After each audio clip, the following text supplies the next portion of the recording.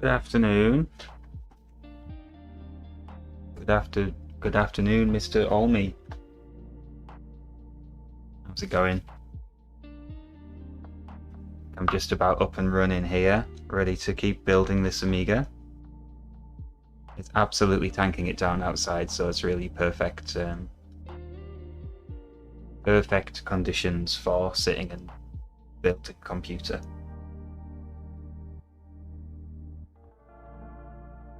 Everything seems to be in order. Got my camera switcher working. I'm going fairly wide angle on both of them today. Although this one can zoom a bit. Keep this one a bit more zoomed. Let's go like this. Overhead camera seems working. That's got the wide angle on as well. Zoom right out.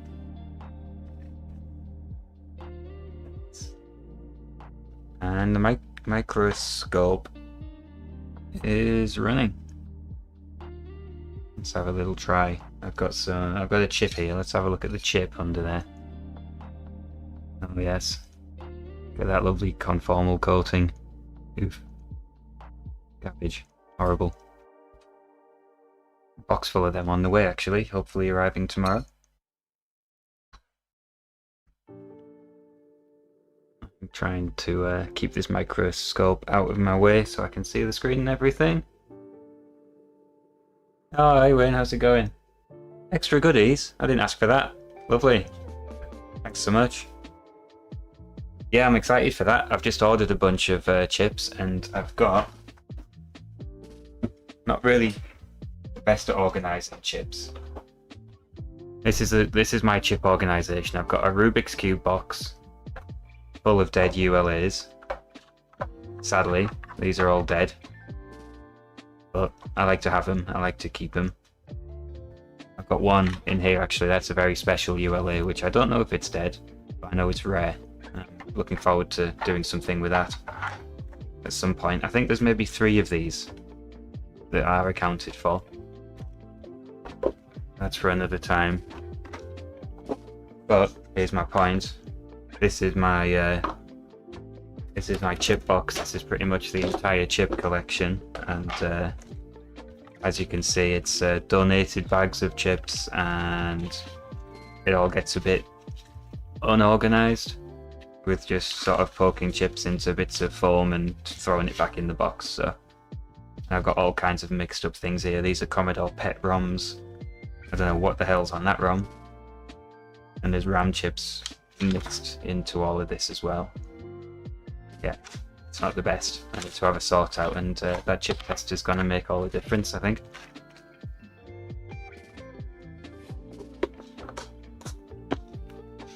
Put that back in the drawer. So, what are we up to then?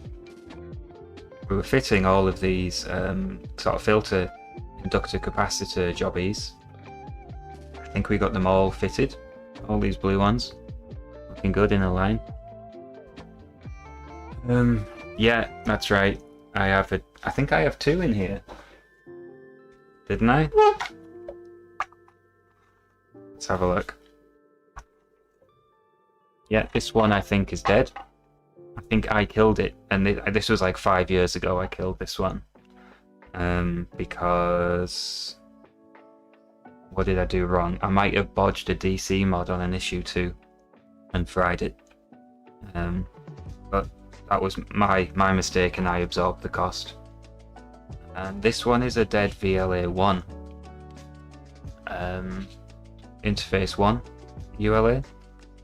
And I took the FPGA chip off just for fun. I wanted to see how well the hot air station worked. So pulled this off, which I was quite interested to learn about. They can, although I think at the time when I broke this one, I sent it off. I sent it to my mate to have a look at, who's a bit more of an expert than me, especially at the time. And he said the voltage regulator, which on this version is somewhere on the back here, I think, was totally fried, and the FPGA chip must have taken a big hit and would have needed replacing too. And I know that Charlie will I think he can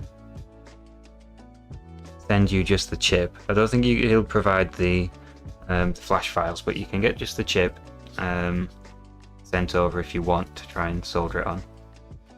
But in the end, I haven't pursued that any further.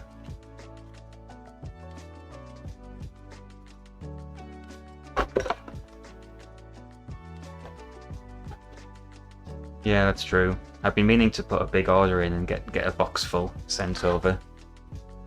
I never got round to it. Anyway, how's our stream health looking? Yeah, excellent condition. That's good to see. Twitch has one viewer. I don't know who that is. That might just be me watching it back myself. And I've got the bomb ready to start building. So, oh, I missed your stream the other day. Sorry, I turned on the TV and I'd seen that it just ended. Otherwise, I would have joined in. Let's warm up the soldering iron anyway.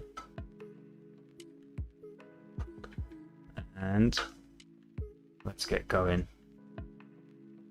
Newbury ULA, what's that? Is that an original one or a replacement one?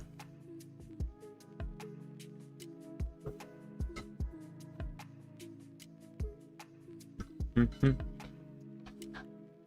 I'm gonna have a little look here at the bomb. I was greening off these as I went down, and I wasn't too sure about the ferrite beads, so it's for now. Got them somewhere.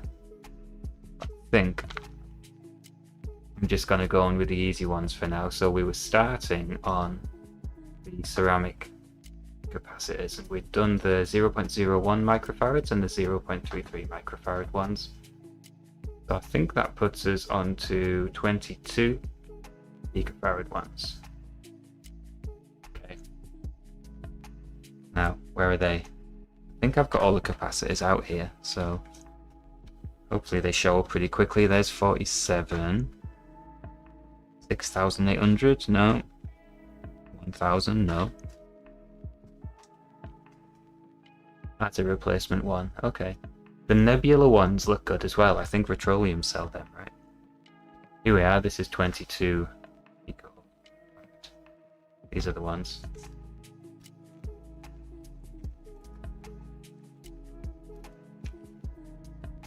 Little Lego heads. Just out of interest, I have been popping these under the microscope as we get them, just to see what we're dealing with. And yeah, 22. What does that say? 22. 0. I guess that's 220. Alright. And where do these ones go? C911 and E666. And there's a note there about C911. I'm not sure. That's to do with the clock chip. Might just leave that one out for now so I can take a bit of time and look at that carefully. So I'll put E666 in. I can use this handy tool, interactive bomb tool. I've zoomed in, so hopefully it's readable for everybody. Hopefully I can find E666. There are some differences between the bombs that I'm looking at. Although it exists, that's good. E666. It's this one here, underneath U33.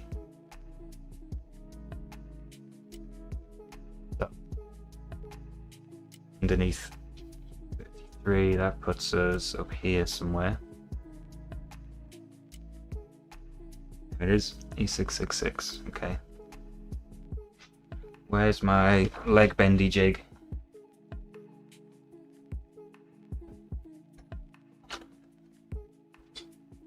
There it is. Show which size I'm going for here.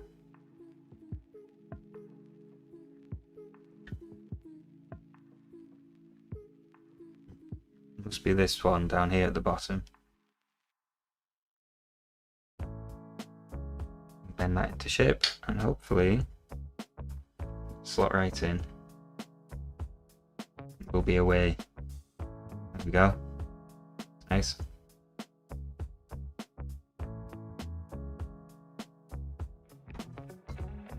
I'm going to need solder, aren't I? Let's put them back in the bag so I don't get mixed up.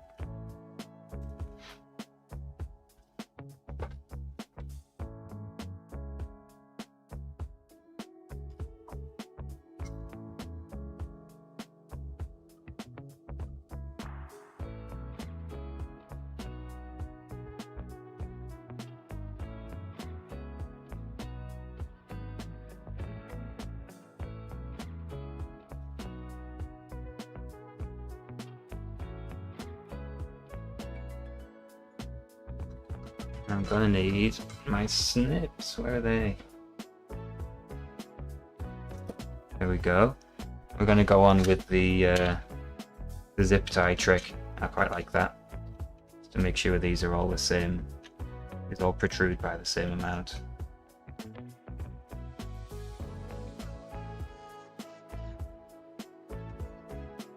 Ambidextrous, so I'm gonna need to keep flipping this board around.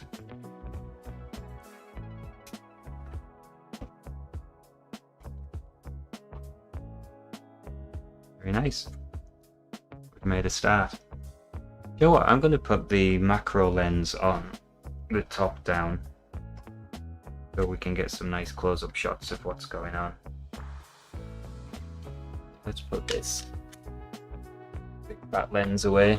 Massive, this lens. Absolutely crazy, really.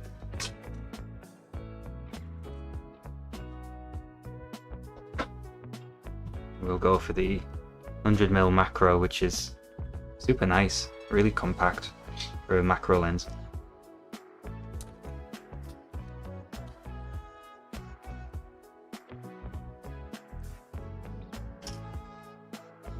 That's our focus. While I'm fiddling with the camera, I'll pop a new battery in it.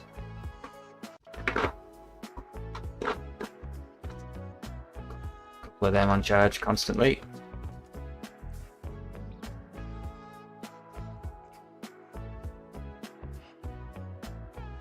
And we're on manual focus. I'll just keep it focused on the board. Nice. Let's have a look. How's that looking?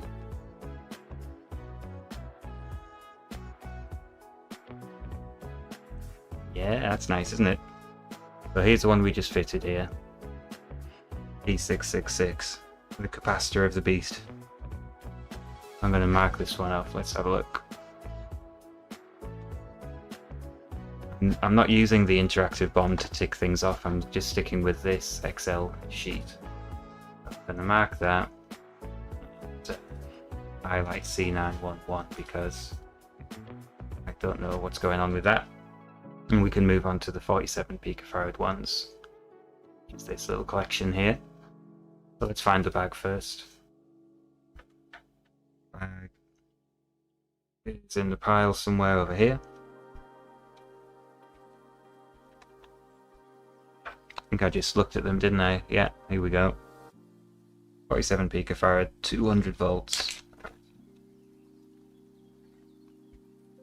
Longer legs on these ones. Those 22s only had short legs. I wonder what that is. Can have a little look under here, see what our markings say. I'm only doing this because I'm trying to learn how to read the markings. That's a part sort of identifier, manufacturer, and that. Come on, where's the rating? 35047. Oh, I think that's an up. So I guess 47 for 47. And 0 must be pico. I assume.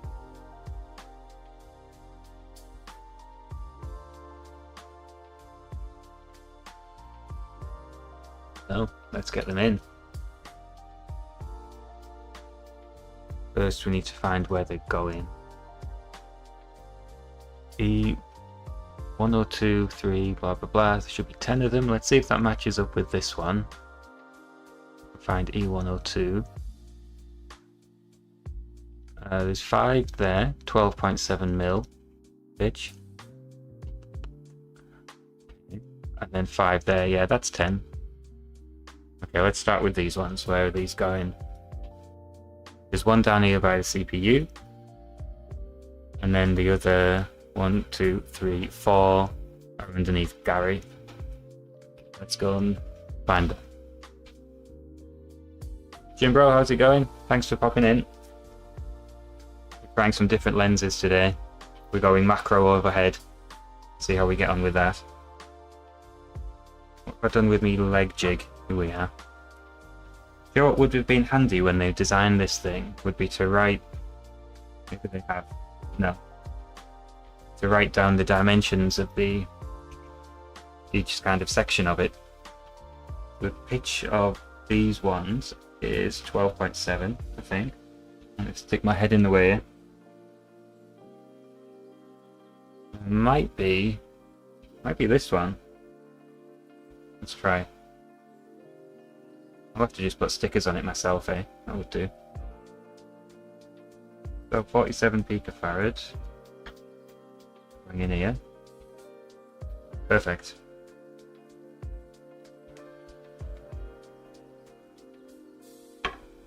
Let's solder that in.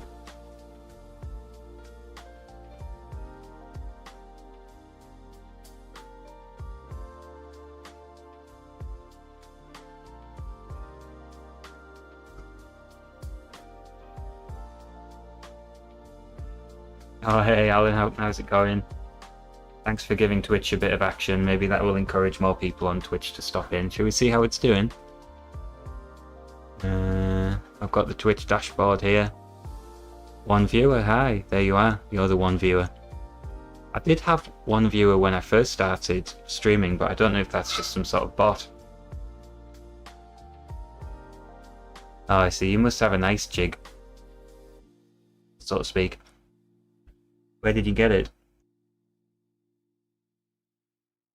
Knowing this crowd, you probably made it yourself, didn't you? Well, I thought it was me checking myself out. It does happen. But I was only here in this on this screen, so I don't think it counts me. Anyway, YouTube's always doing better. Hello, you 12 lovely people. You never know, Twitch might grow. Maybe when we start playing games. That's more what Twitch is about, isn't it?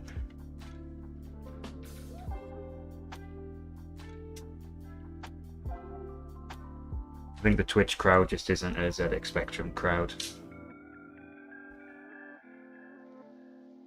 Those legs are basically touching each other. Just snip an extra bit off there. There we go. That's better.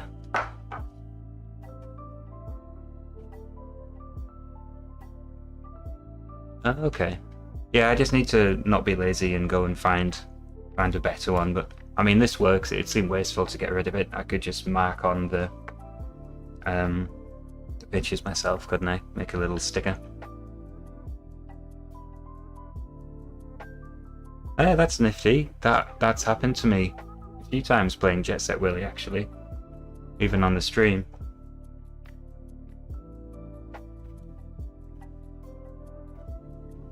Oof, it's really raining here now. I don't know what you guys' weather's like, but this is a perfect day for building. I don't remember which jig I was using. I guess it's the second one down. Let's just bend these into shape. 1, 2.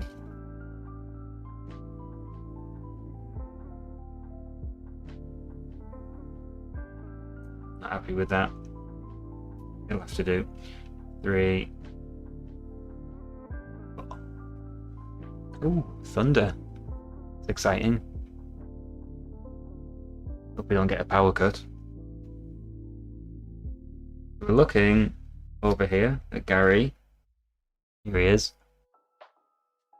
And we should have 1, 2,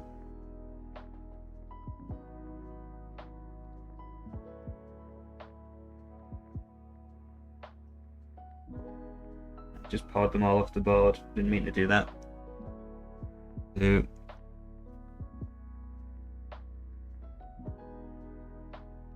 3. Oh, I'm really not happy with that. How I bent it not in the middle.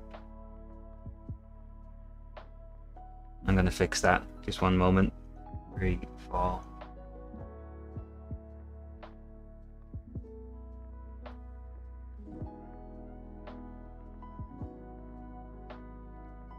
Coming back out, mate. And I'm gonna get a fresh one.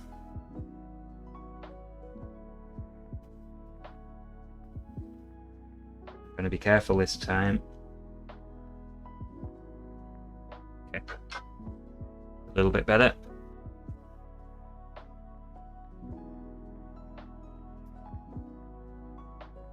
They're still not perfect. To be honest, they'd be rubbing shoulders if they were perfectly the same. So let's solder.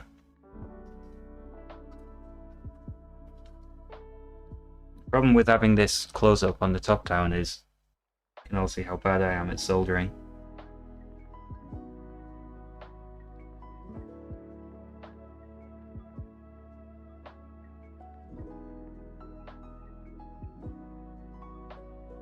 I don't have the luxury with a live stream of editing out all the bits that I can cock up.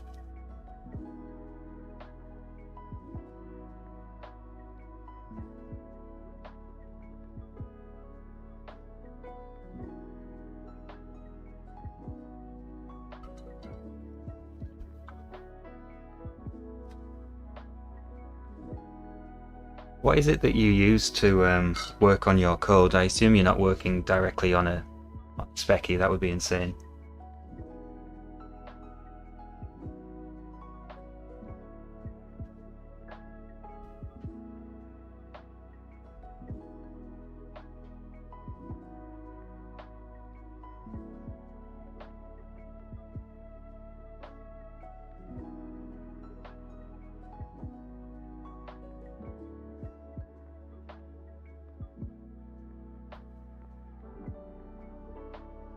Good. Are they all flush? Yeah, they're all flush.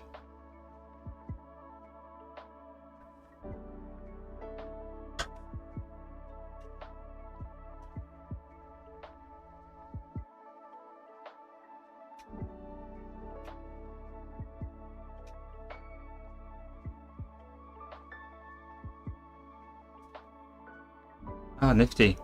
Notepad++, cool.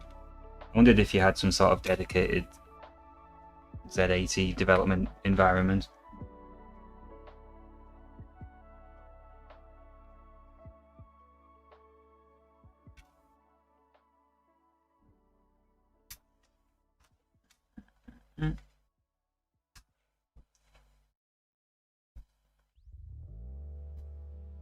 My cat's just come in. Hope she's not going out. There's a storm out there. Oh god, she is. She's going through the cat tunnel.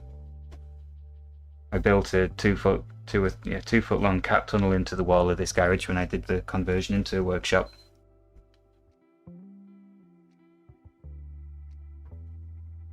She's getting to grips with it. Oh, nice. Oh, I like that. I assume there are tools for kind of making life as easy as possible when making new games for things like speckies. That's great that it makes tab files too. I used to be into software, you know, once upon a time.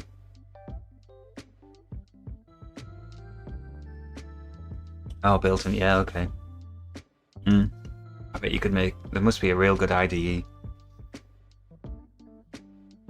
How are we doing then? That's 5 of these capacitors in. Let's have a look. Yeah, so the other 5 are just exactly the same, but 10.16 pitch. And that's 4 up here in clock circuit. And 1 all the way over here, right, U15. Okie dokie, let's get on with that.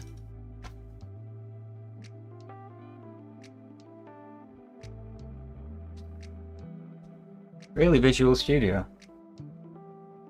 I'm familiar with that. I used to make some Android games. For a short time I wanted to quit my job and become a game developer. And I was getting to grips with Visual Studio.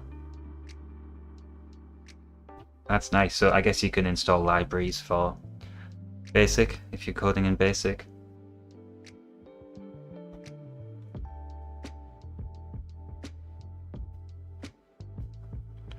I'm going to use this discarded one because I'd bent a bit wonky for this solo capacitor over here on this end of the board. So I'm just not being wasteful. Snap that in there. Go on, in you get.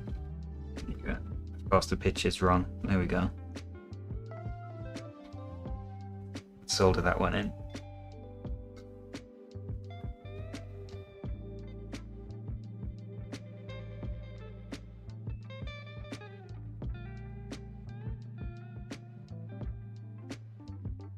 More thunder. What's my cat doing outside? I'm sure she'll be coming back in any minute.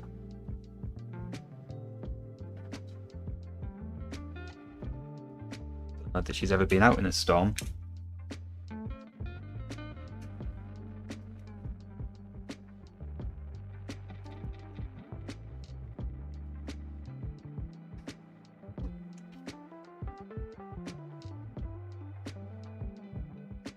Base ink. Oh, nice. Will it assemble? The one game I ever made on Spectrum was for a video, and it was diabolically bad. But I think that was because I just wrote it in BASIC and pressed run, and I assume it would have run a bit quicker if I'd have used an assembler.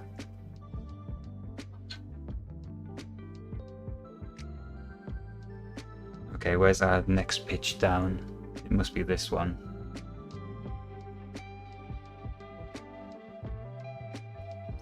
Just seem very small. Let's try it out over here. Yeah, a little bit too small.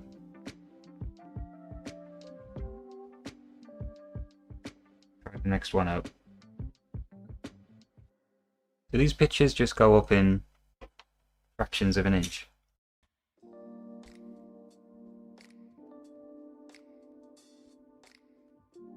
Yeah, that's it. But that's wonky now, I'm not happy with that. Let's get another one. Ah, see, yeah. Yeah, it shows what I knew at the time.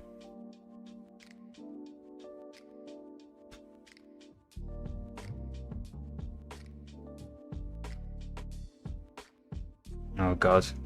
I'm anticipating a very wet cat coming through the wall in a second. There we are, that's the right pitch. Perfect. That's one in. Let's get these other ones bent to size.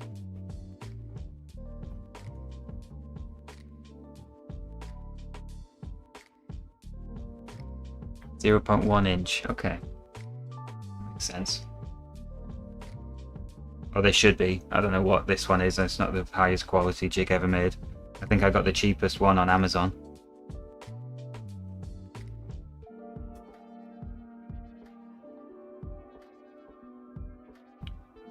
So, 1, 2.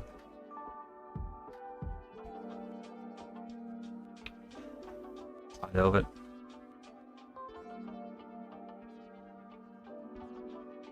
Three.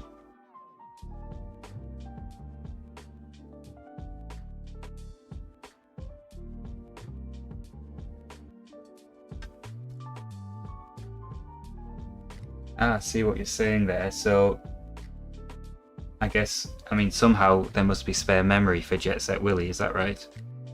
Jet Set Willy, to me, seems absolutely huge for the amount of RAM it's got to play with. It seems like they packed a lot in.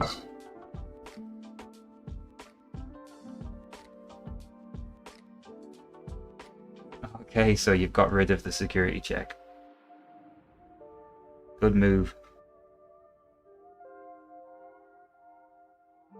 For some reason, I still go for Jet Set Willy as a test game when I'm fixing something up.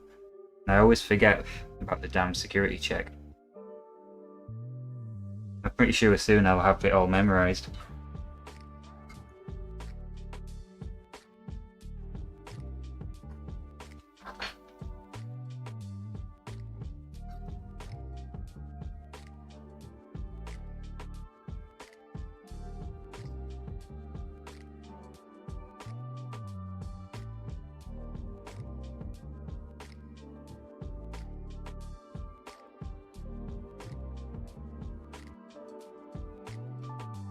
Still haven't got a bloody solder extractor.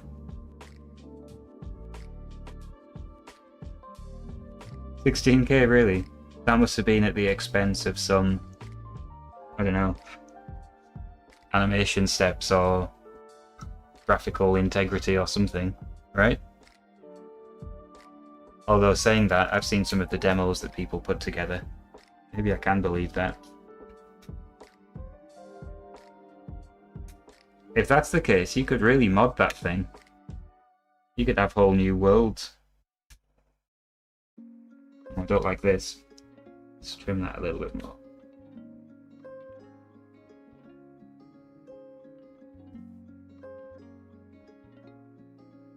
I see, okay.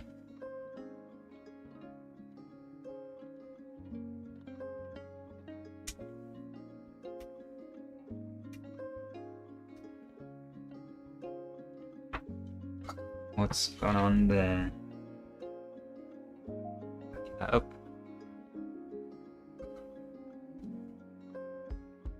Do you ever do anything with Amiga?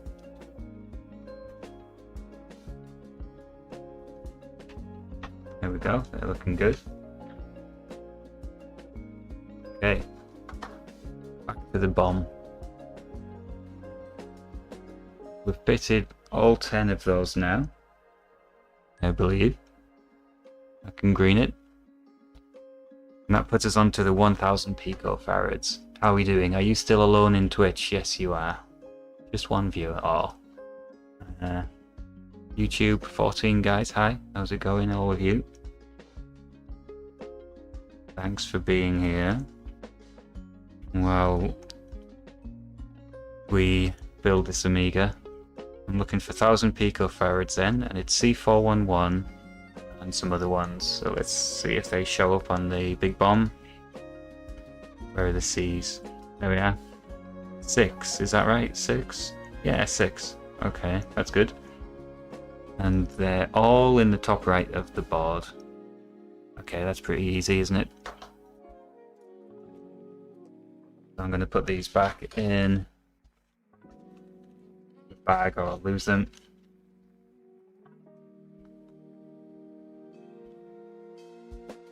Wow, that's amazing.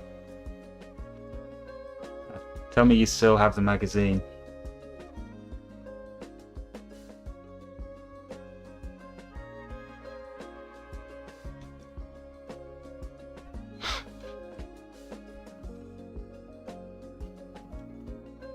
What am I looking for here? 1000 picofarads, that's the one, isn't it? I wonder if autofocus will serve us or hinder us here. I'll put autofocus on. Which would mean that we can get right up close. Is it focusing? No. No. Yes, it is. Very, very slowly. Oh, Panasonic. Hooray. Okay, now focus back. Go on. Hey, there we go. I'm with you.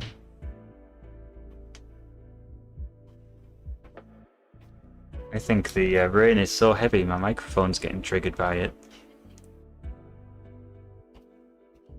Sorry if that's annoying. I think Amiga was my sort of peak machine for my growing up with computers. Speccy was a bit before my time, but I love the Speccy because it's so simple that it's a good thing to sort of learn how computers work. Did anyone catch what pitch these ones are? These are 12.7. Okay, I think we know what we're doing with that. I think that was these ones.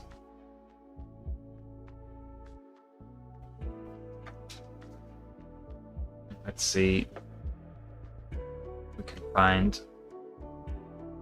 1000 picofarads. There we go. That's about the right pitch. Okay, let's prepare another 5 of them. 2, 3, 4, 5. Get these back in the bag so I don't lose them.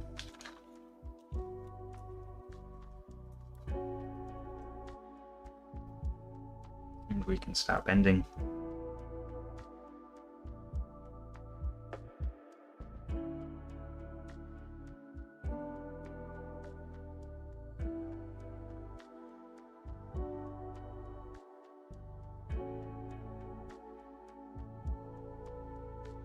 Gone for the wrong pitch there.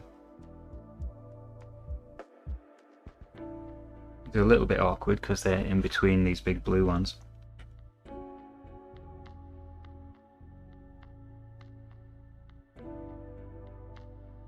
Yeah, I'm with you totally.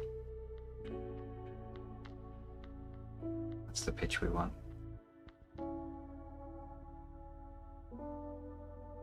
Although, what I really like about it is you can understand anything about it that you want, really. If you want to know how, I don't know, the pixel clock works, you get that ULA book and you'll be able to understand it right down to, you know, first principles. It's the same for how anything about Speccy works. Whereas with the Amiga, I don't know. I don't know enough about it yet, but there's all these big custom chips going around. It all seems quite complex. I'm hoping I can get to a point with this where I'm able to understand it inside and out, and with any luck explain how it works as well. Same way I've been trying to do with the Sinclair stuff.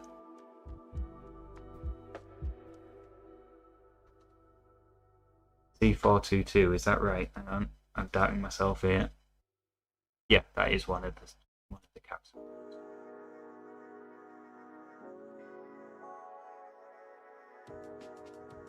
1, 2, 3. This is awkward. Pull this out again. Hi, Mike. Yeah, worms, of course. Me and my friends sometimes still have a LAN party, and we've got worms on the agenda, always on the routine, the LAN.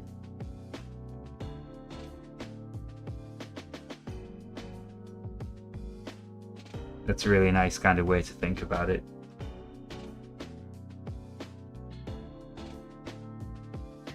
That was what started all of this for me, really. Somebody asked me, because I've always had computers and built computers and stuff, and they said, can you tell me how a computer works? And I said, yeah, there's a processor, there's memory, there's storage space. And they said, yeah, but how does it really work? And I eventually got stuck. My understanding kind of bottomed out, so I got a book on computer electronics and started learning properly. And that kind of led me to getting hold of a broken Speccy and repairing it, and off we go from there. I still don't claim to be able to tell you how a computer works, but I know a damn sight more than I used to. Let's solder these together. Yeah.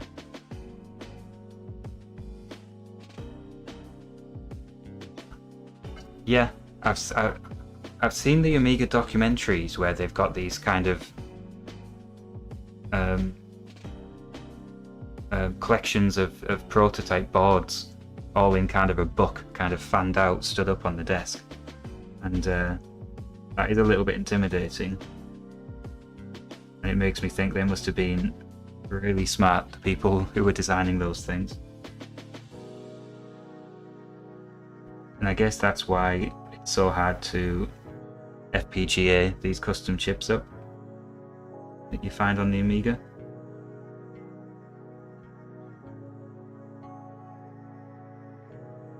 Whoops, I've just filled in a blank fire. I hope I don't need that.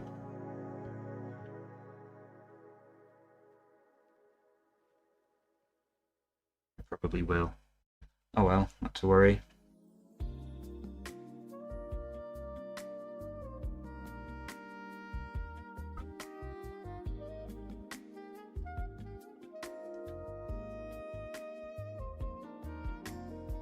Oh, you're really smart. You already know about all this stuff. I want to learn about all this. But you know, you've got the ULA book for the Specky. Is there a similar thing for Amiga? Is there any material out there that will sort of explain what's going on inside the custom chips, or has that not been done yet?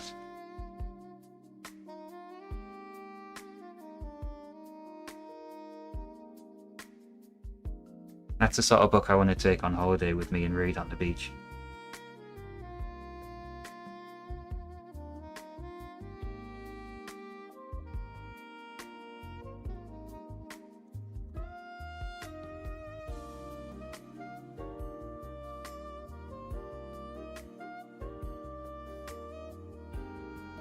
I don't know how I feel about this sort of jazzy saxophone music. Like it.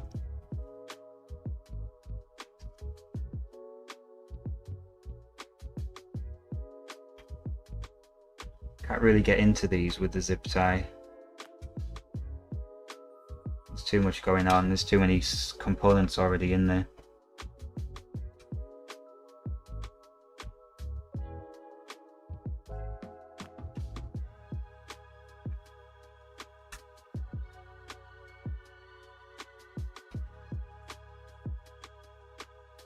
Get to these ones. Yeah, fair point. I did find a kind of hardware manual, but it was only showing up on eBay for silly money.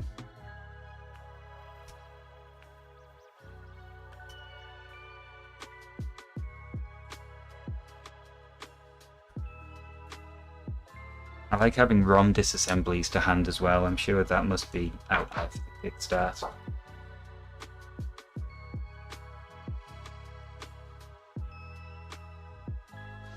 Alright, that's all our 1000 picos in. Let's go tick them off. And we can get to the 3900s. There's only two. Only two in there. Let's go see.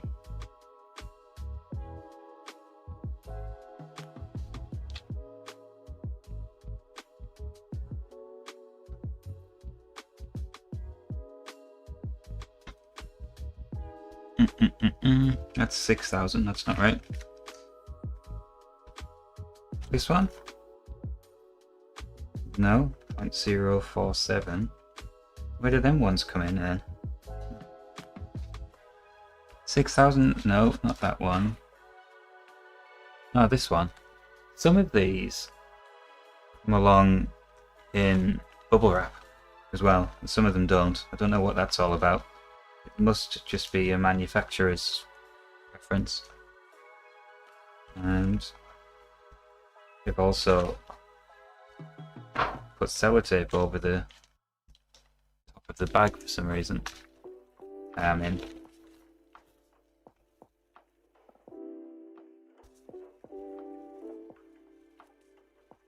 Seems unnecessary to me, waste of plastic.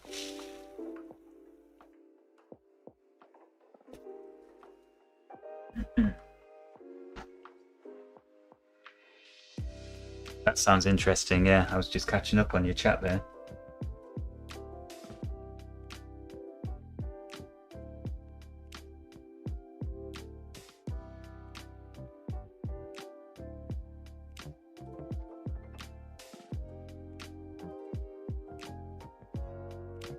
I'm gonna need educating here, guys. What's the Vera? I'm new to the Amiga scene.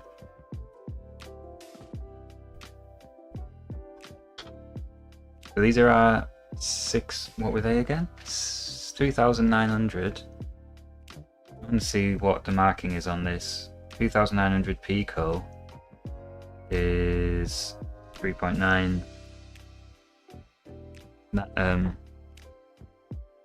nano. So why isn't my microscope working? Oh, number 2, I'm on the wrong feed. So is it gonna have a 1 on it? No, 2 on it. 392. Cracked. Did I see a crack? No, it's a bit of fluff. Why can't you see anything?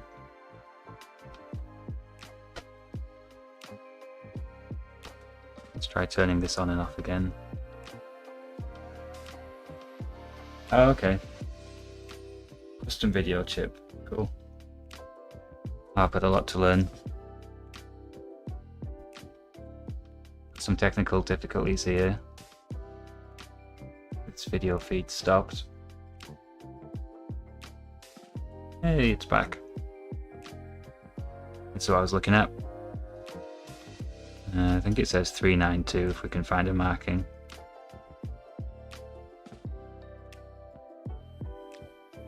Where's it gone? There it is. 392.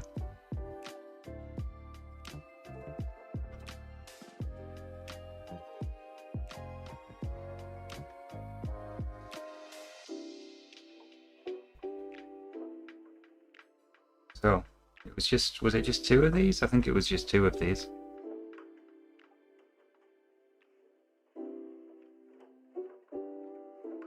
Yep, 323 and 333. Find them in here. Yeah, there we are. 12.7 mil. And it's down here. They're both down here. Okie dokie.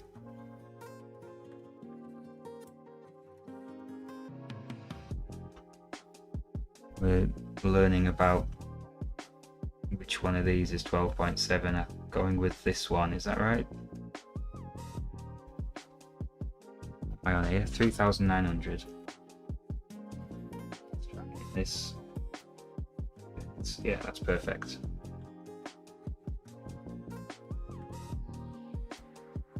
And there's my other one.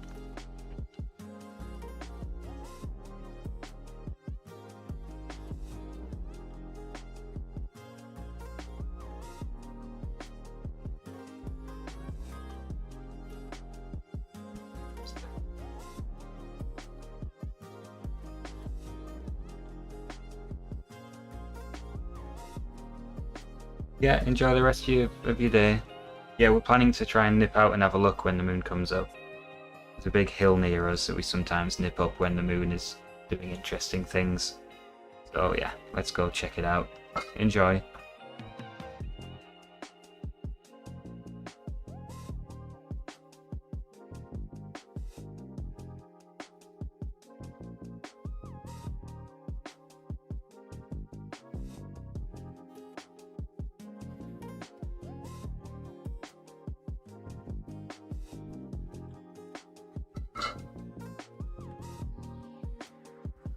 Lunar eclipse, isn't it?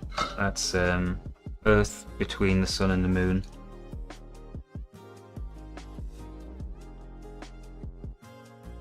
Although we read something about it's going to peak before the moon's up, so you might just get a partial one. I'm not sure how true that is.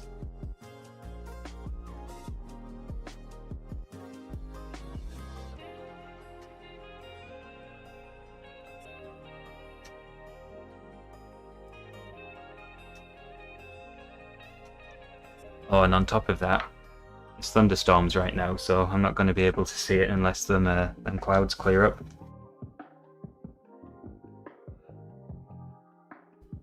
Lovely, there's the two 3900s in place. Green, that one. We can move on to 6800. It's just another 2 again. Let's have a look. First I'll put these ones back so I don't lose them.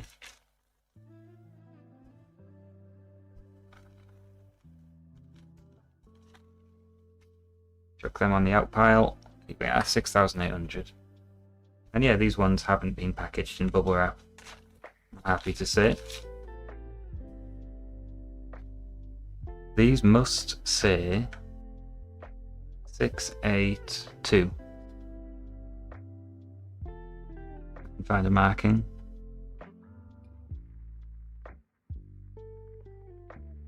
682, yeah. Upside down. 682.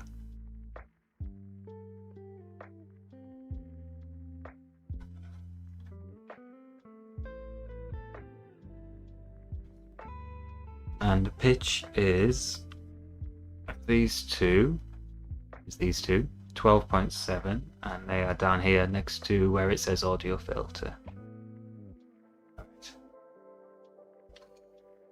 Getting to grips with this now. 12.7 must be this one, the third one up.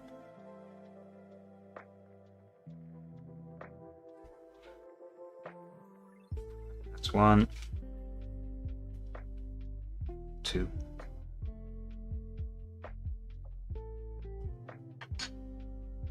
And where's it gone? 6.8. There we are.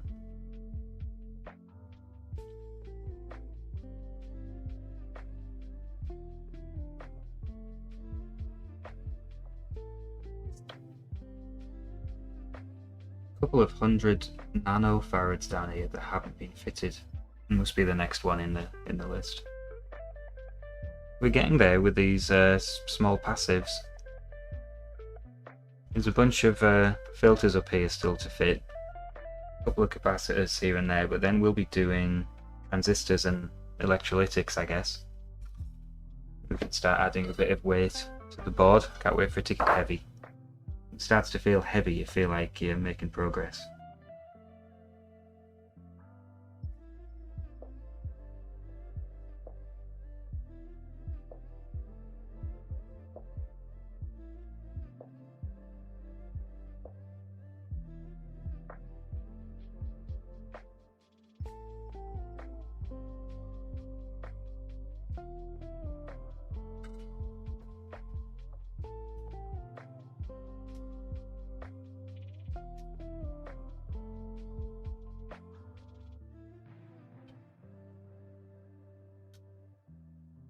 You appear to be sacrificing the zip tie method just for efficiency.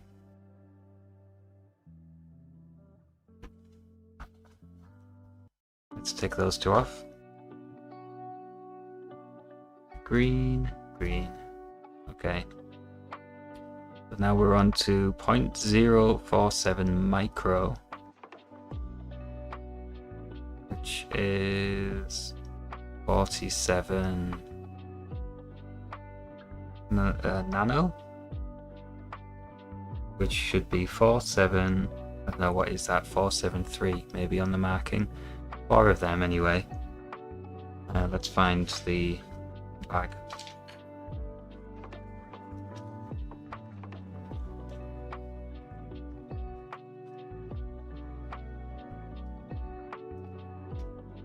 .047 micro.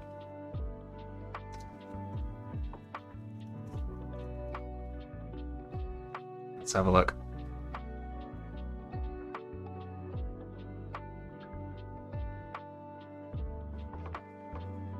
.473.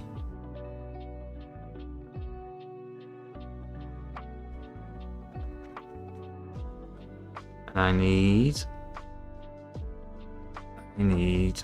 4 of these, C311. Let's find it on here.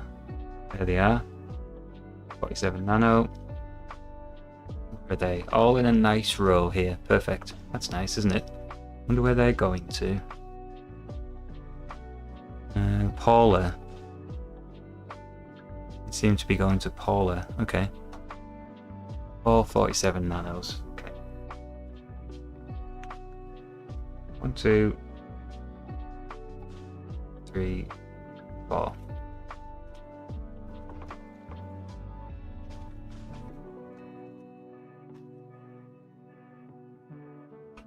And I didn't catch the pitch. I'm gonna guess it's 12.7 again. 12.7 yet?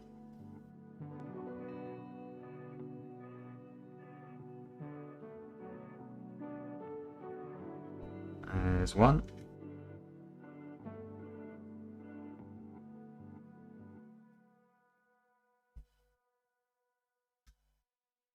Two.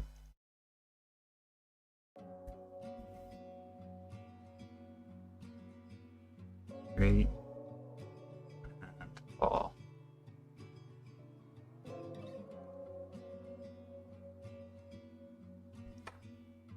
Okay, here we go.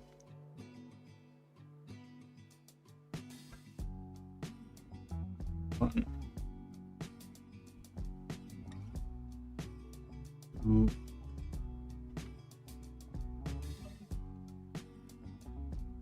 3.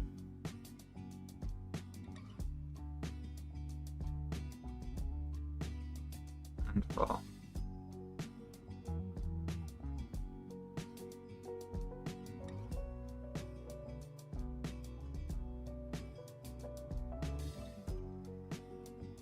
Okay, they're not exactly in a perfect row. Let's just say this is a giving it character. How about that? These guys here. Kind of zigzagging. Maybe I can say I did that on purpose. Problem is, the jig it doesn't have spaces for components that are that small. I needed to keep tapering in a bit more on each setting. Anyway, it's fine. They all work the same.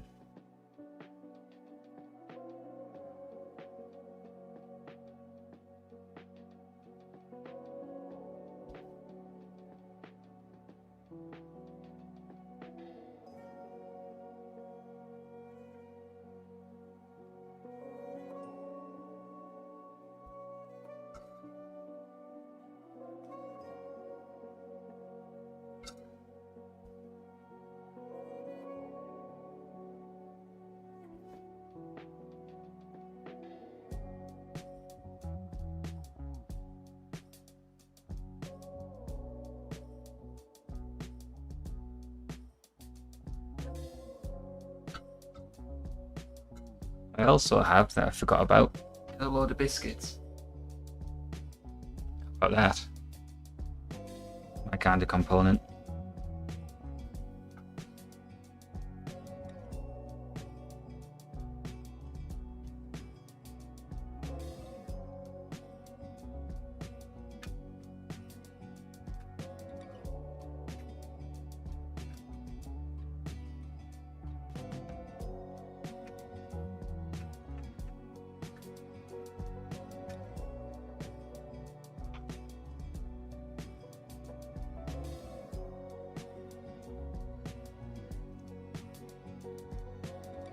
Them foreign. Don't like it when the top pad is visible, but I suppose that's not too much of a bad thing.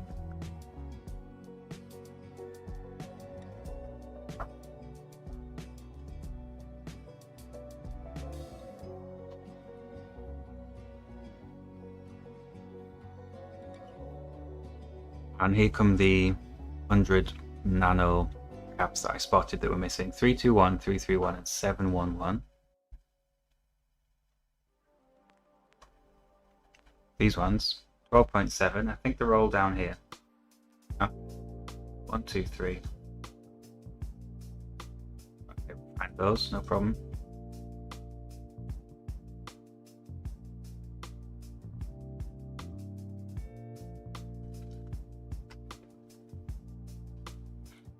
Again, these have come in bubble wrap. That'll be annoying. Oh. I won't just throw it in the bin, I'll find a use for it. It's good. These things are useful for packing up tapes if you're selling tapes.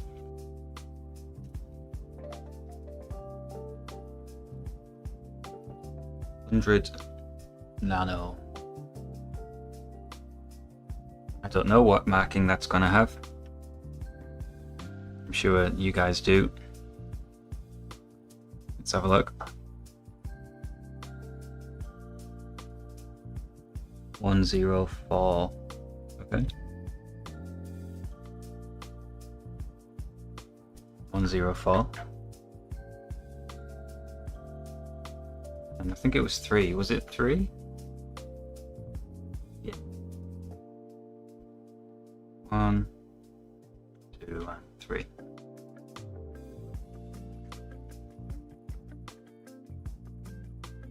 Gonna have to find a good way to organize all these banks of spares. I've been using a photo album for SMD devices, and that's working quite well for me.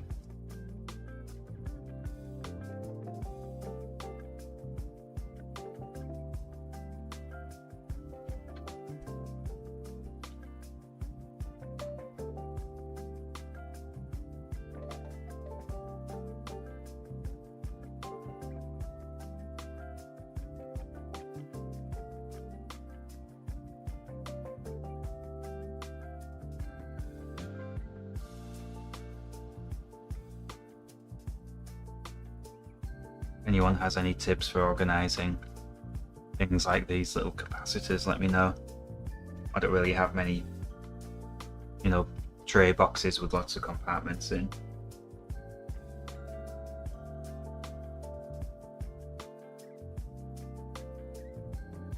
One.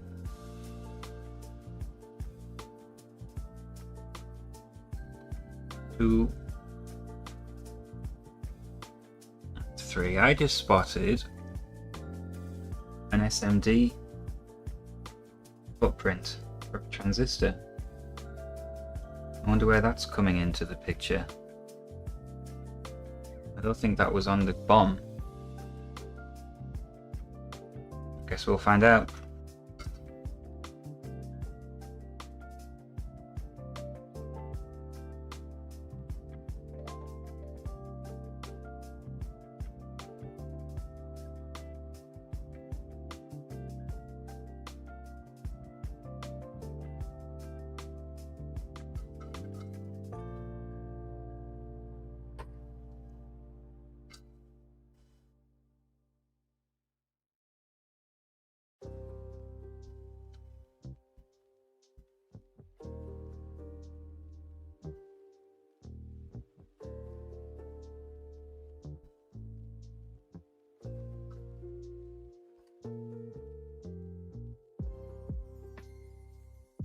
These things are a labour of love, aren't they? This is not going to be quick, building this thing.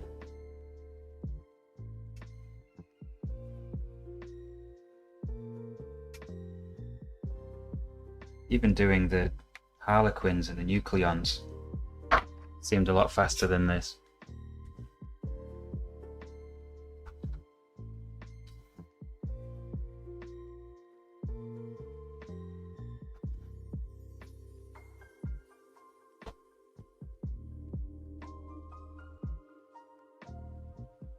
Okay, that's the last of those ceramic capacitors. I'm not going to do the electrolytics yet. I've got a bag of diodes here that I could probably do. 1N4148. And where are they?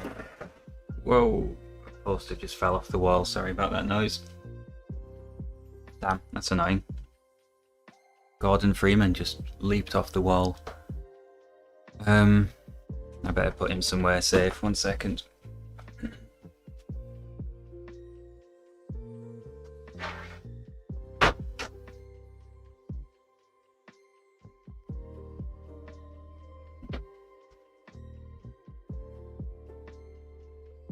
Gordon. Right, where's the diodes gone? Diodes. Capacitors, mixed trimmers, resistor networks, resistors, semiconductors. Oh yeah. So we've got the 1N4118s here at D501, 911 and 912.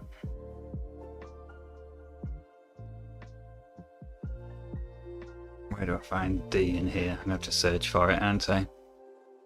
Searching for D501.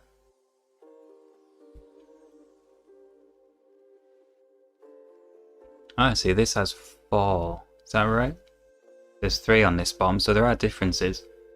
I'm trusting this bomb over the Excel one. So there's 3 down there, and there should be 1 up here as well on the end of this row of parts. So I'll do these ones down by the audio filter first, shall I? Let's go with that.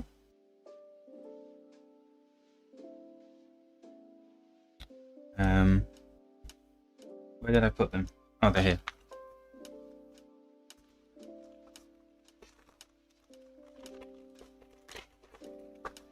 Let's get 4 of these out.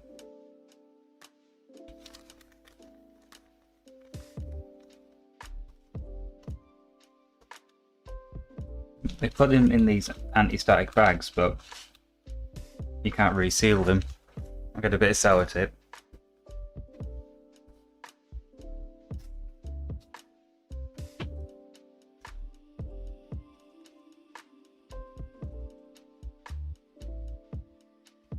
Have a look at our component. Tiny little thing. What these normally say 4148 on them? Oh, it does, yeah. 4148. And what's this? A manufacturer, maybe. Ah, Peter, how's it going? Thanks for popping in. We're just starting to put some diodes in because we got bored of ceramic capacitors.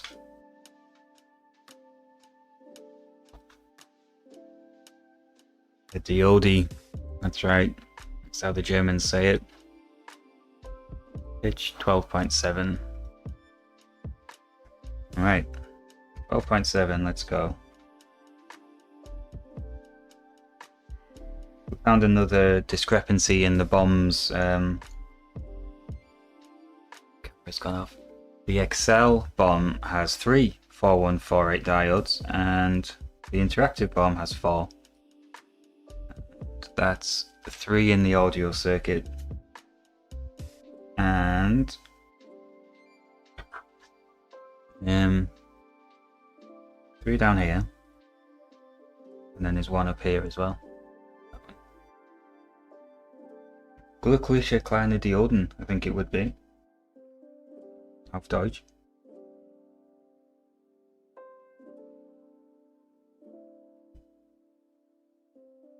There's 1. 2.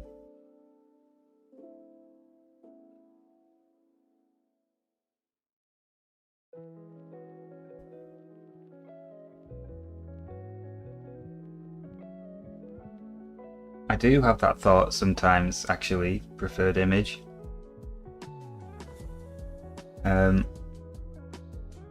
It makes me think of Bob, the guy who made the games for Pyramid Software.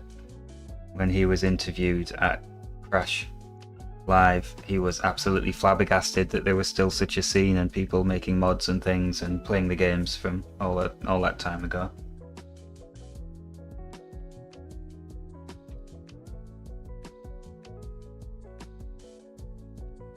Okay, that explains it. I knew the autofocus wouldn't work too well. There we go. There must be a setting on the camera to speed up the autofocus, surely.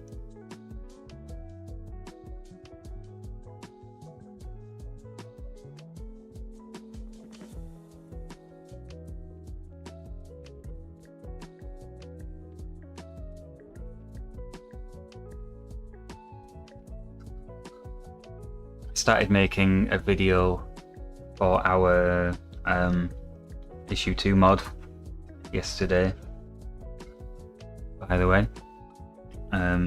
PCBWay did stall with the production because they wanted the Centroid file, so I sent them the one that you sent me, and let's see.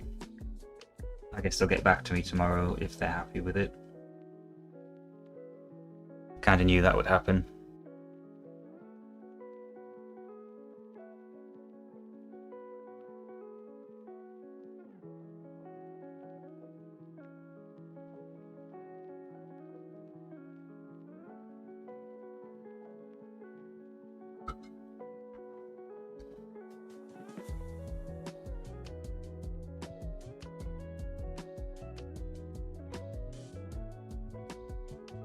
I mean, yeah, you can really have anything you want done these days.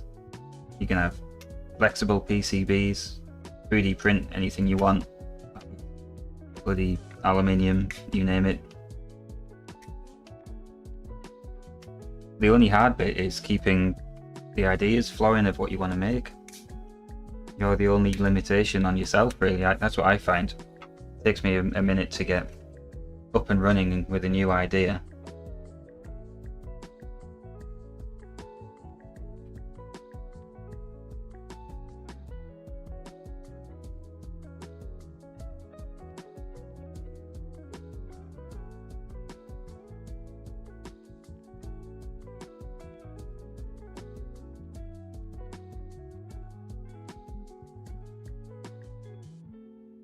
Whenever I hear about people etching their own boards, I have a sort of massive respect, because that sounds like a faff-on.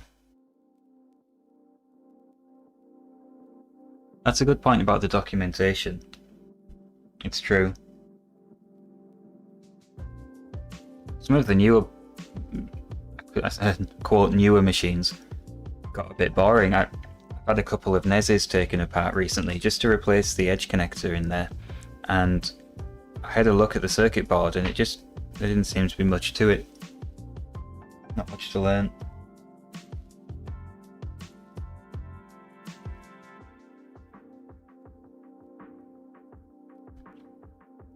Transparent PCB.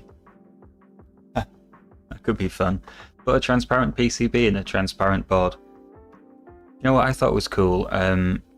They've made dissolvable PCBs that you can reuse. So you sort of, I don't know if it was 3D printed or what, but you can dissolve it back down and reuse it to make more PCBs, kind of for Veraboarding and things like that.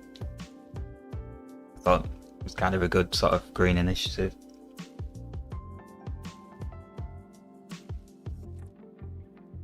Where are we anyway? I've fitted these diodes. That's good. A few transistors here. We ready for transistors? We ready for things that stand up tall? I think maybe we... saying that. What is C94? Hang on, no. JP99H. Okay, maybe I'm not... No, that's a jumper. C94. Up here. How, how have we missed that? Focus please, you garbage camera. There we go, manual focus. Here, there's C94. 100 nano.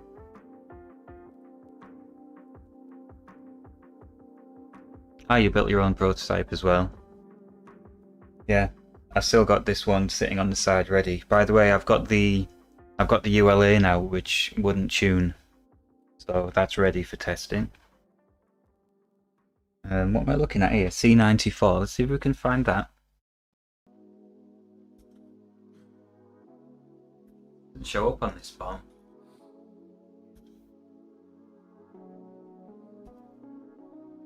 Just show up on this one. C94 and C99, so that's here, and yeah, indeed both of those are not populated. Okay, I better put those in. Right, I missed that.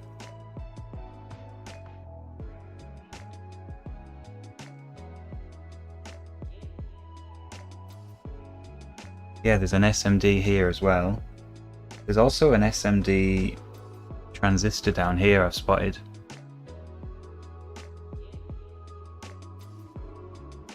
Okay, I need to find these 100 nanofarads again because I've thrown them on the pile.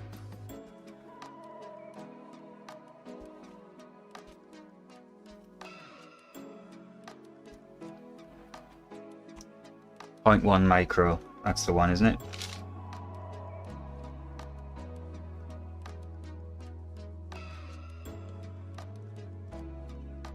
Two more of these ones.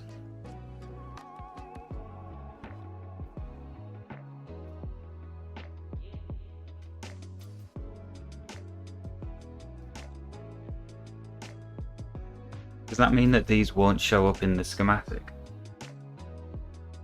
C94.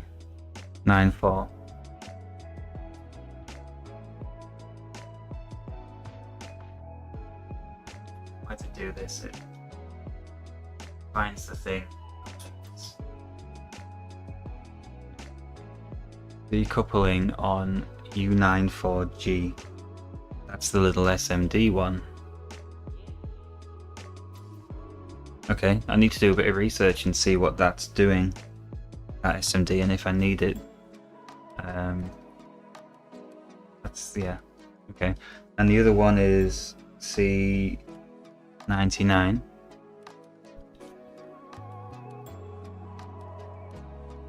Somewhere, there it is. Not in original schematics, only installed for 318, 069, 10, 11 Agnes chips. Oh god.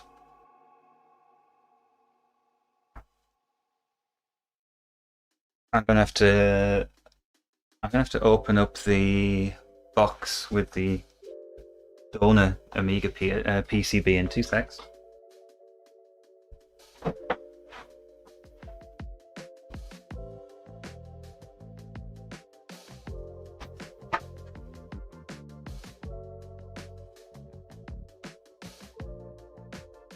Okay, got the donor PCB here.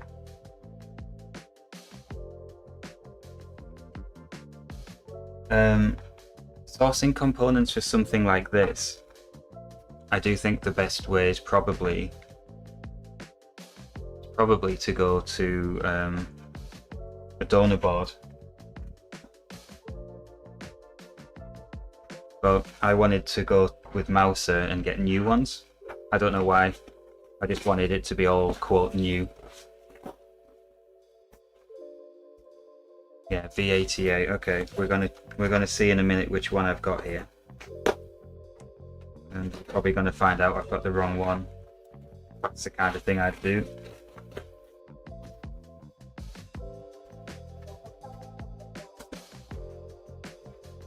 Nearly in.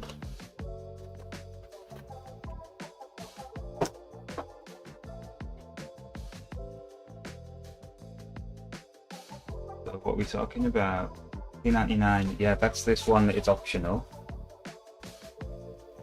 It's the board. C94 is that, what did you say, buffered H-sync, V-sync, okay.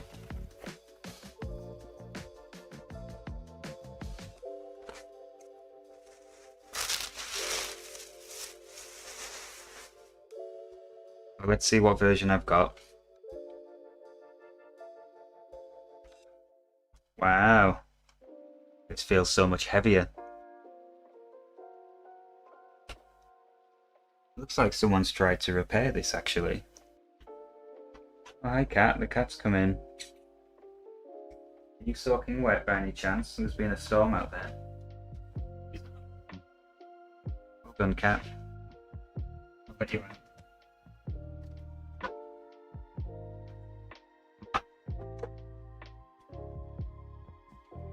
Let's go top down.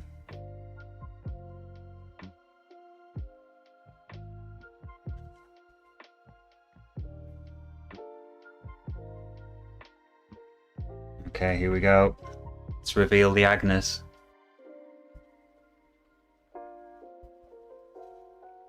Three 3905440 8375 369120.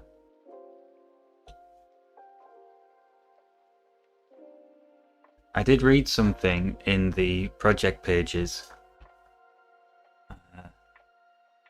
about which Agnes you use. I'm going to double check it now while we're all here.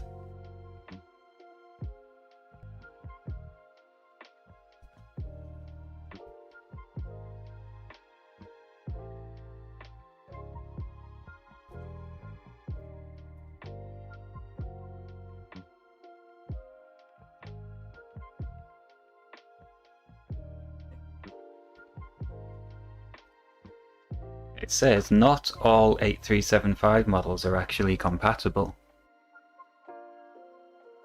That's disturbing. Hang on.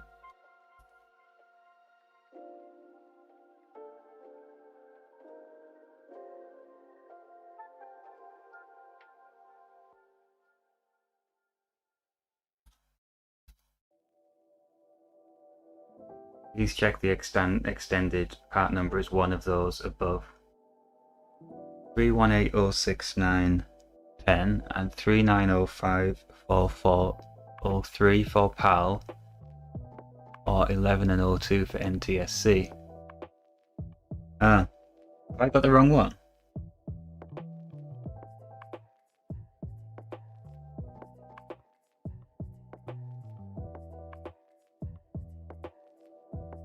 That says 03 is what I need.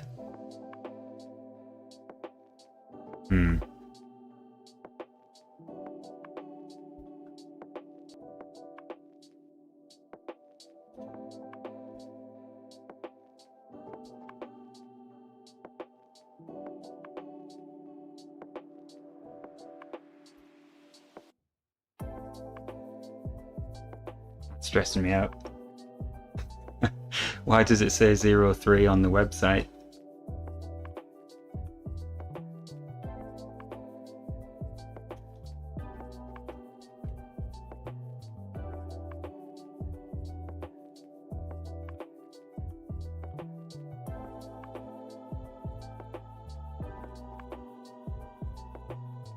So what does the 01 and 03 mean? Okay, I'm going to trust you that we're fine. I'd like to know what 01 means though. I'm worried about taking this out. I have got the little tool thing to pull it out, but I don't think I need to do that with everyone watching. Let's see what else we've got on here anyway. They've actually written on the names of the chips here. It says Denise there. It says Gary on this one, upside down.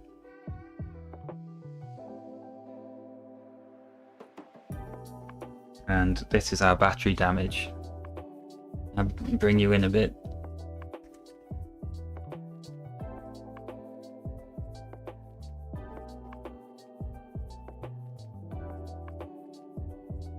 Someone's had a go at it. This diode is kind of lifted out.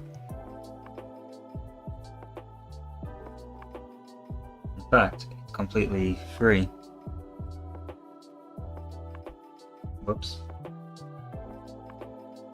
Oh, there's a lot of corrosion as well around here. See the green? Oh dear.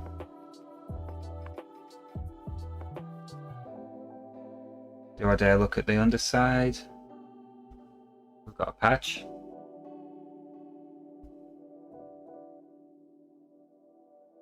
Nothing too dreadful going on under here.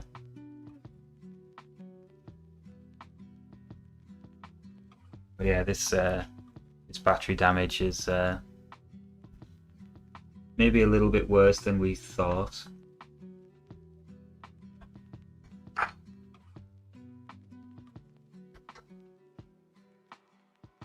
can just bring you up close.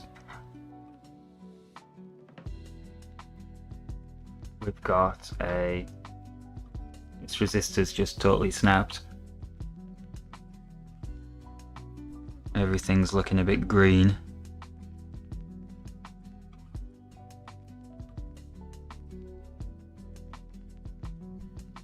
And here we have the lifted diode.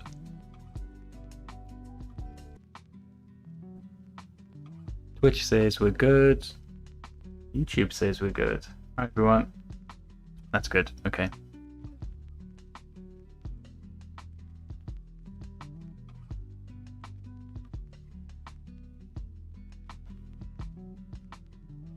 Reconnection successful. It probably means that Twitch has restarted the stream. It does that from time to time.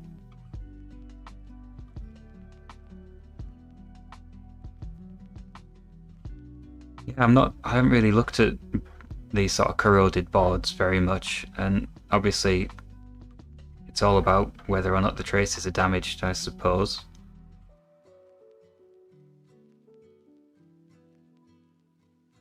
Well, it's a donor board anyway, so let's see. Hopefully the major chips are fine. Oh dear, look at this.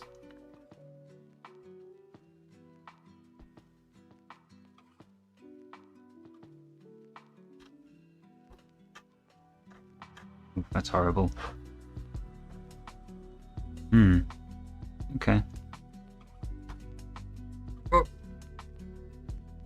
Okay, so anyway, what's the purpose of this? We don't need to fit that capacitor.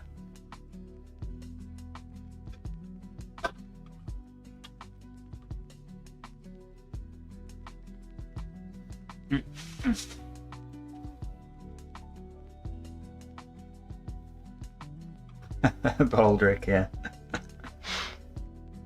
Here's a question. Not really a question so much as an observation. First of all, why isn't me over the shoulder camera working?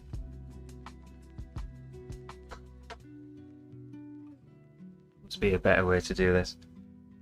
That's cool. This filter thing. I like that.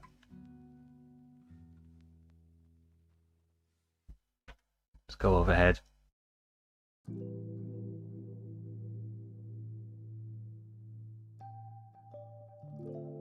This thing. I like this. Colourful. Okay, I don't know if I want buffered H-sync V-sync because I don't know what that means. I know what H-sync and V-sync means, but buffered? What difference does that make? Well, let's put this board away anyway. We're not going to need this until the very last bit, the very last stage of this build.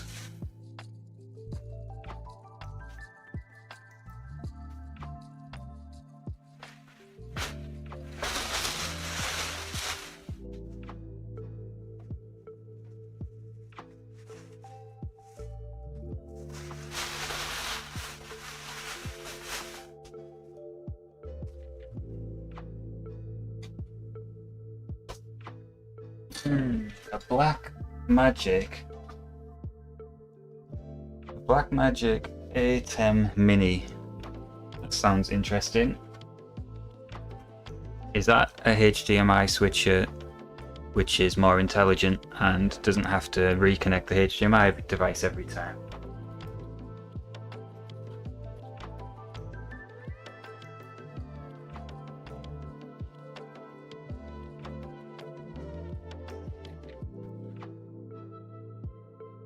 Yeah, let's have a look together. A10 mini switches, low-cost multi-camera live production with advanced broadcast features. Wow. Oh god, look at that thing. Let me just try and guess how much that costs. It's got to be £500 minimum.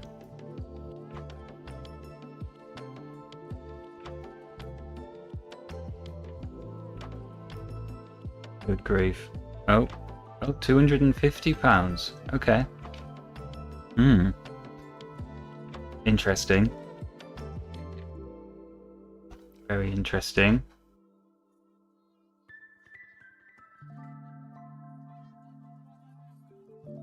Yeah, I definitely don't need 4K for what I'm doing here, obviously.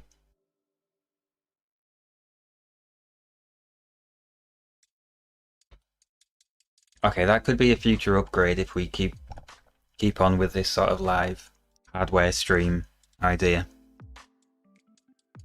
At the moment, this hasn't really expanded yet to where I'd like it to be. to be investing that much kind of money into it. I've already spent enough, but that would be ideal. What would also be ideal would be to get the successor to this thing, the Rigol, because the new version has a HDMI out, and we could also feed that into the system.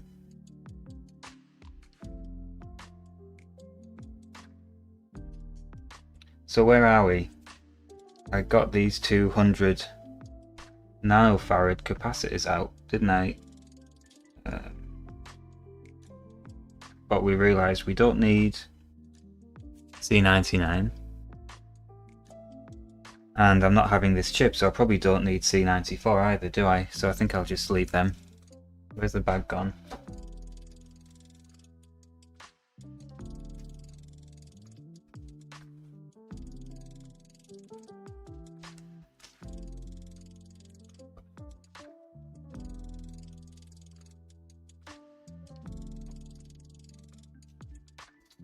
Oh, there's stream elements coming up, so Twitch must have reset. I think that's just my connection. Yeah, we're back on here, look. 2 viewers. See, who's in here? Who's watching on Twitch? Say hello, I want to see you Twitch working. If you are real people, thanks for joining. You got some catching up to do. We got 16 in the YouTube gang. Not that it's a competition. So, we don't need these, those 2 caps, wherever they've gone. Oh, they're not even on here. That's good. Okay. So I was just having a slope around the board here, trying to decide if there's anything missing. You can look with me. I'm gonna zoom you out a bit, a touch, and focus. I'm looking for kind of low profile 2-leg passives. Focus, yeah, focused.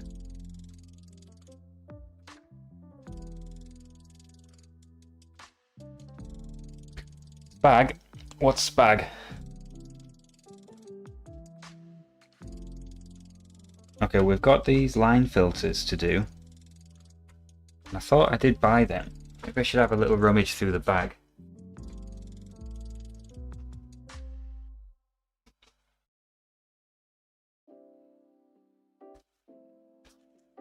Where's the bag gone?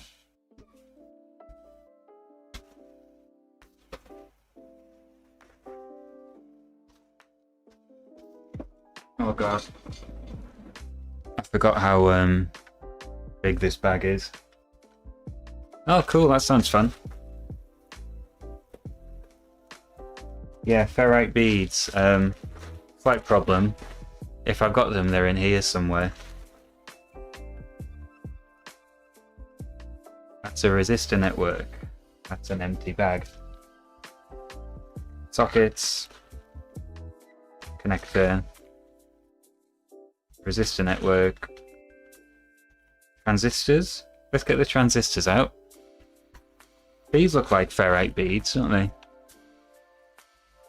Ferrite beads, 150 ohm axial split. Let's have a look at the ferrite beads. Oh, I've just opened Xgeku by accident.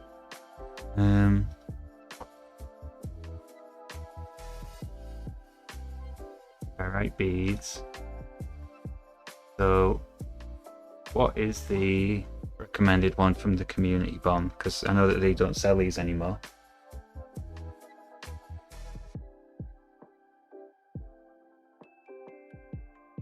Does these have a rating in ohms, 150 ohms? That relevant?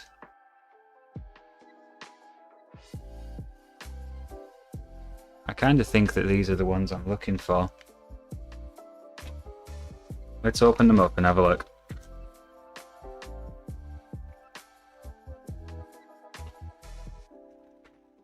Stuff all these back in. Is that a regular event? The spag.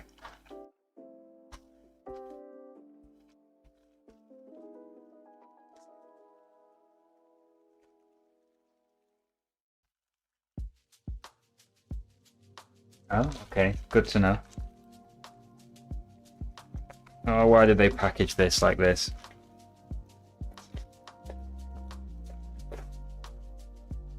Staples flying around everywhere now.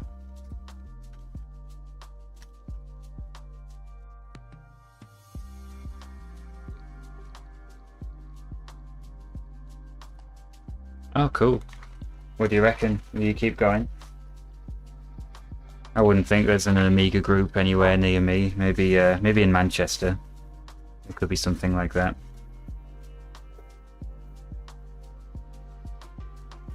Ta-da! This must be the ticket.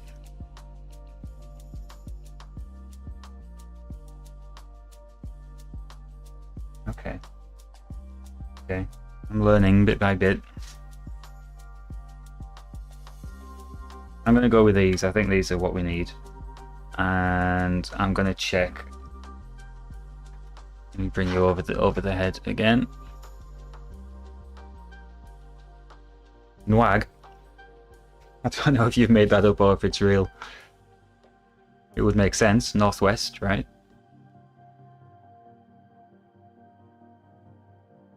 Okay, so I want to check. I'm sure it's just going to be the joints on the ends, but just for my own understanding of where these are in the circuit and everything like that, I'm going to have a little look in the schematic and beep it out.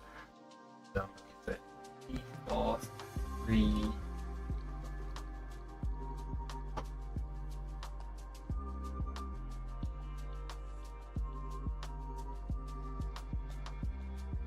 And I'm guessing I'm interested in connecting, probably pins 1 to 3, right? So that's HY1A, pin 19, should go to pin 1, and pin 3 should go to the composite connector on E435. Let's have a look.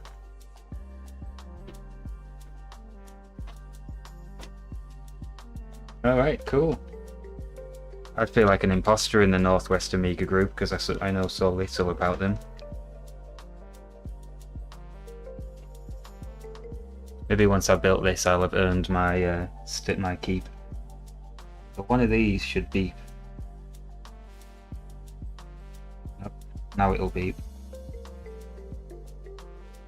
And that should go to the composite connector. Then where's that one going? Was that going to ground or something? Yeah.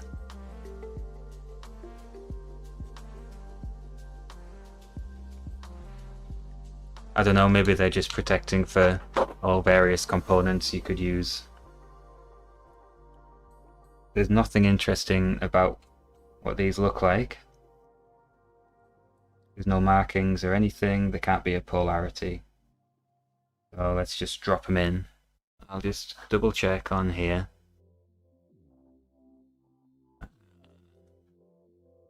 Four, 3, 1, 2, 3, and 5. Yeah, that's those 4.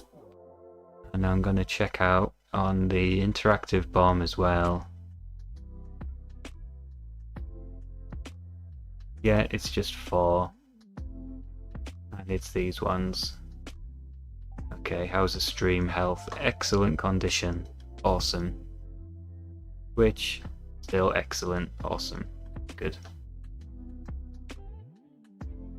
Haven't tested my emojis today. Let's see if they're still working. They work on the on-screen chat feed now as well. That's good. Okay. 1, 2, 3, 4. Please be the right spacing. Perfect. That's amazing. 1, 2, 3. I wonder what other retro meetings are going around in the Northwest. I'm not much of a social creature, but I have been to a few clubs in Manchester. Like, went to the Go club to play, you know, the board game Go. I enjoyed that, but then COVID happened and I didn't go again after that.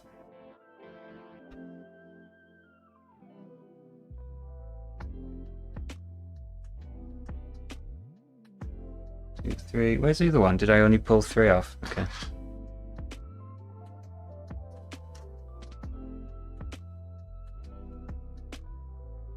You know, I would like to join a juggling group.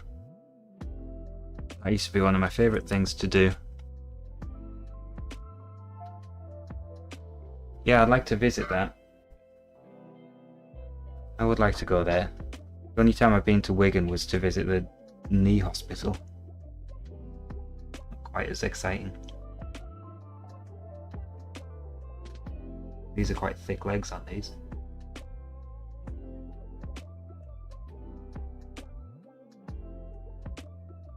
I have been up to Arcade Club in Bury, that's fun. If you've ever been there, but it's worth a visit. I did offer them my services if they wanted any speckies providing, but I think they've got it all under control. They do have speckies there. My friend was there the other week and was playing Manic Miner.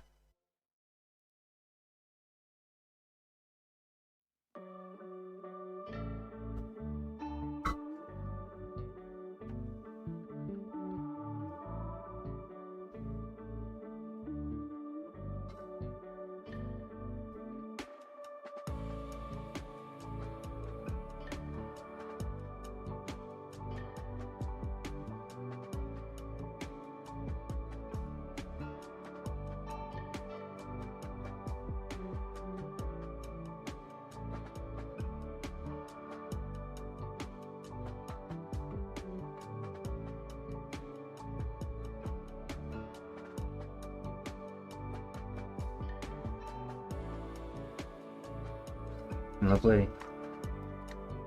How's everyone's Sunday been anyway?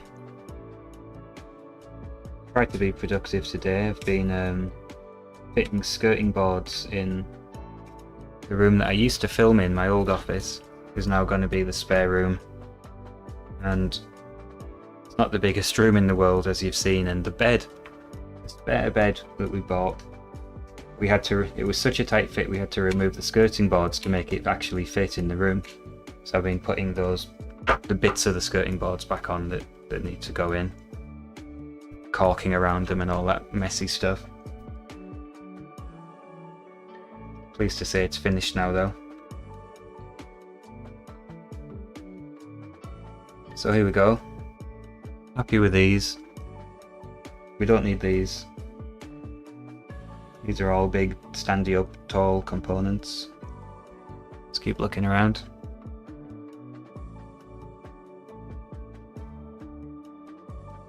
Don't know what these are. Probably look those up. 18, 19 and 20.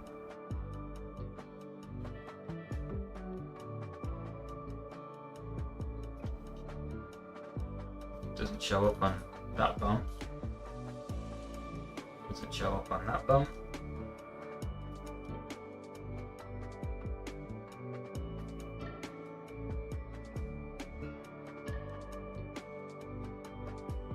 Dispatchers. Simple kickstart switcher, allowing arbitrary driving of the high ROM address lines. Okay, so this is for having different ROM images. Okay, I don't know what these components are. A 3-to-1 dispatcher. I guess I don't need to worry about that for the time being anyway.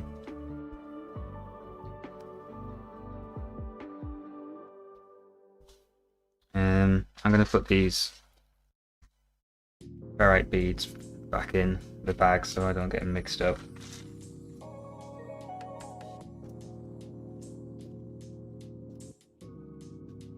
I'm not going to worry about these dispatchers just yet, but they must be switching the high address lines on here. RAM chips, resistor networks, don't need C99. Sort of gonna resent having unpopulated footprints, but there we go. These are all chips. Trimmers. Let's stand up quite tall. Electrolytics.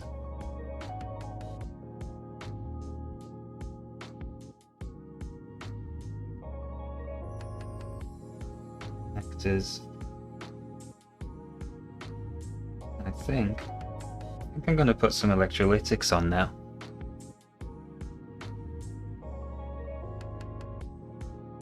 But let's see what the score is with those.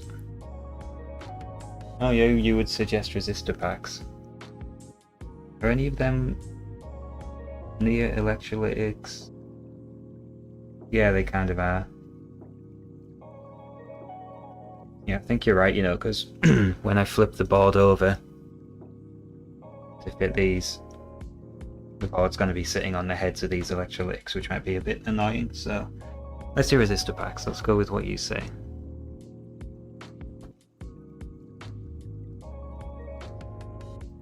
P103 can be the first one. P103, 39 ohms. P103 is this one.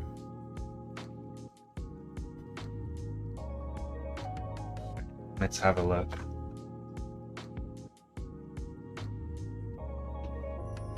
I haven't got the resistor packs out.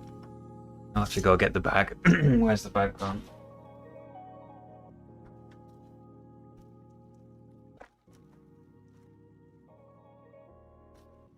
I'm going to turn it over. Move the soldering iron out the way.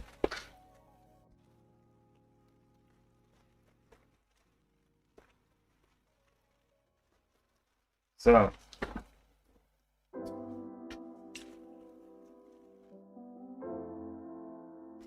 sockets, chips, sockets,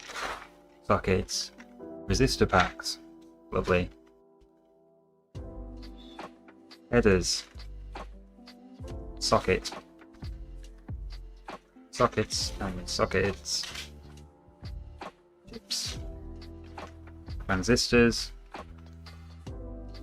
Oh, I'm keeping the transistors out. Let's keep the transistors out. Sockets,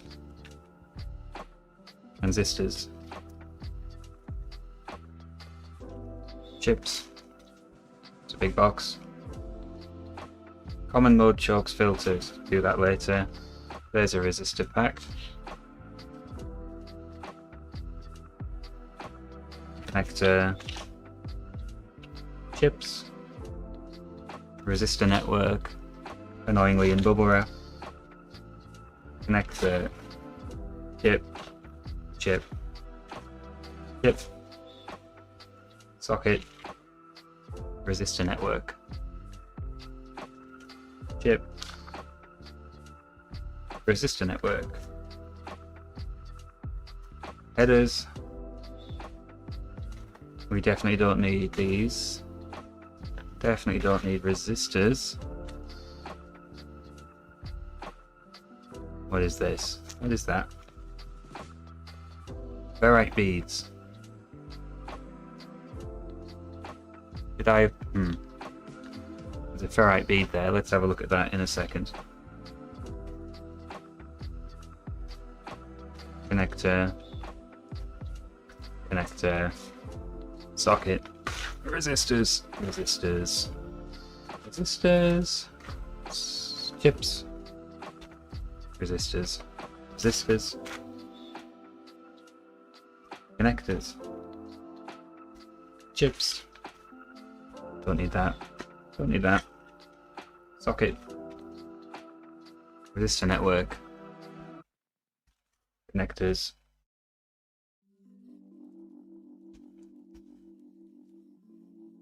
It is a longer ferrite bead, and I've got one there, so have I already fitted that?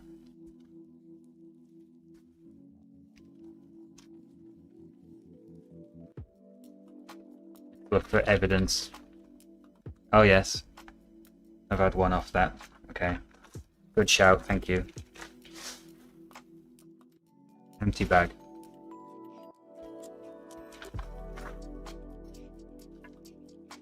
Header.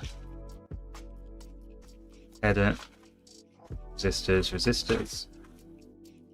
Resistors, there's a better way to do this. I'm committed to this now. Resistors. Resistors, resistors. Should have put everything I'm not going to need again in a different bag. That would have been smart.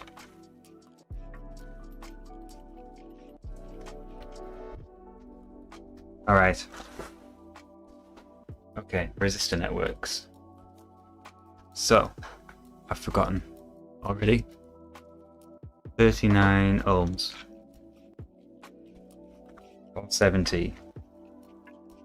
4.7k. 47 ohms. 39 ohms. Here we go. Let's open this up.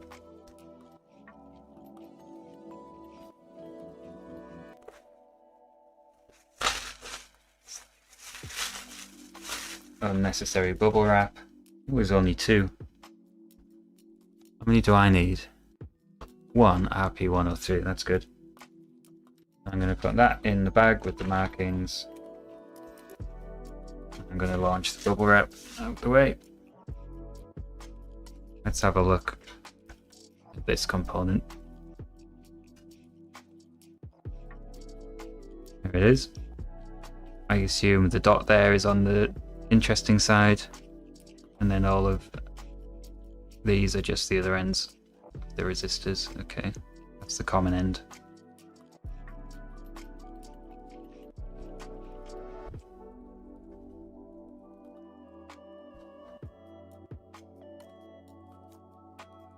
And this is for RP103.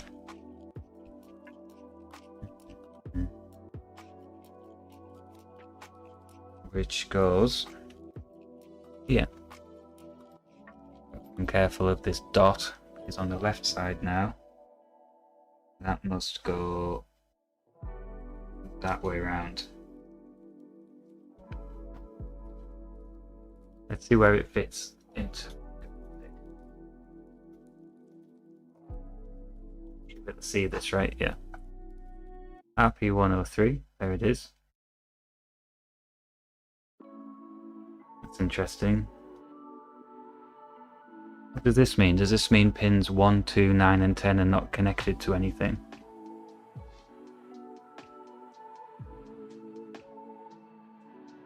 I'm going to look at a data sheet.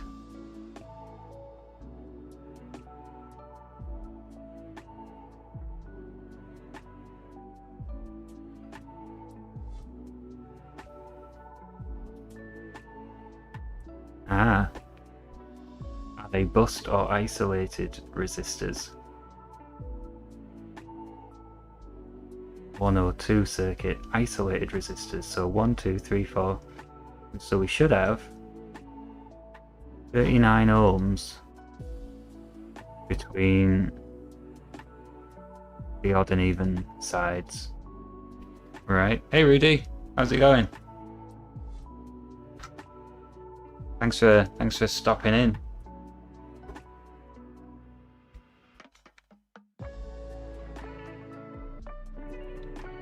Thanks, Julian. That's hopefully what we're figuring out at this point. I would have assumed it was bust. Let's have a look, eh? So the dot is pin 1, but it's not necessarily a common. Yes. And we're going to get 0.4 on this because of the leads. But 1 and 2, yes, but 1 and 3 will be disconnected. And 1 won't be connected to anything else. Same with 2, won't be connected to anything else. But then 3 and 4, those are connected.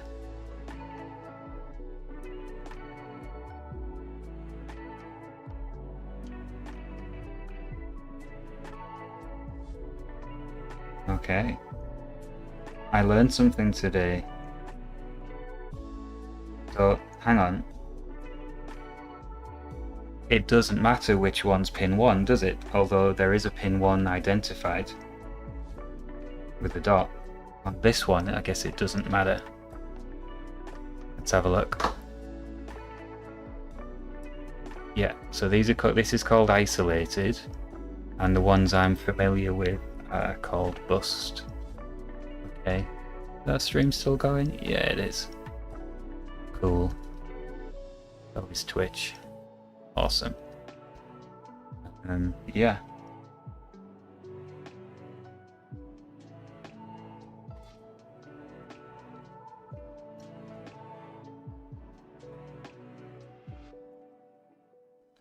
re-enter the board. So RP 103, isn't it? RP 103, yeah. That's this one.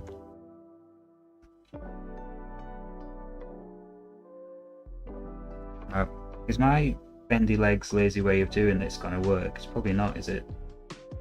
Are you going to tell me to use blue tack? Hate using blue tack when soldering.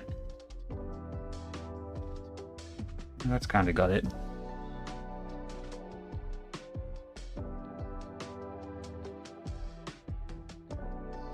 Ah, I see. Yeah, I could get carried away. Yeah, I wish there wasn't such a lag, because it kind of interferes with the sort of flow of the conversation, doesn't it?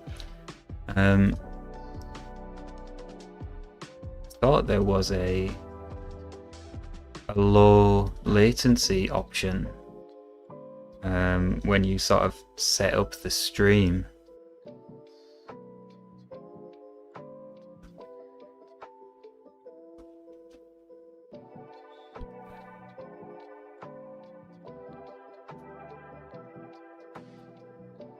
But look, out of interest, I thought I had it configured.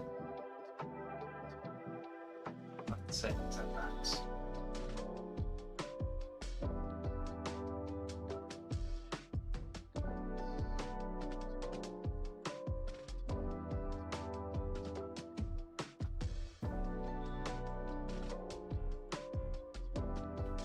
Just having a little look at me settings to see if there is a low latency option.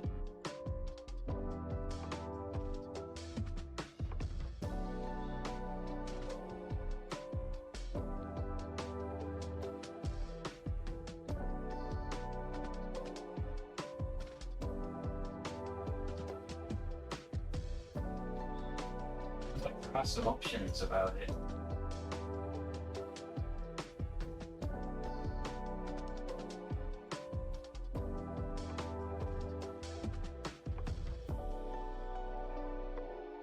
I can do a deliberate stream delay. Set it right down to a low value.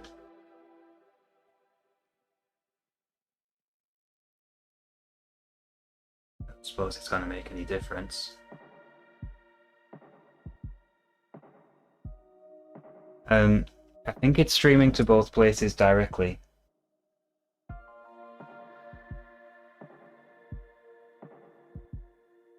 I would like it to be much shorter.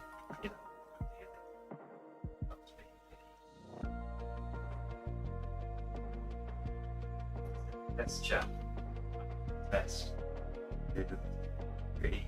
It's about 2 or 3 seconds from my side, but then I am the host, so maybe that's not a fair test. Okay, well, let's see how we go. There's not enough people on the Twitch side anyway. It's basically nobody to feedback. Except Alan, who pops in every now and then. One viewer is probably a bot trying to sell me views.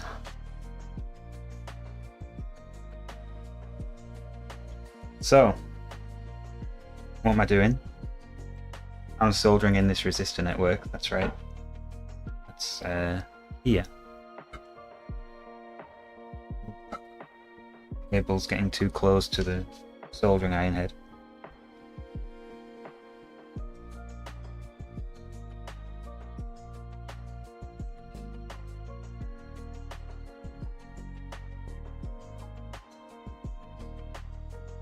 To tack this in and then push it up.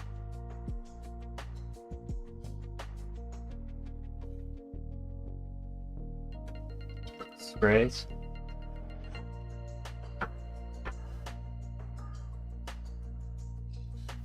This pin is too close. Let's get rid of that. Thank you. Yeah, I don't like 12 to 15 seconds, but maybe maybe I can fiddle the settings next time and see if there's anything I can do to improve it.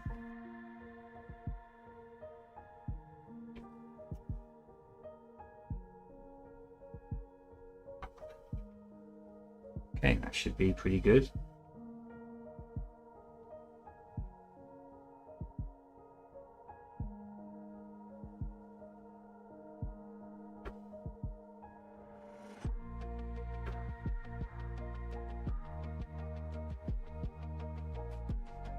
You know what, it feels good to solder a big long line of connections like this after fiddling with all those individual legs for so long. One down. It's even standing straight up.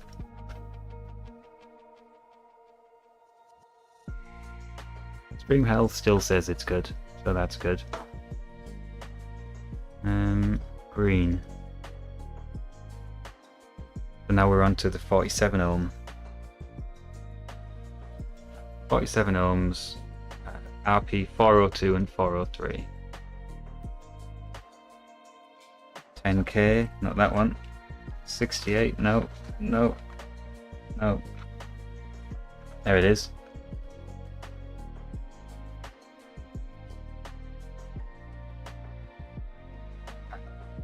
We're getting advanced there. I'm just happy that I can solder it in any amount of time without cocking it up. There's another daft bubble wrap bag. Okay, there's our two of them. Was it just two of them?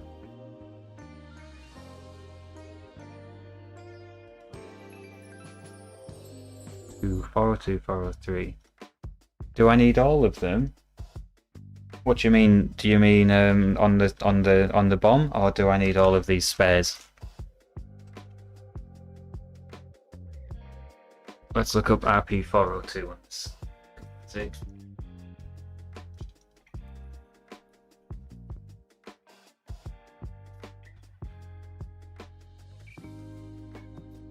I see, this is individuals again, is it? I think. Schematic looks that way. Let's have a little look on the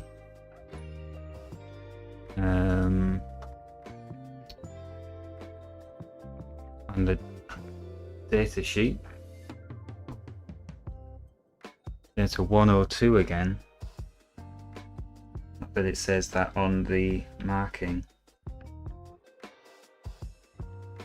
Isolated resistors.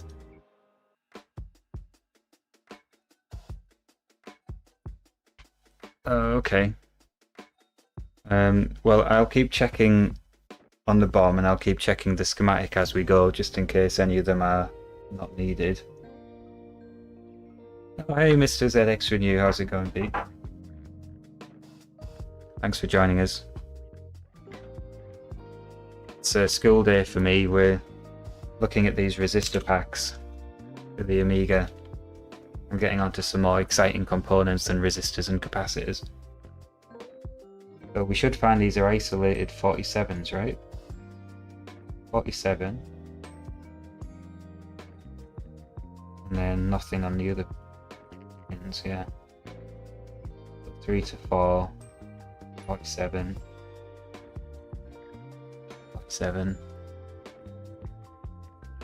Alright, good.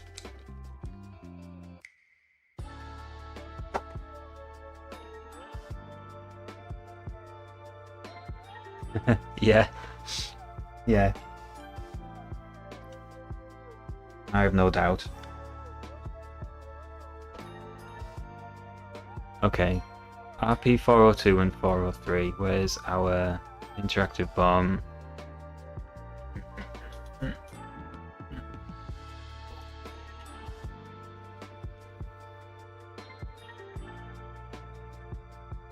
Yeah, it's these two up here.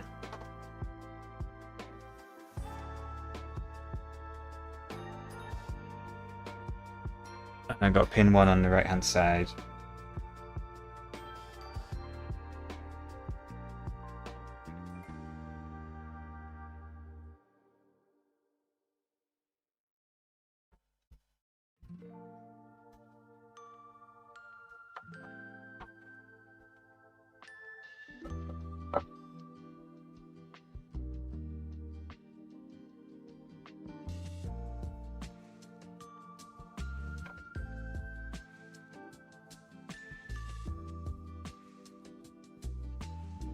How's that looking? Are we vertical? No, we're not. Still not quite there. That's good. That's looking good.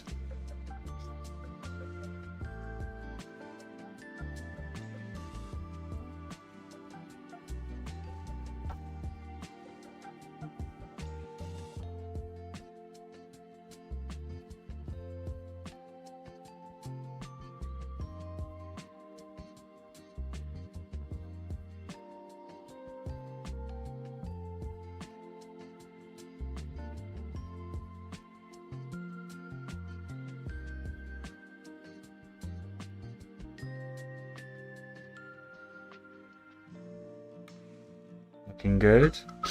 Joe, I think it's time for a biscuit. Oh.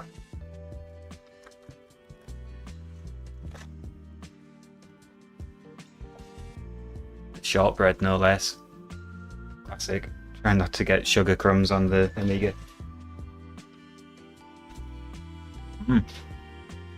Awesome. Should have a cup of tea with this, really, shouldn't I?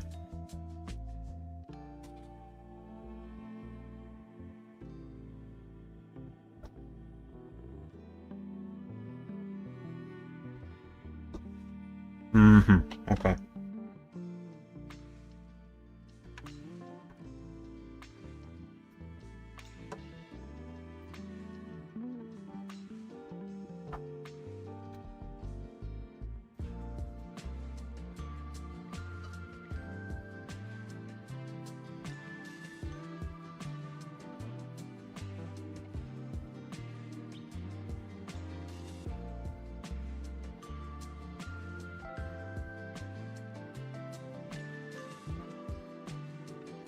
Really want these nicely upright.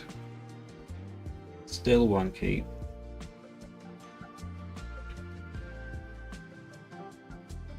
Close enough.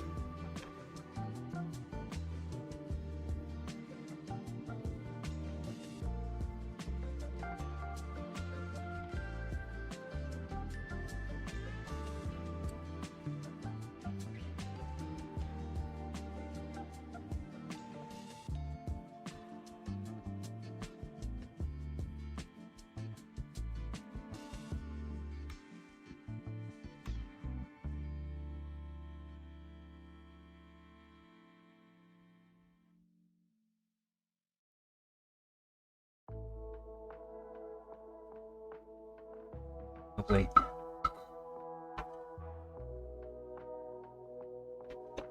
That's another two down. Let's tick them off. And we can move on to these three 68 ohm isolated ones. How's our stream health looking? We're looking good. What was that then? I finished with 47 ohm. They can go back on the pile. And we're on to, I think it was 68. Short-term memory is all over the show while we're doing this. 68 ohms, yeah. Here we are.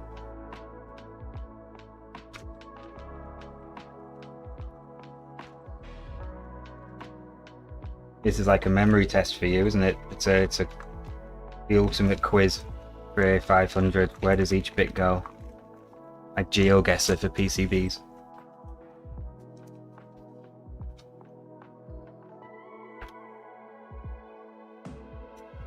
I'm going to measure them anyway. I'm enjoying doing this.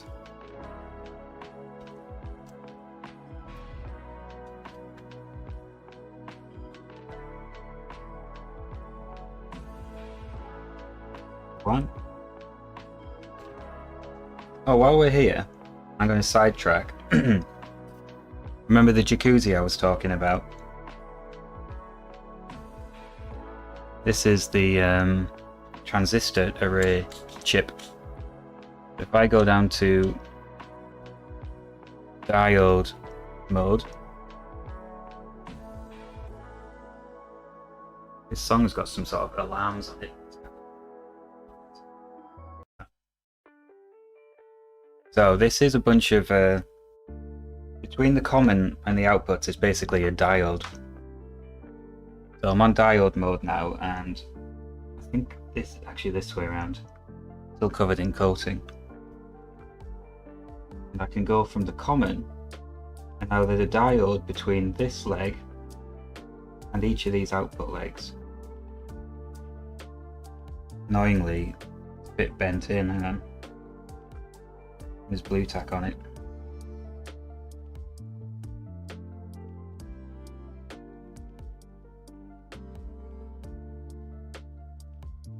I seem to get onto it. Hang on. Oh.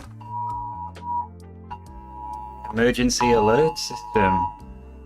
Did anyone else get one of these? Oh, it's gone now. Did anyone else just got one of them? Get one of them?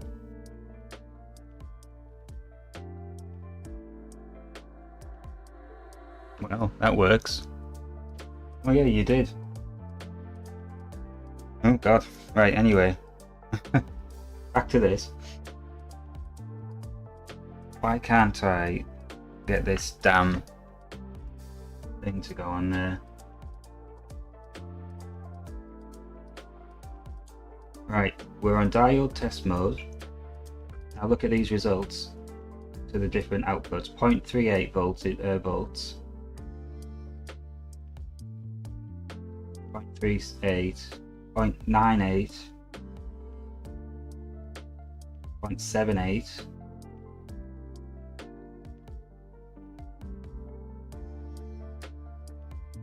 nothing on that one.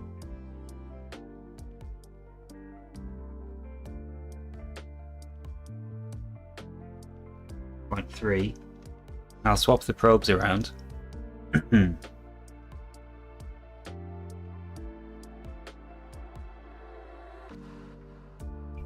3, 4,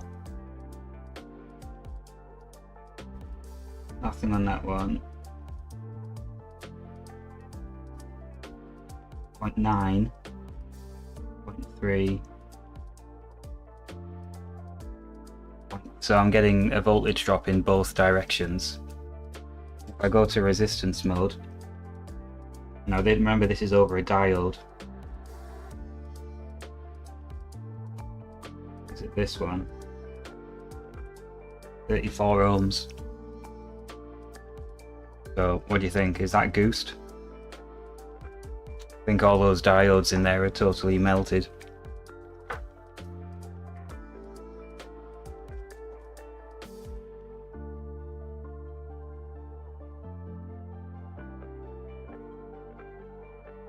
What a strange thing that this chip is preventing a jacuzzi from working.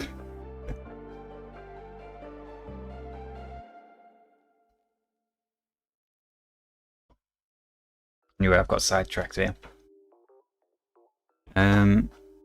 We're on to the...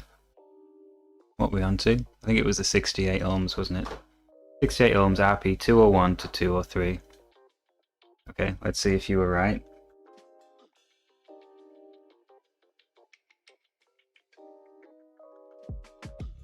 Yeah, I see a couple of them here and one here. You got it right.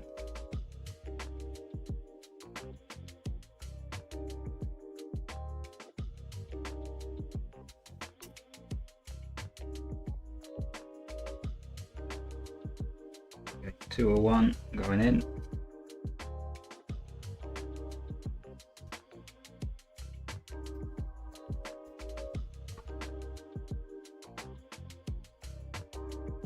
Should be enough just to tack it down.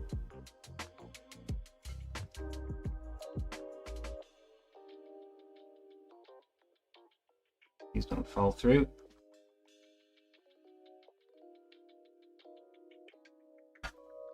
Please be straight, not quite straight. Hang on. Now it's straight. That's good.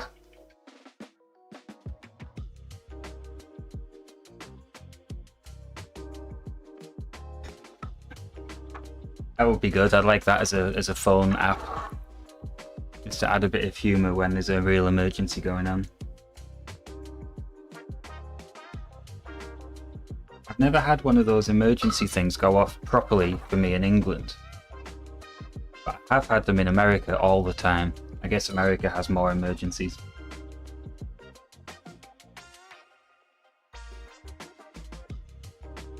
Either because of like severe weather or the maniac on the loose.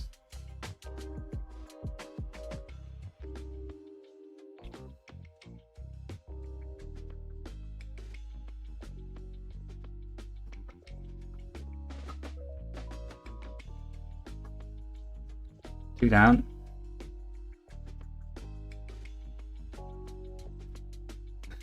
That's a great mod. I think you can get Holly as a sat-nav voice. Go for that. Saying that, everyone just uses Google these days, don't they? I don't think Google lets you do something like that. Modify the voice.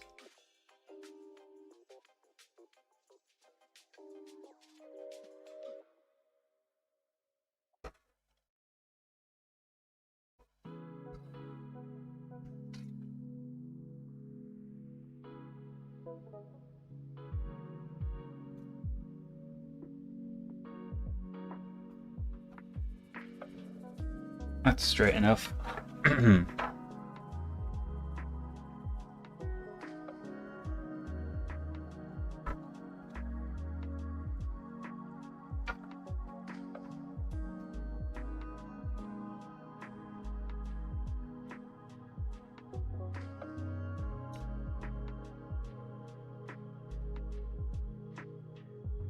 Oh, Pete, for our issue 2 mod video, I tried to use a bit of humour in the setup of the video, by showing what it's like trying to tune in issue 2 and how annoying it can be. We made a little scene where I lose my cool with it. Quite funny. I've sent it to my brother to see if he thinks it's funny, and he said it was. I just trimmed that down because it was touching the adjacent pin. Didn't want that. Maybe I'll send you a preview, see what you think.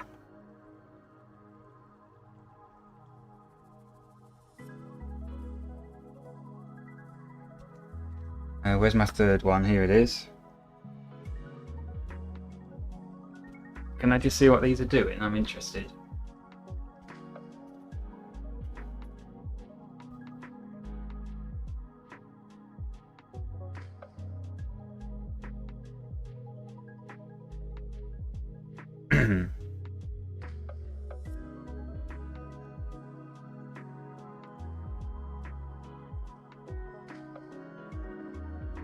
Okay, a lot of signal names here that I need to learn.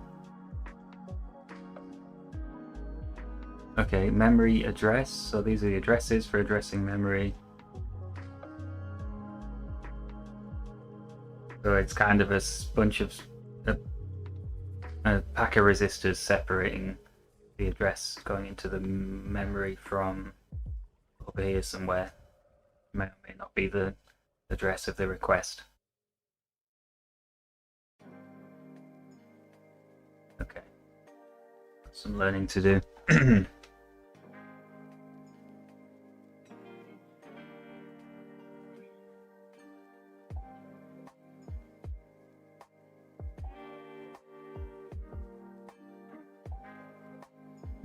Please go in. When you go in. There we go. Series termination resistors to prevent reflections on fast signals. Reflections.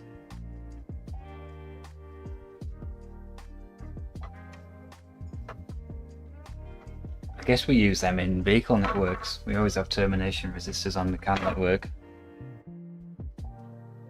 I'd like to learn a bit of the science behind what reflections are and why they happen.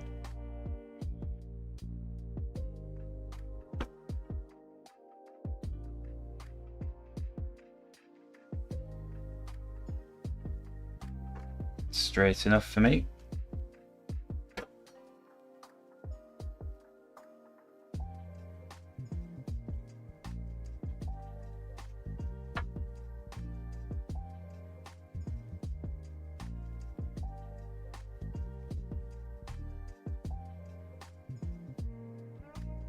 lines. Okay. Give me some reading to do at work tomorrow when I get bored.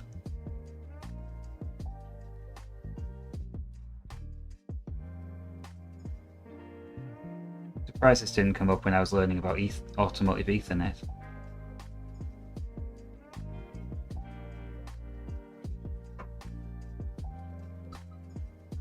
Oh, sorry, transmission line. Okay, I will.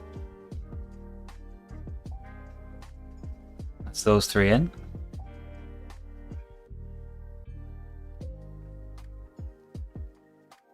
Green that up. Okay, 104, 470 ohm. We're on to bust ones now. How's the stream health looking? Not too bad. Not too bad. Okay, stream health good. I'm looking for 470 ohms, and these should be bust, and I only need one.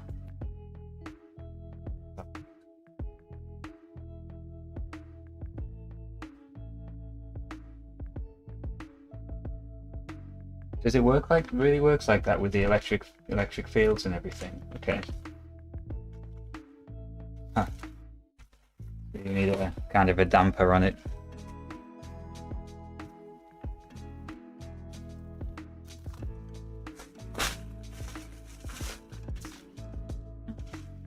I only need one of these.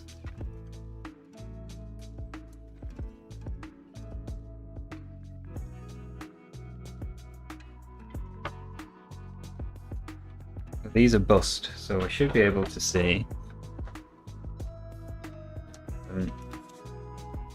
the same value as I go along from pin 1 to the other pins.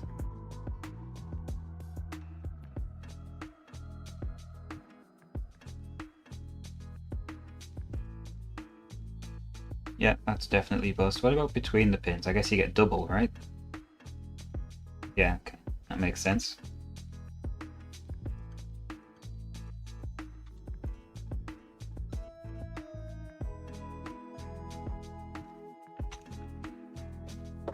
Right.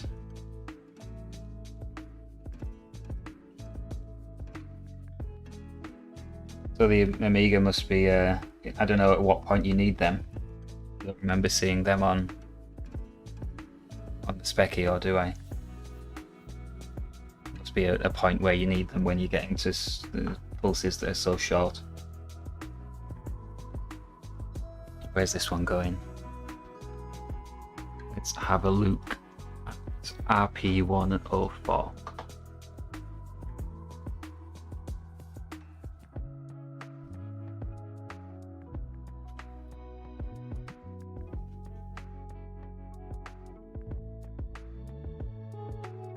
All the way down here.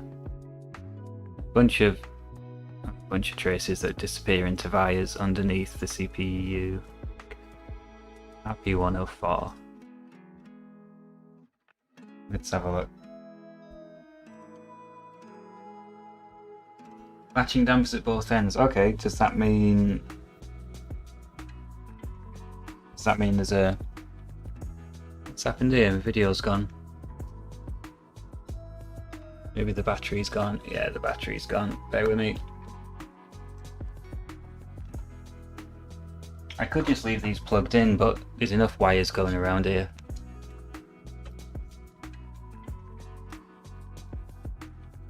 Okay, we're back. So yeah, there must be a resistor network at each end of the bus then, I guess. Hi Lee, how's it going? Thanks for joining. We're just building an Amiga, something you can identify with, I'm sure.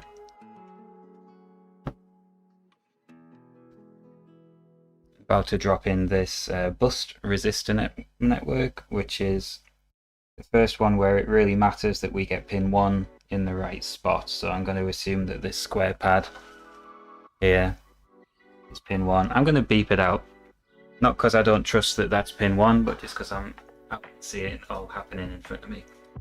So this is RP1.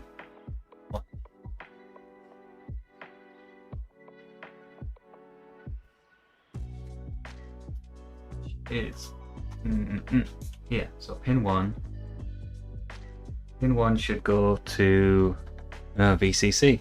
Okay. Let's have a look. Let's see if we can find it.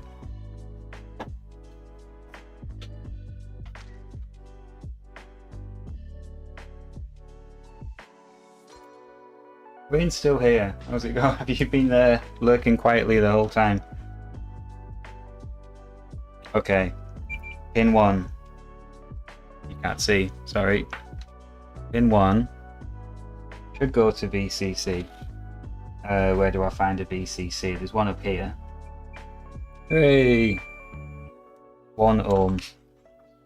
So that's about half an ohm of trace impedance.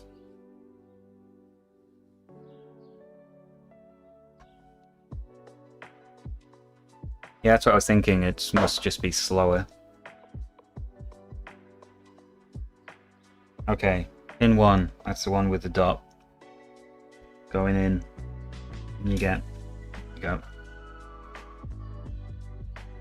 Don't hit me. I'm bending the legs to hold it in place.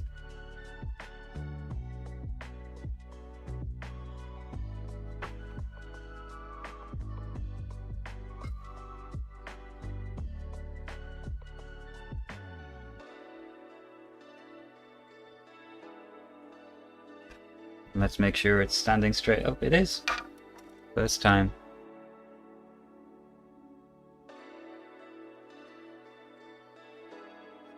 Ah, ringing. I've heard of that.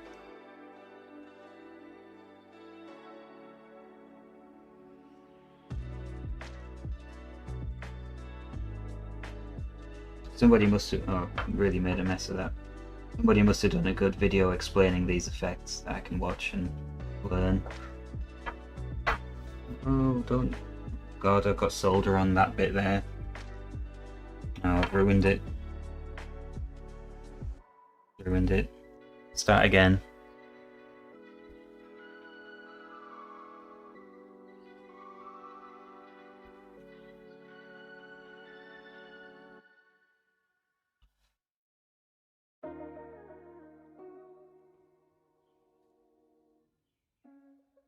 Huh. What does that make me, Wayne? Does that make me Mark fixes stuff from Wish?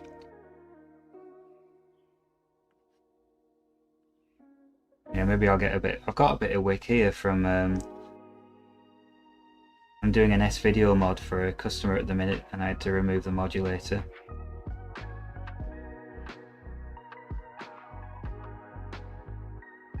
Funnily, it's a bit of a pig to tune signal.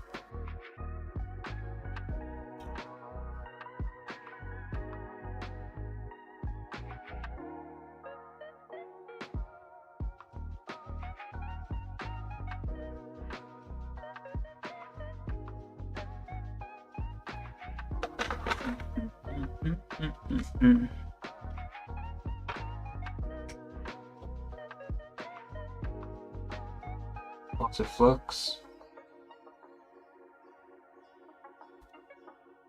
Come in.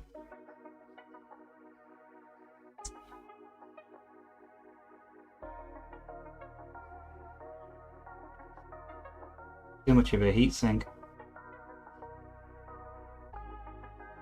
Screw it. I'm gonna leave it. I just made it worse again. Let's carry on building.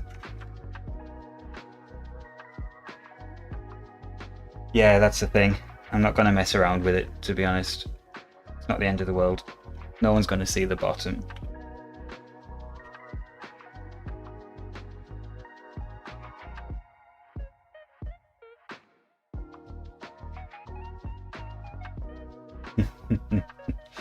Oh no, what's up with the ZX81 win?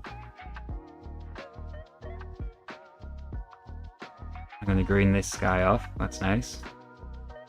I'm going to move on to the 4.7K boost.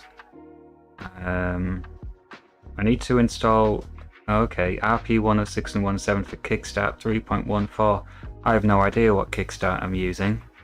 Let's just stick with RP101, 2 and 401 for now. And I'll highlight that red so it catches my attention in future. And we'll just find 101, 102 and 401. keyboard's too far away. Oh, there's 10 4.7K arrays on this one. Whereas on this one there's 3. Okay, here's a big difference we're gonna have to look into.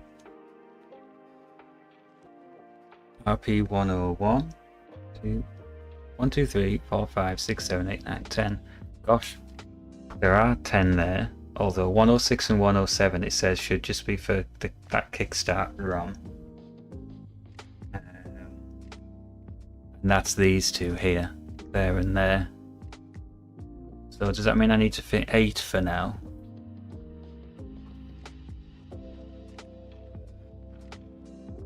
Down, oh, these other ones are down here and they say not fitted. So I think I need to do a bit of digging around in the schematic to be honest. 101, 102, let's look up RP 105.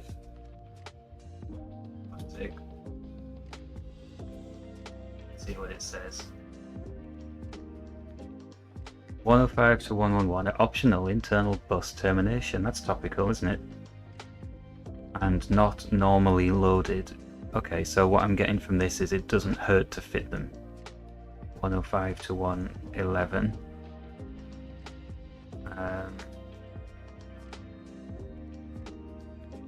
That's what I'm taking from that. It's not gonna hurt us. What do you think? 2 viewers in Twitch. Who's in Twitch? Say hello. Oh, thanks, Wayne. You're very kind. You're very kind. I'm going to jump in your stream next time I catch one and throw loads of money at you because you're too generous. And I'm excited to receive that parcel you're sending me with all the toys in to play with, the RAM tester and the goodies. You're keeping this channel afloat.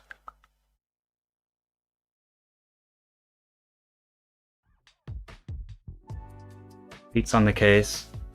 Beats on the case with the resistor networks. Where have I put them now? What are we on? 4.7K, is that right? Yeah, we're on 4.7K.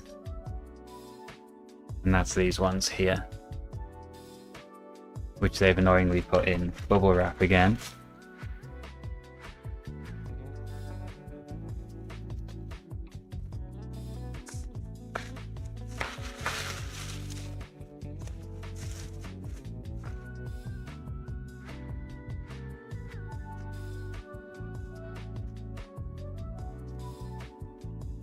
I'm sure the bubble wrap will come in handy when I need to sell some tapes. So what have we got? We've got 4.7K bus resistor networks.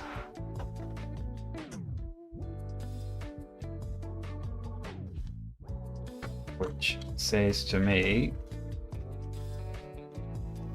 I'm going to see 4.7K between one and every other pin. Yes, and we should get 9.4 between all the other pins, thereabouts. Don't fit them.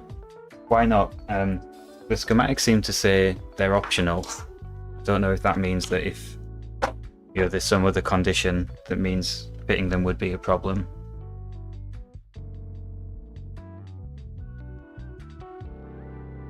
Wayne, if you're struggling with that ZX81, I don't mind having a pop at it if you don't want to bin it and you've had enough of it.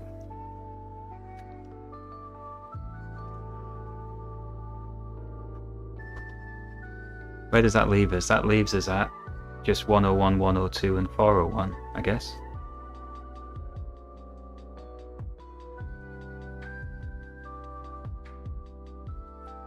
I'll start with 102, 101, 102 and 401 because we definitely need them. So let's find them.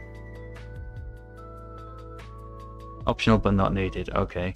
And 106 and 107, I guess I need to wait and see which ROM we're going to use. Where's 101 anyway? Let's find that. Here it is, it's over here. Be careful with pin 1.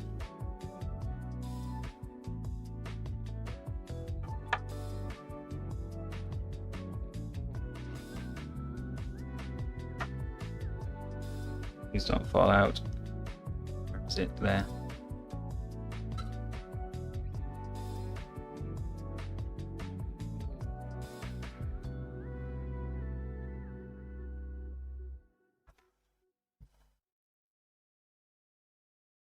Not quite perfectly straight.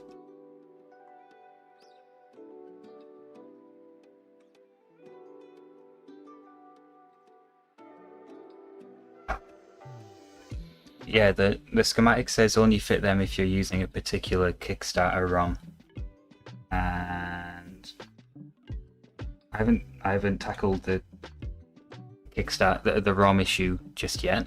Do we use the one I salvaged from the donor board, or are we gonna burn our own?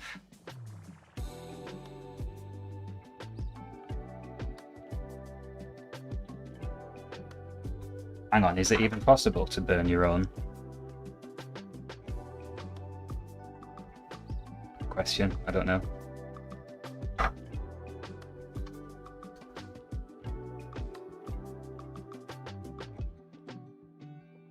Okay, I'm with you, Rain. Well, RIP to it if it's a lost cause.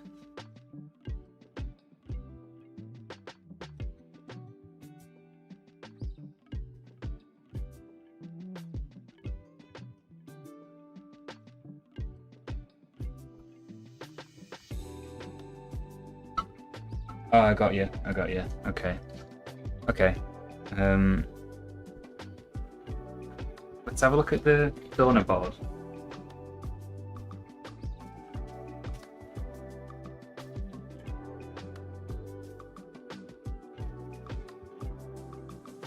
Here we are. This is the ROM that we've got. Assuming that's it. Yeah, ROM. Doesn't look like an EEPROM to me. 1991.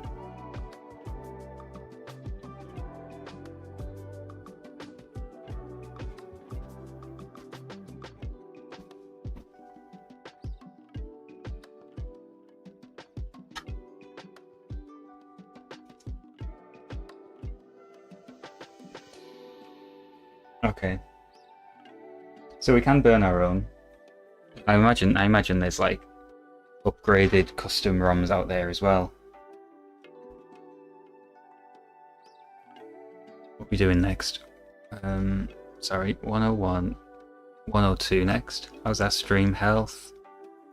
Looking good. Looking good. This is mind blowing. We've got 2 viewers. That's amazing.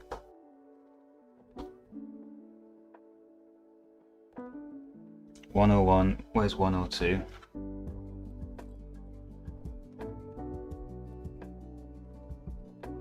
Come on, eyeballs, don't fail me now. Okay, I give up. Let's look at the interactive bomb.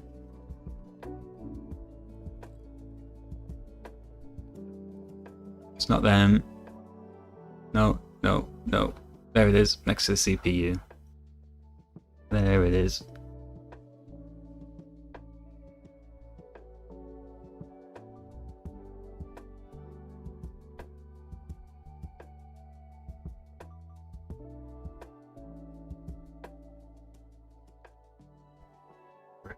Okay. Oh wow, okay.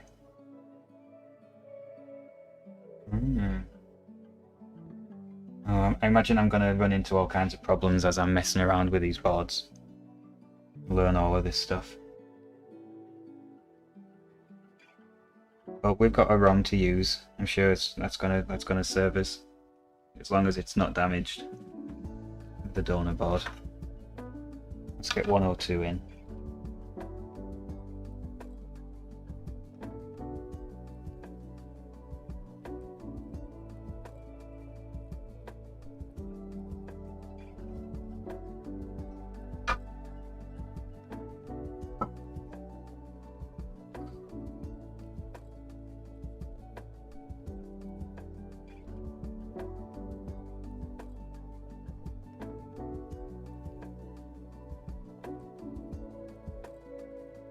How's this? Are we straight up? Yeah.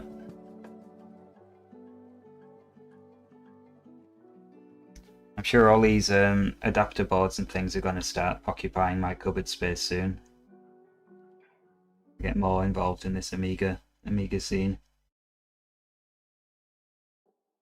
I do have a TL866, but if I can do it with an adapter, I'll be happy.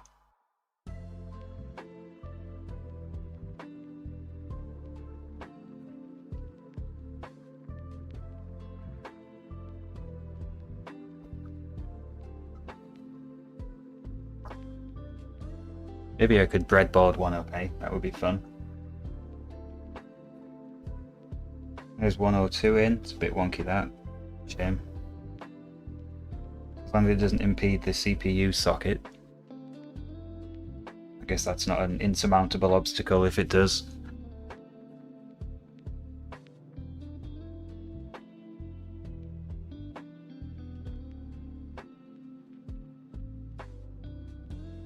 You made your own. I should have known. That would be a good little PCB with project video. I'd be happy with that. So I'm looking for 401 now.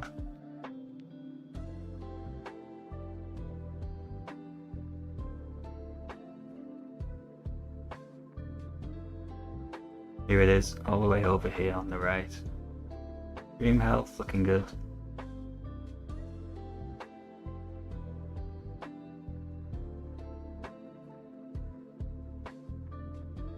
So we're all the way over here. And it goes.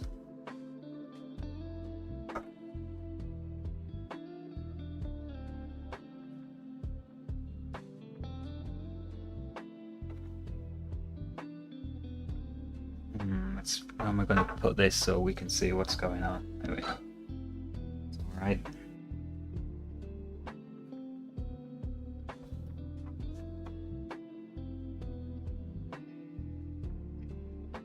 Are we straight?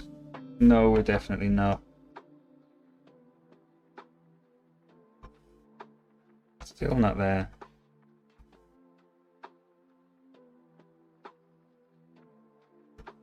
Good enough.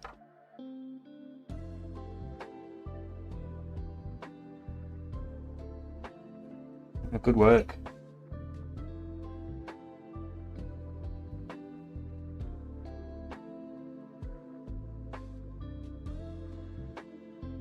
I wonder if I've got the TL8662 Plus. Dig it out of the cupboard in a second, we can have a look.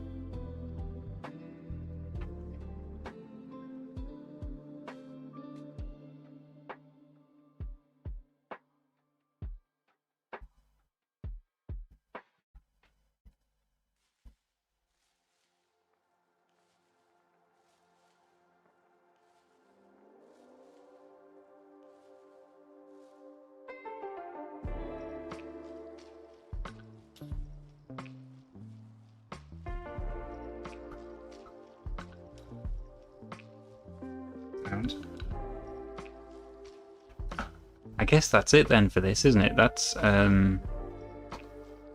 these three installed. I don't know about these yet. I don't think I'm going to need them because of the ROM chip I've got. And then these ones were optional, so I can green that. And I can pop over and grab this TL866. Hang on.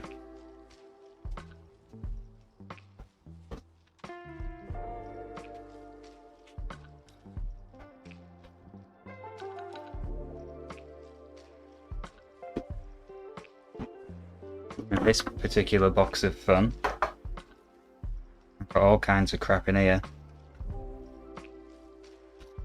What's that? CPLD programmer, big Arduino Mega. Here we are. I have a TL8662 Plus ex-Geku programmer. There's one of them in at the minute.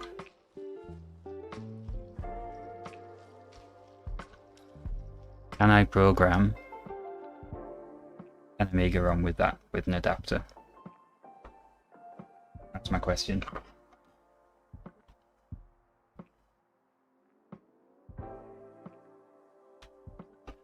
Mini, I don't think this is a Mini Pro.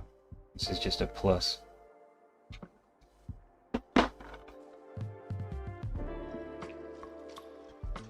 Oh, this. Look at this breakout board. That's a 100-pin breakout. I love that. I'll get around to using it one day. Cool. And I'm enabled. That's good.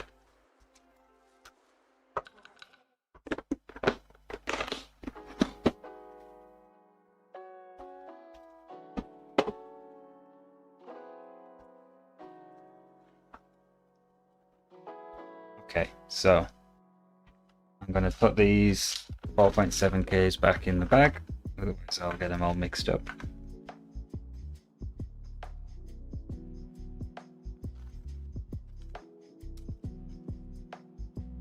And I can move down the list.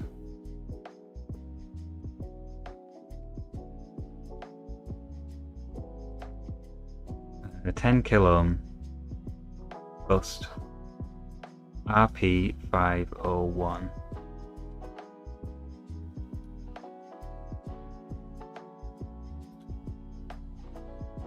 Which lives up here.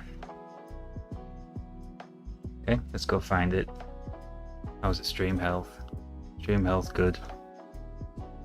RP501. Oh, wicked, thanks. I'll look forward to messing around with them. Here's the 10 kilo ohm bust. Only need one. Let's measure them just because why not?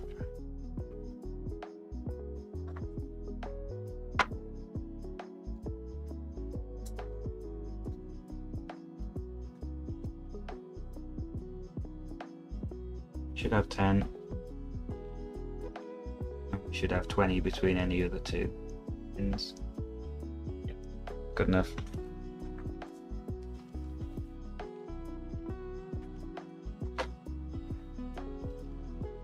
So 501 is there. It is 501, isn't it? Yes, it is. All right.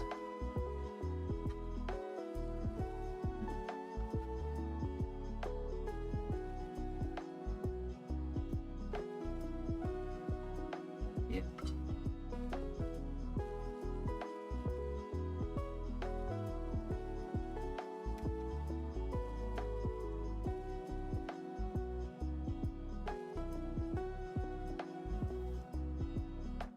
It's pretty straight enough for me.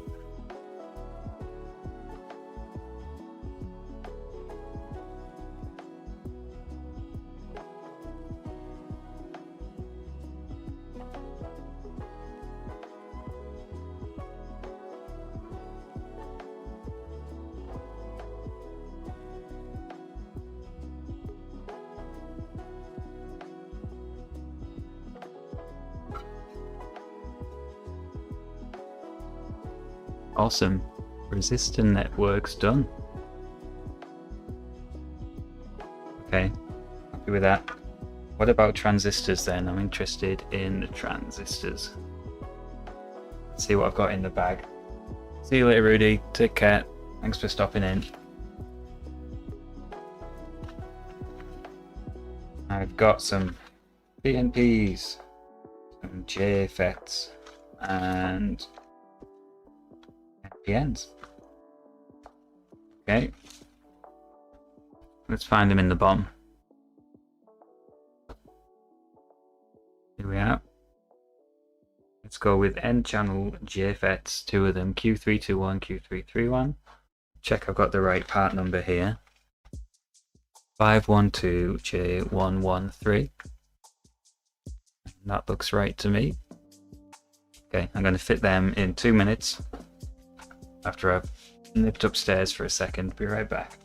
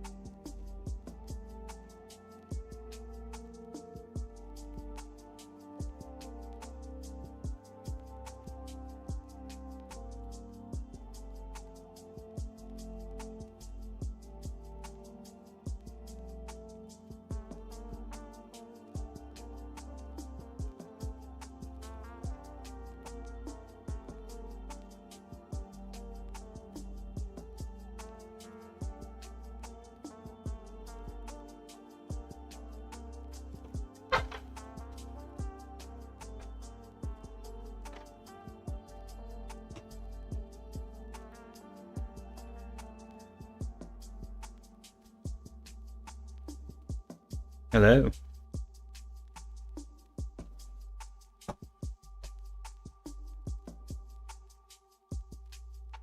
Oh, Wayne, you'll have to get on to another project. You must be busy preparing things for Crash, right? I have endless jobs to do. Oh, we got a subscriber. I missed it. Can I replay it? Up he goes.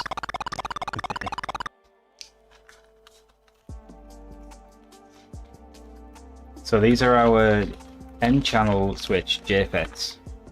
I think I only need 2 of these. Oops.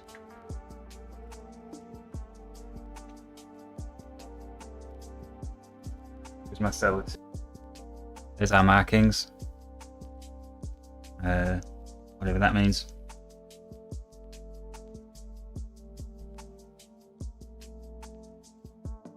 And we need to find where these live now, so we can check the interactive bomb for Q321 and Q331. Whoops.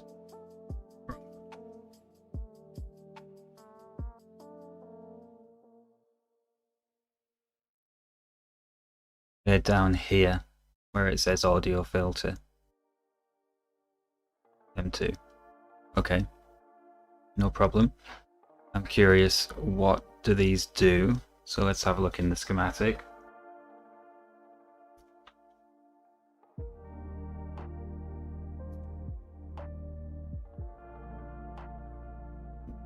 These two here. Okay, that's too much of a clever circuit for me to tell you what it's doing, but it's something to do with amplifying the audio out, I guess. And we should have let's see. Do I want to beep this out, or do I trust the silk screen? I'm going to trust it. I'm going to trust it. That's okay. I'll just match the orientation. So we're over here. Swing you over. It's these two. Sorry guys, I'm just going to make the transistor do the splits.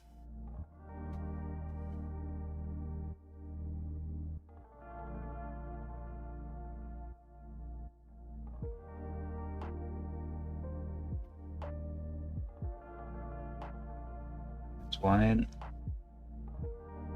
The other one.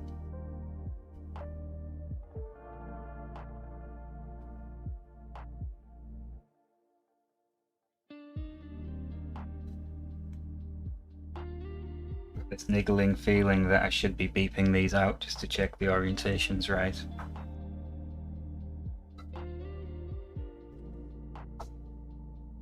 It's very me. I'm going to solder it in and then I'm going to check.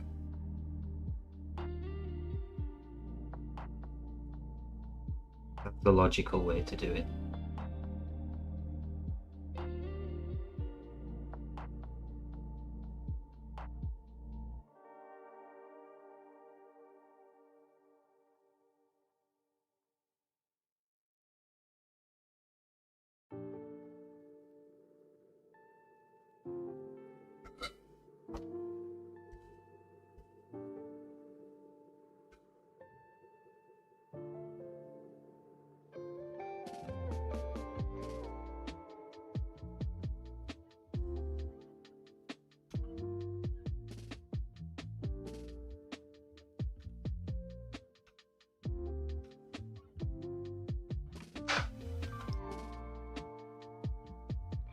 Okay, that's those two in place.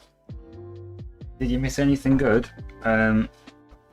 You missed one of the pop-ups working. David's joined us and he subscribed, and the jetpack pop-up worked. That's great. But I'm just put these two JFETs in on the audio circuit, Q321 and 331. And I was thinking maybe just for my own sort of understanding, I want to beep them out. make sure the orientation's right on the silk screen. So I thought maybe I could go to the data sheet,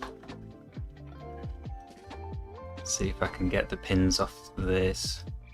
Oh God almighty, that's not a data sheet. Is it?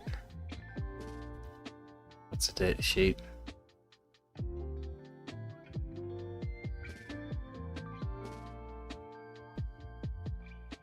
So the way they're oriented in this picture, I've got G, S and D left to right.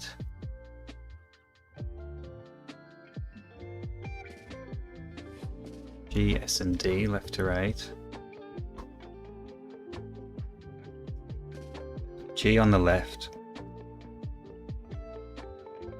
S, D. G should connect directly to R326. Q321.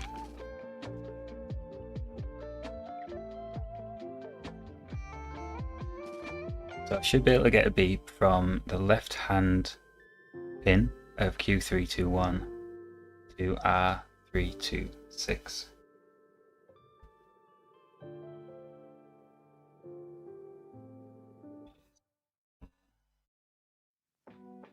Yeah, it's beeping. Maybe you can hear it. Okay, that's all I need to know, that orientation is right. Okay, good.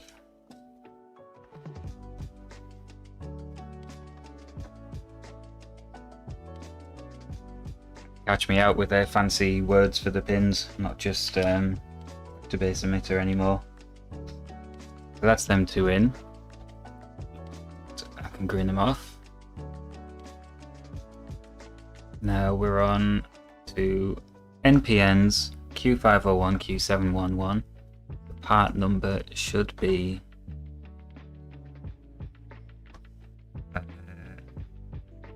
2N, that's a 3904 BU. So that's this one here. NPN 2N3904 BU.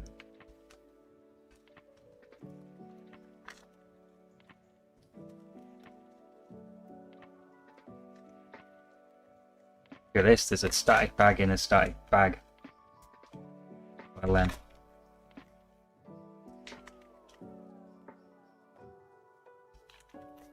Okay.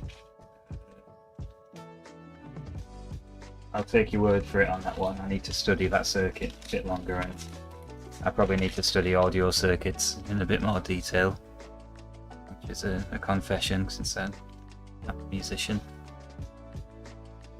I only need 2 of these.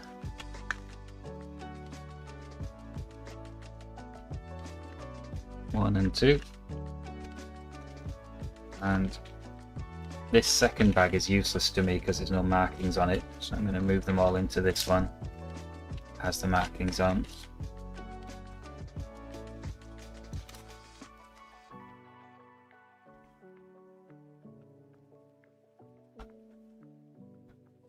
So I'll tape it up.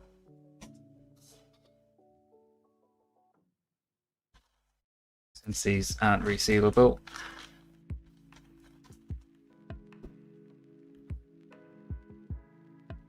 And what am I looking for here now then? I'm looking for Q501 and Q701. 701 or 711? 711. That's these two. Okay, one down here in the reset bit, and one over here. Let's go plug them in.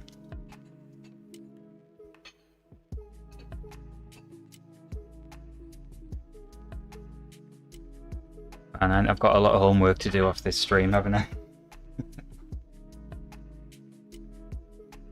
Here's 711. We're going to assume the silk screen is right.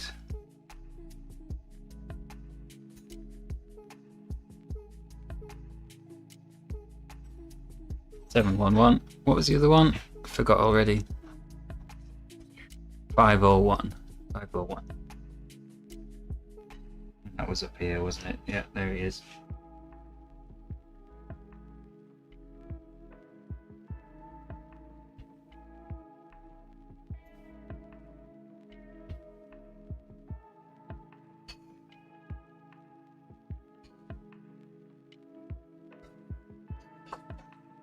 of these in.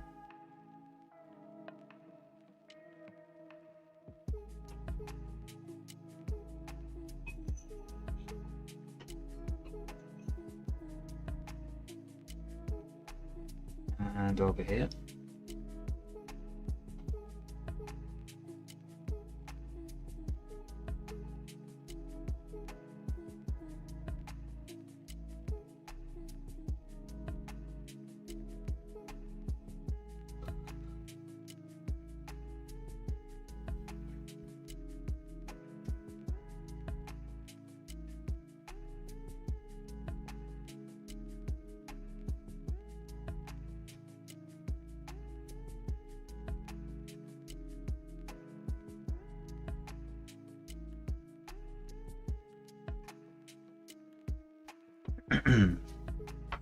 Okay, given that the other orientations were right, I'm going to trust these ones as well.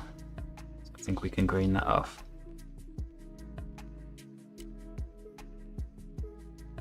Which leaves us with just these three, which are the remaining 2N3906 transistors.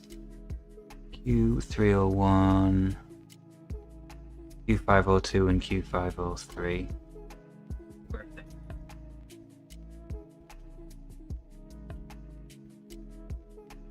Interesting, there's 4 on this bomb. Q99 seems to have popped up out of nowhere. It isn't on this bomb at all.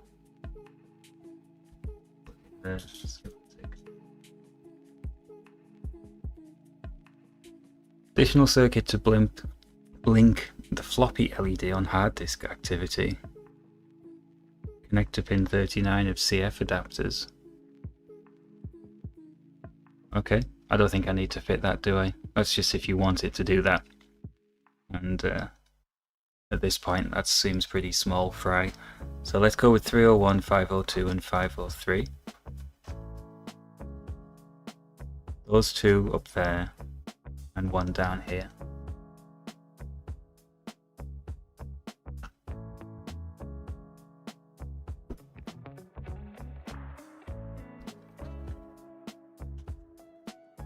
And grab 3 of these.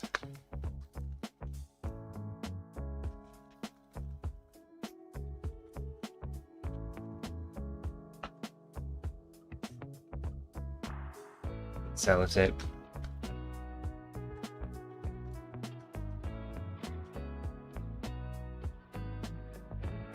Anything under 100, okay, that's a good one to look out for if that's true.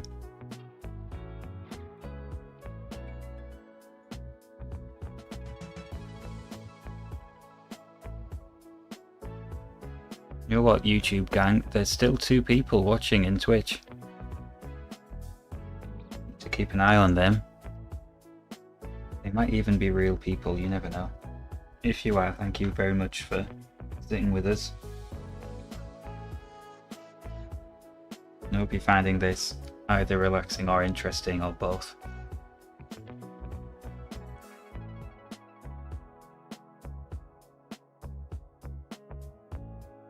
There's 2 down. And what was the other one? This one on top of that chip. Dropped it. Definitely wasn't holding a transistor in my mouth. Cheers Wayne, thanks for stopping by. Take care mate.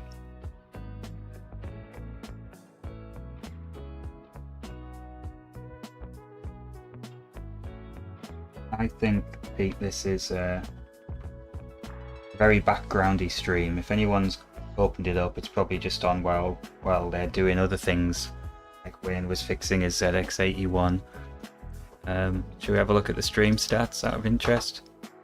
We've got 14 people in. Apparently it's suffering, so sorry if it's buffering. We've peaked at 18, but at this moment in time we've got 14 people watching, so who's out there? Say hello. Talk to the Furby. And then in Twitch we've got the 2 people here watching.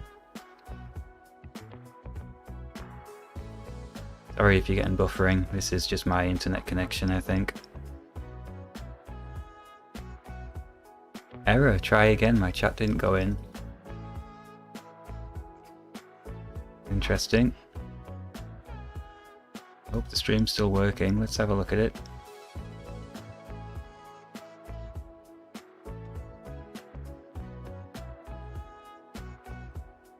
Yeah, we're still up and running. Still up and running. Lazo, hey, how's it going?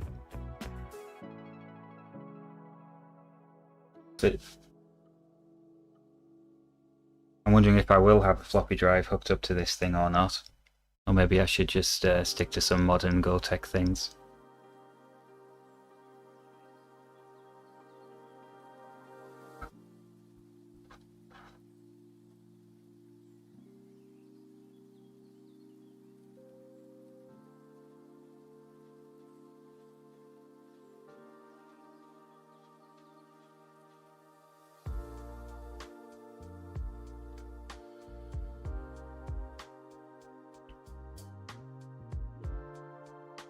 What does calibrating a floppy drive require?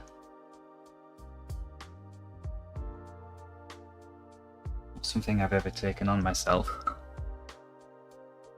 Yeah, I'm leaning towards the Gotek, if I'm honest. Although I'm always aware of copyright, and Amiga's newer than the Speccy. Maybe copyright's still an issue, especially if I'm playing the games on a stream or something like that. Be mindful of those things.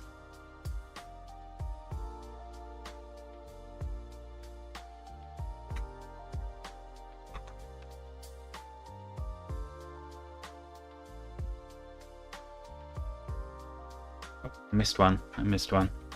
This guy.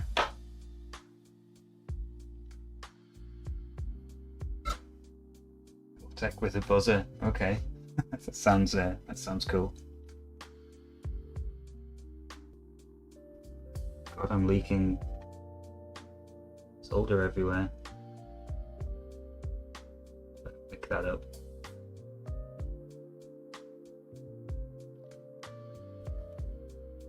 To me. You.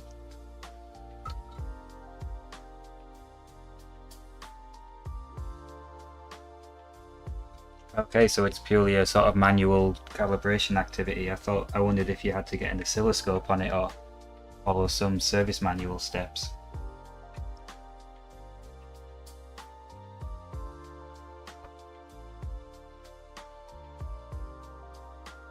Alright, we got some transistors in place, that's good.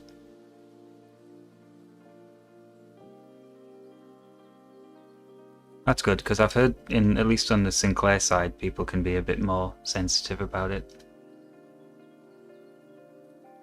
Wow, look at all this green, we're doing so well. Now I hear what you're saying about electrolytics last, because they stand tall. So where does that leave us now? What shall we do? Can't decide. It feels a bit premature to be jumping to sockets at this point.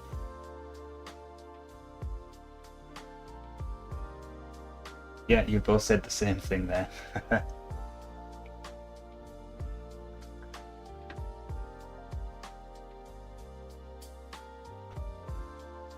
Right, what's the plan of attack here? I don't want to do sockets yet. I feel like sockets is a bit sort of...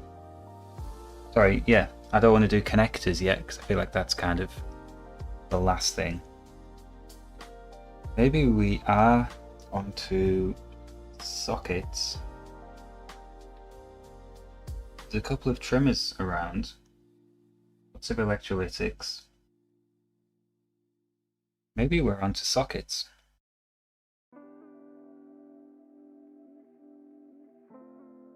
Yeah, I was thinking if you've got to manually eyeball doing a floppy drive calibration, that must be some pretty fine adjustments, right?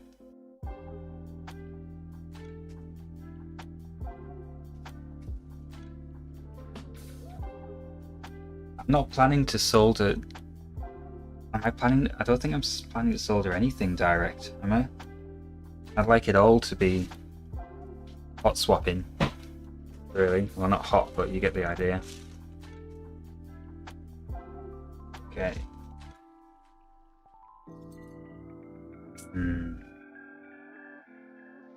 Let's start getting the sockets out.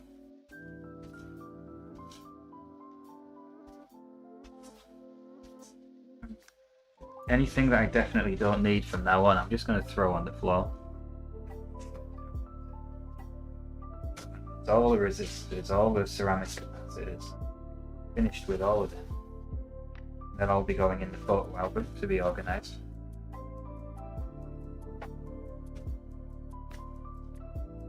Okay, what have we got? Headers? Oh yeah, hang on. Is that a header? It is a header. I don't want the headers out just yet. There's a socket.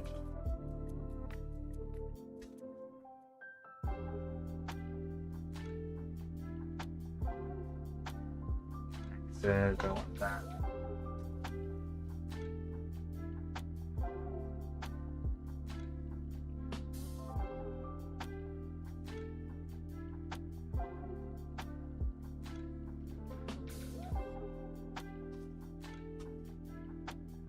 Bags.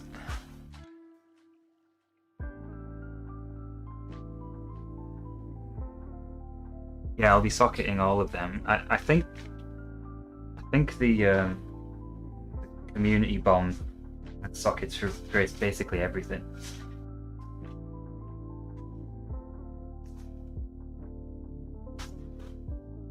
What's this? Chip. There's a bunch of sockets. Sockets. That's the big choke filter thingy. Well, to fit in that. Component sockets. Some big sockets. That's it. I might have bought turn pin ones. Why is that an issue? I might be invested now. I might be over invested in them.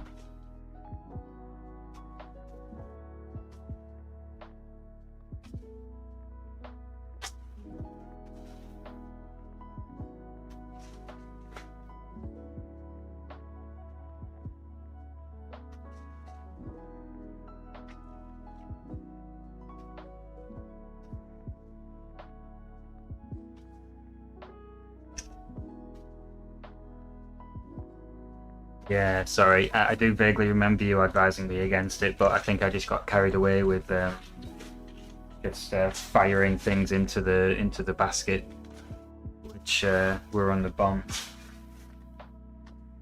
It's not a turn pin, at least. Some of them aren't.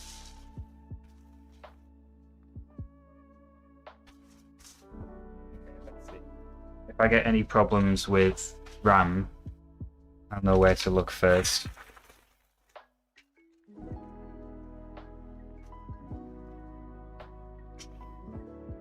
Alright. Wow, I've got so many bags in front of me.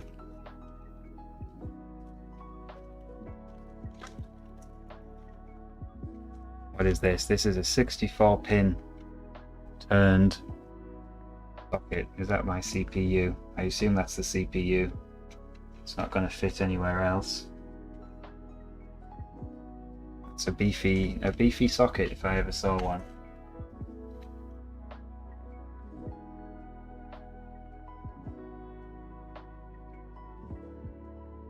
Let's swap overhead. Lift you up a bit higher.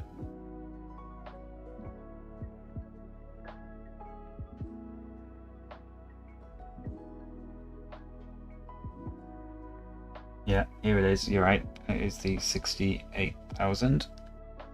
Here it is. Pretty serious socket. Focus.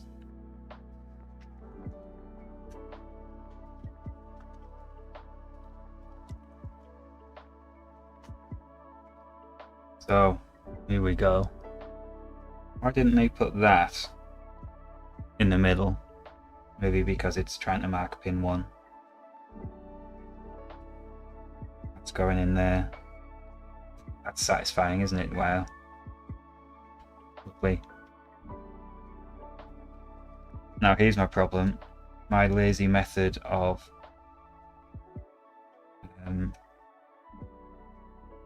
bending the pins isn't going to work.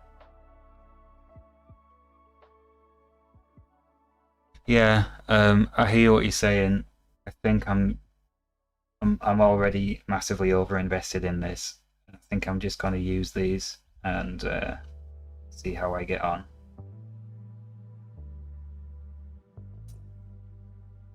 So I can't really bend the legs like I have been with these.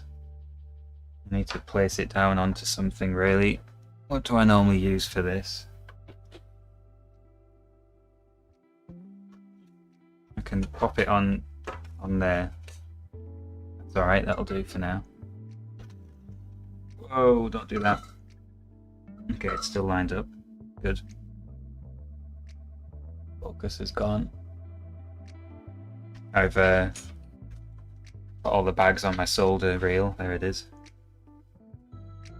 Let's just solder the first one up.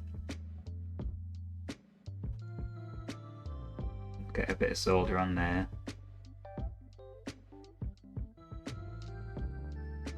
And hopefully, yeah, I can push it up.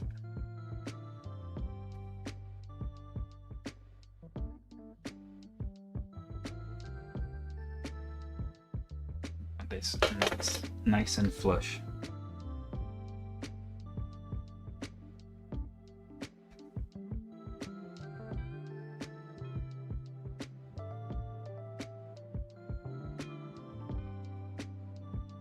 What that's it. Oh yeah, that's right. I mean, when you're using sockets that aren't chips that aren't perfectly straight, turn pins can be painful, can't they? What is a Pi Storm? Is this some sort of CPU mod, some sort of overclocking thing for Amiga?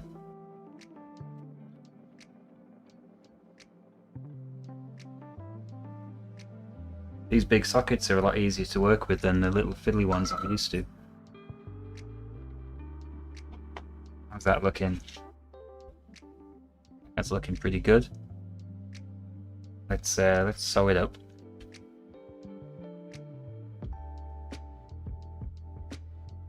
Focus, please. Cute.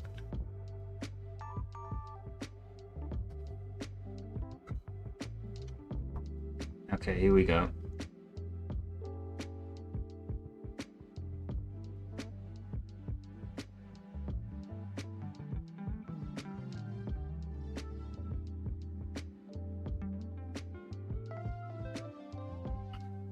I'm in the habit of soldering a few pins and then jumping to another corner. Melt anything. These pads are nice and fat, a bit easier to work with.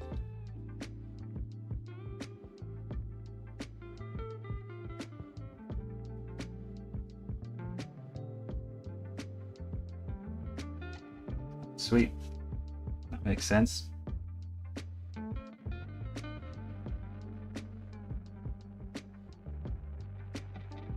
First, it came across the Amiga scene. Before I was into any of this, I went to a retro convention thing in Manchester, and there was a guy there who brought his modded Amiga. I think he was advertising something, maybe he was developing games, and he had cannon fodder running on his modded Amiga, and he explained to me that there's an active Amiga, scene, and I couldn't believe it. And I have no idea who he was, but that did get me looking, and here we are now, about 6 years later, building one. Oh, HDMI, really? Oh, cool. HDD. Right, that sounds pretty easy going. Maybe I'll have a look at them.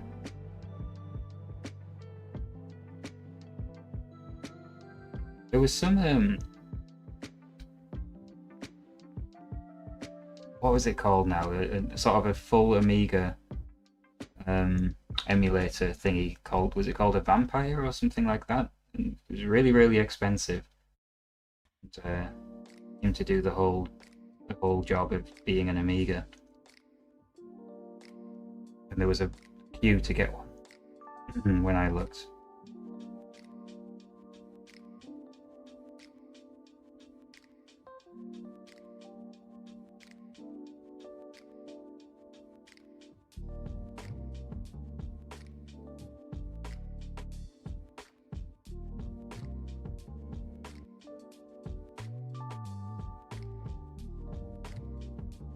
Vampire, that's the one.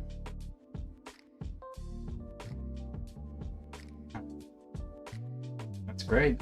100 members. You must have a good venue for it.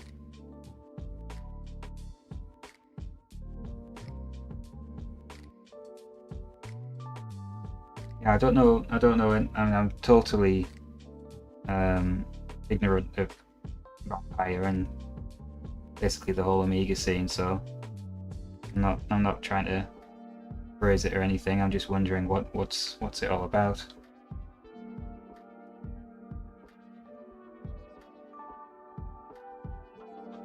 I was advised by the YouTube gang that when I'm getting into Amigas to be wary of the cutthroat Amiga scene.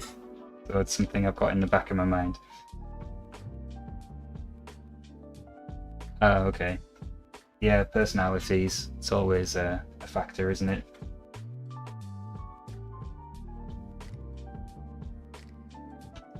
That's still a big turnout, isn't it? You can't really go to a micro pub with that.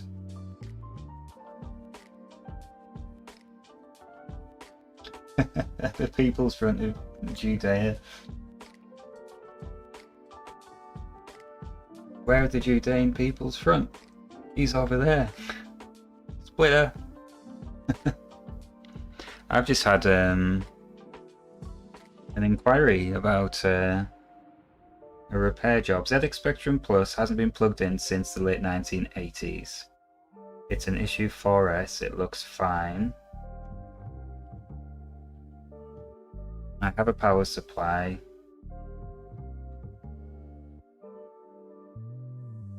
I'd like to send it to you for check and repair. Okay. That could be an interesting one. A nice issue 4S that hasn't been booted up. Where are we heading next? Let's pick another socket. I'm seeing a lot of turn pin sockets here, sorry chaps. What have we got here? 48 pin.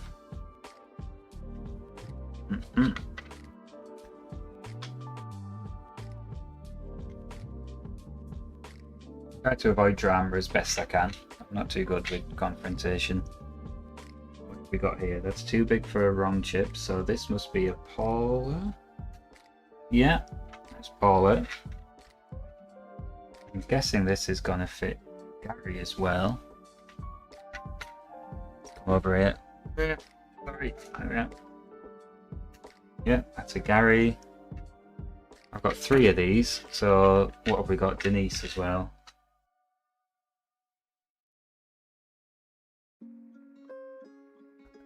Yeah, I would just give the machine a service, to be honest, and if they want a comp mod.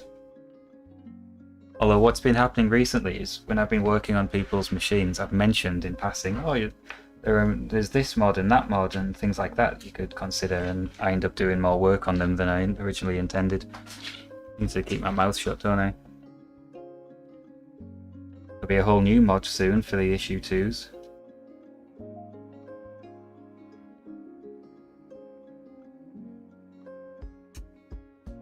Okay, here we go. Let's do Denise first. I'm just going to pop it on my phone maybe to try and keep it in place. The first couple of pins. Doing. Let's put this regulator under there to hold it up. No, it's not working. Damn it.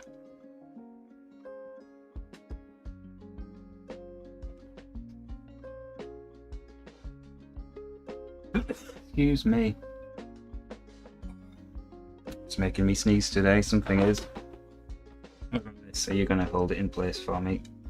Yeah, that's good. Up here. I do like an S-Video mod, I must say. I've been sort of turned onto them recently. I was thinking an S-Video mod with, especially on an issue 2, you could do our new mod.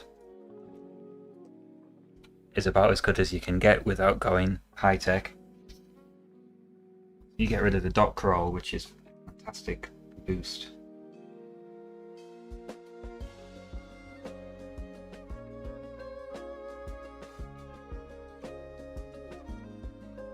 Let's tack all 4 corners in on all of these, and then we can just go around soldering them all in one big go.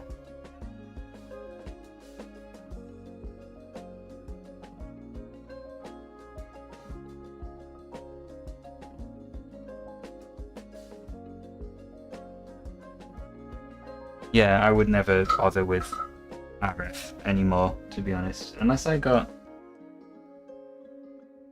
Maybe if I got myself a CRT TV and I wanted the real, authentic experience. That's the only time I would bother.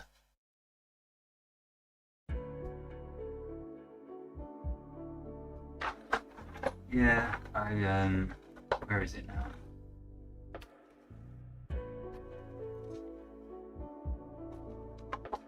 For initial tests, I've made this. So green is the composite signal and blue is ground, and that does the job for initial tests using these horrible little clippy things. Just logic analyzer probes. It does the job. It's good if you're working on something weird like a PET or something where you need to pick composite off the middle of the board.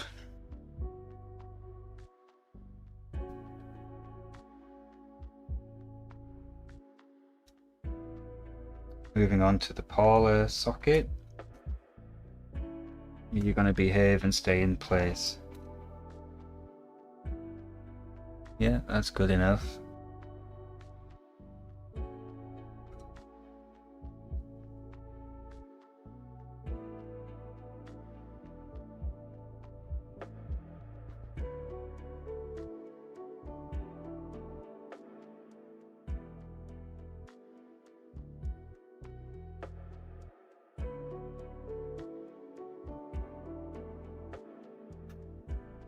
It's all right.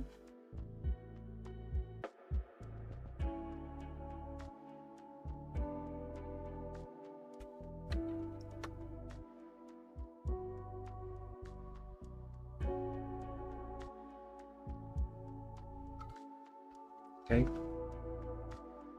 2 down. And we'll get Gary in as well.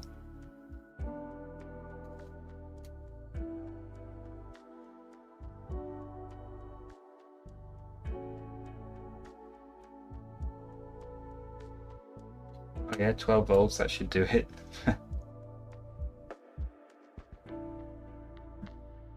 I've got a spare, do you know what? I've got a spare monitor that has lots and lots and lots of inputs, and I don't see myself ever using it again. If you're interested, you can have it. Let me know. It's just sitting on the floor at the minute. The only use I could think is if I was going to a show or something and I needed a monitor and I couldn't be arsed taking this one down off the wall. It's no fuss.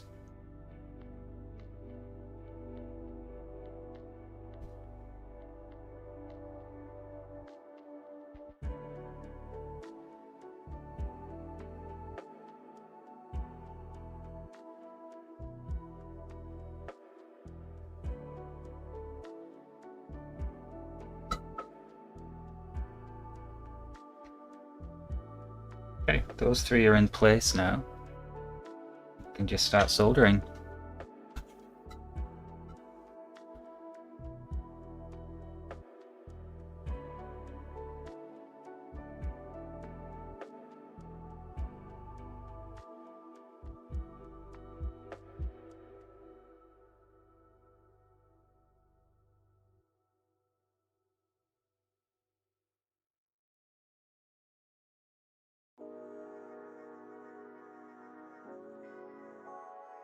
If you got a way to fix yours, then go for it. I've only ever opened up one telly of my own. OBS has just lost Twitch again. And that's because it just stopped working, but I think it was the power circuit. To replace all those capacitors would have cost me about 30 quid in capacitors, and the telly cost me a tenner from the charity shop, so unfortunately it ended up in small appliances. But my computer's just made a sad bing bong noise at me, and I think that's OBS losing the connection to Twitch. And there it is, there's the second one. It means it's got the connection back. That's really annoying because that means now Twitch gets another stream started, a fresh stream.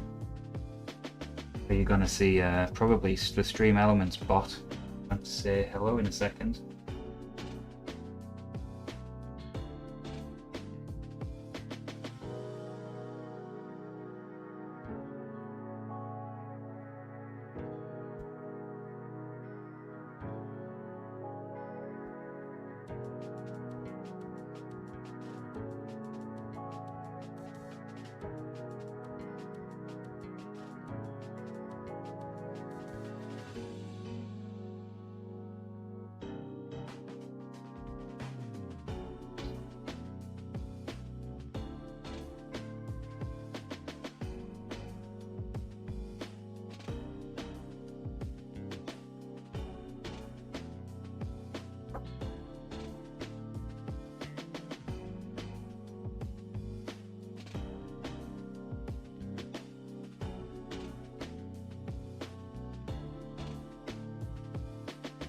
It's a good one, is it?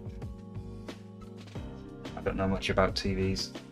Every now and then we get one brought into the repair cafe, and basically just take one look at it and say, yeah, find a new power board for it.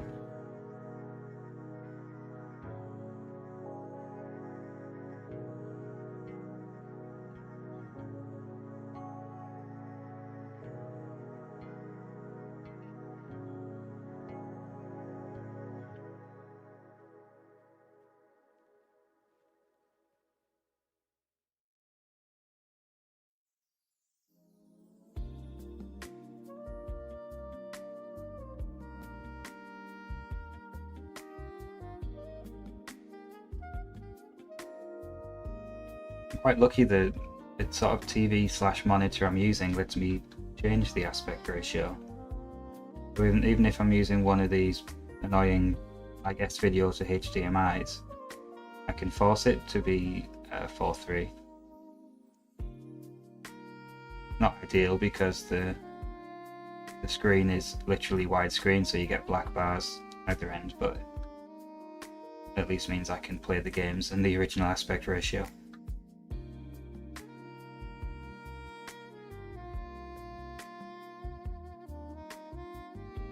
Not into this saxophone stuff, it sounds a bit too pornographic. Skip that one. Need to find a new playlist. All I do is I type chill in and let it play.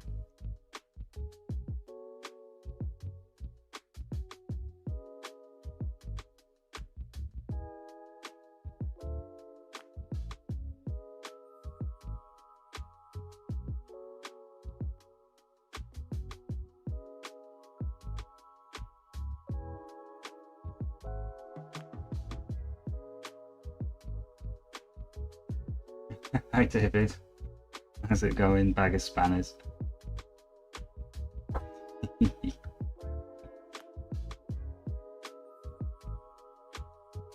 This could be a good topic for innuendo.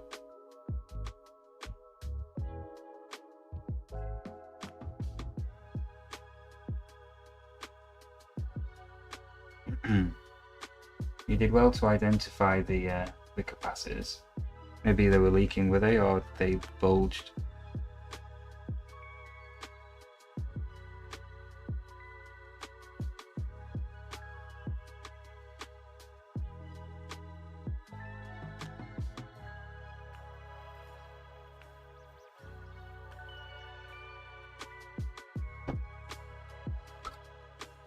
Two down. Want to go? Let's flip around, go up here.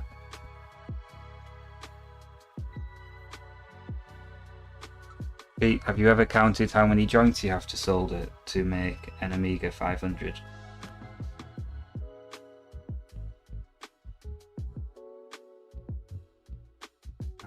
Okay, that will do it.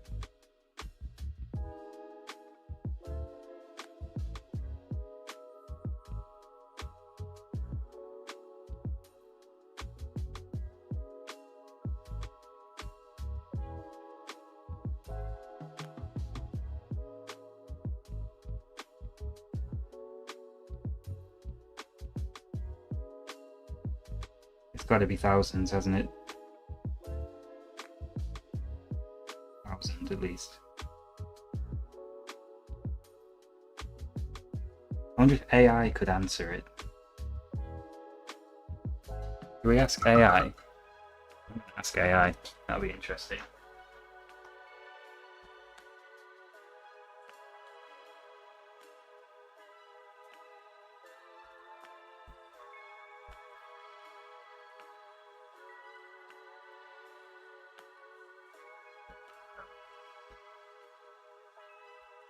How many joints would I have to solder to assemble an Amiga 500?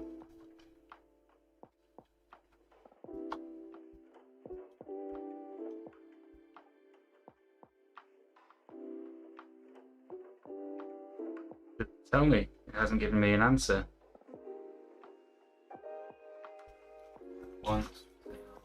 How many solder joints?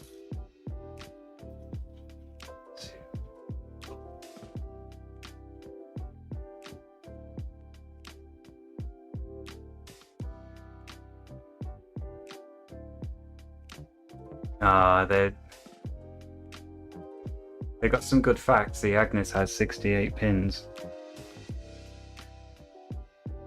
It's bobbing me off there. It's Google's AI.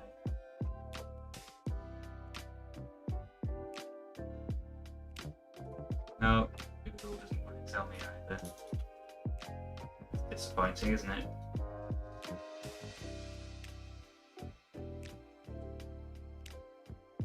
That's a chance I'm going to try Microsoft Copilot.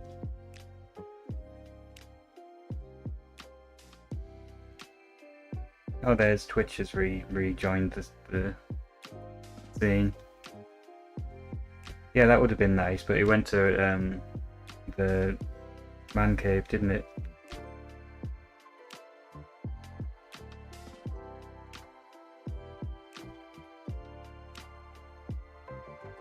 It's in Microsoft Copilot now in the background.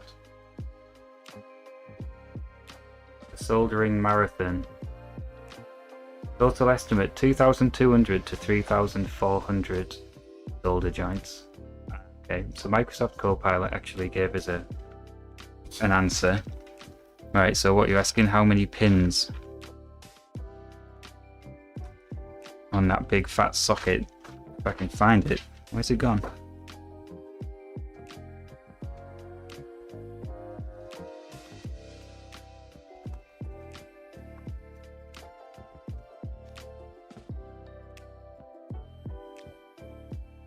Doesn't say. Oh, it says it's got 084 in the part number.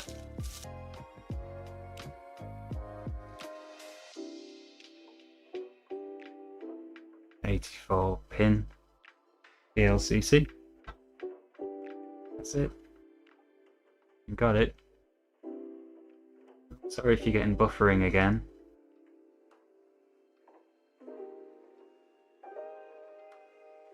Okay, I'm getting sidetracked. We're about to solder this in.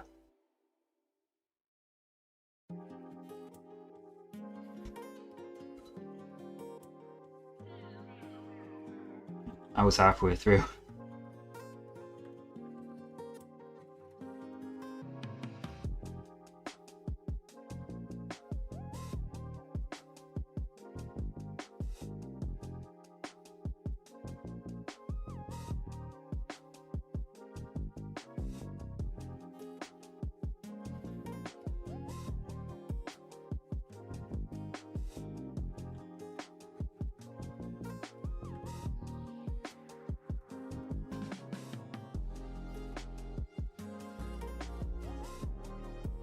See, I think a good AI would be able to answer that. A good AI would have found a bomb, and it would have figured it out because all the part numbers are in there. Or at least it could have found a picture of the underside of a PCB and scanned it. So I don't think it's all that good yet.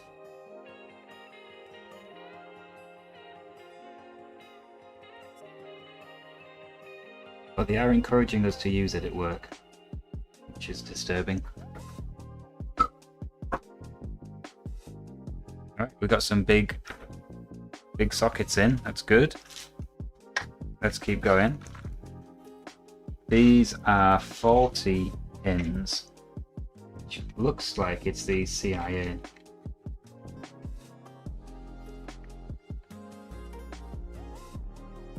God, they've really gone to town on the masking tape on the end of this.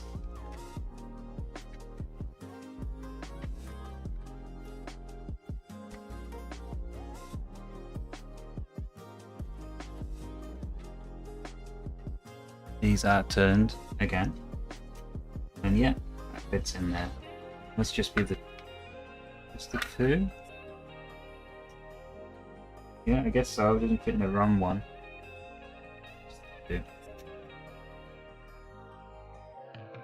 annoying. It means I've got one left in this big long tube.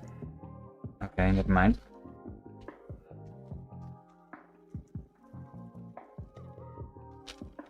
I'm hoping I've got another one that's 42.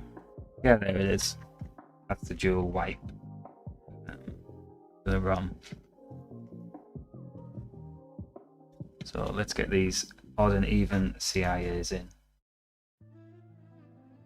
Where's my trusty pack of tweezers?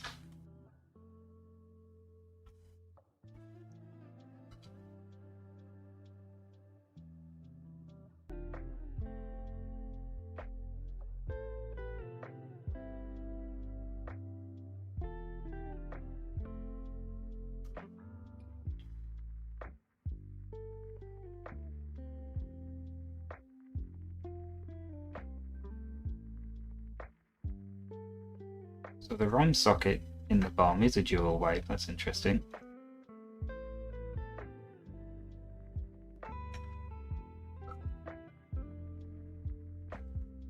There's one in. The second one's over here.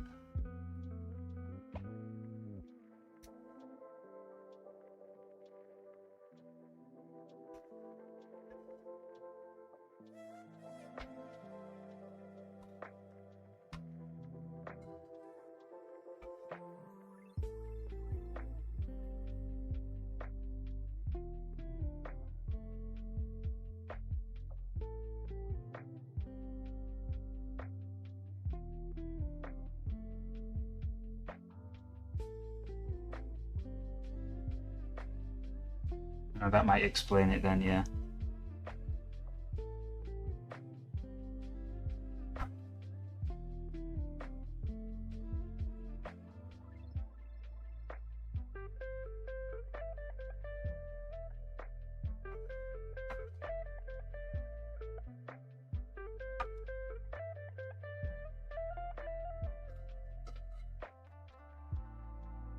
Right, two more to go at.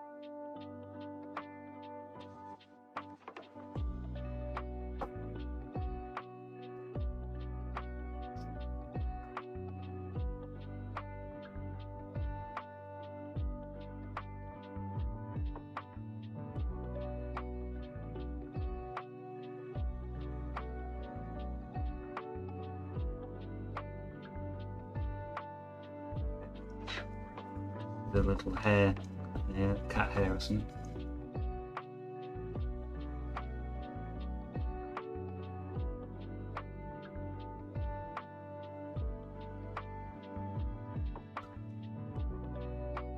We watched Pulp Fiction last night. My friend hadn't seen it. I forgot how good it was. Fantastic movie. I think it's gonna spark a bit of a Tarantino revival. We'll have to get through them all.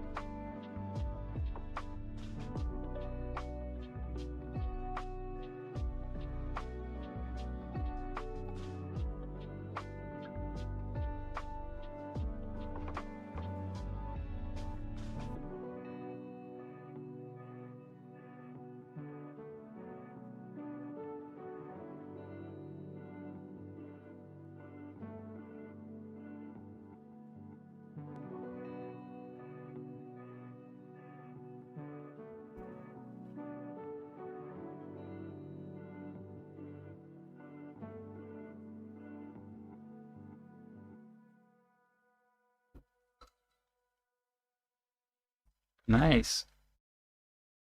Okay, there's some more big sockets in. Let's keep going, eh? What about this ROM socket? Let's go with that next. I'm gonna check the stream health because Twitch has fallen over twice already.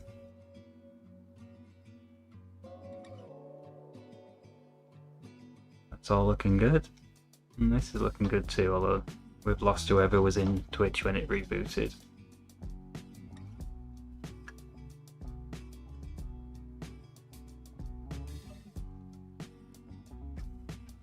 Oh, why did I buy two? At least I've got a spare.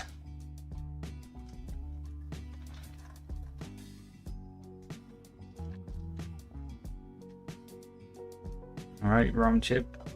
Which way around do you go? You're pointing up. Fair enough.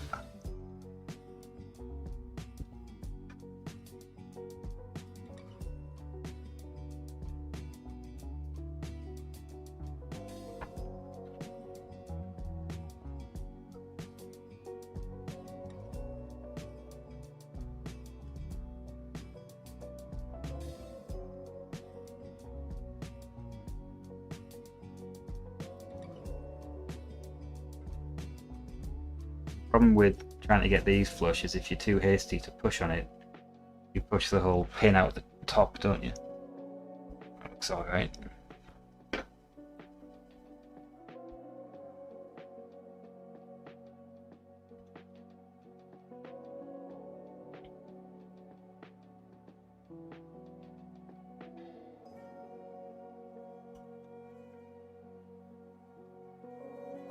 That should be pretty flat.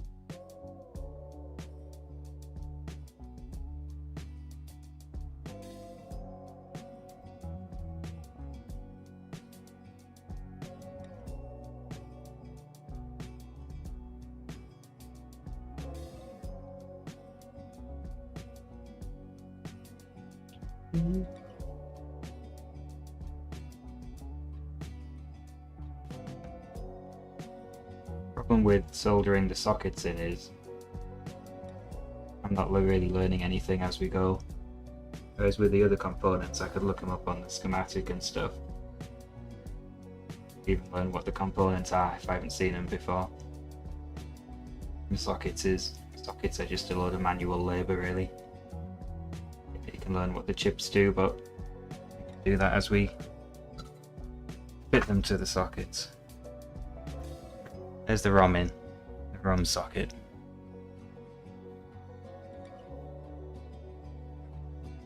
I'm gonna have a biscuit. Nothing you can do to stop me.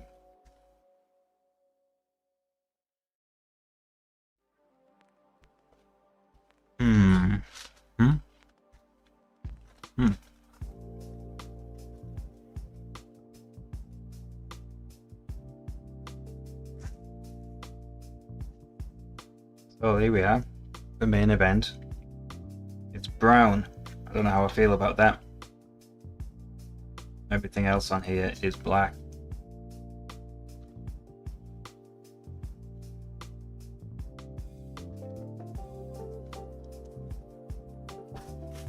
Now, orientation counts here, doesn't it? I'm seeing tab here, whatever you want to call it. So I think I'm going to go with that way. I'm going to have a look at the other board just to be sure.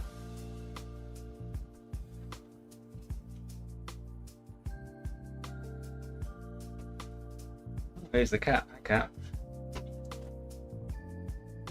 Tab in the top right. What's in the top right? Yep, that's right, isn't it?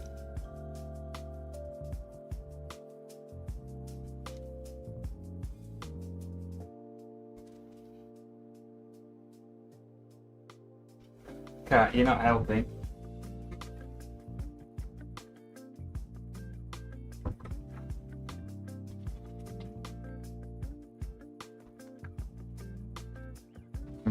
I'll show you what they specified. Excuse me, I'm eating a biscuit.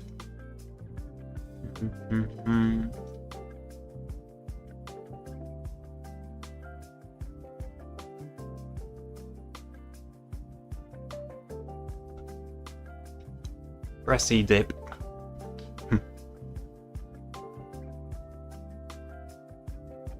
And it is black in the picture.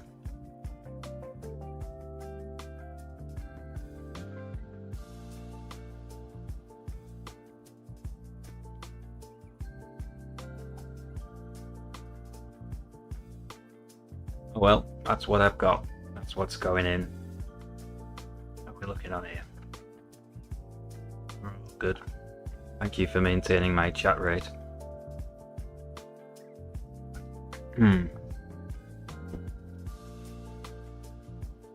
Oh, is it too small? Hang on.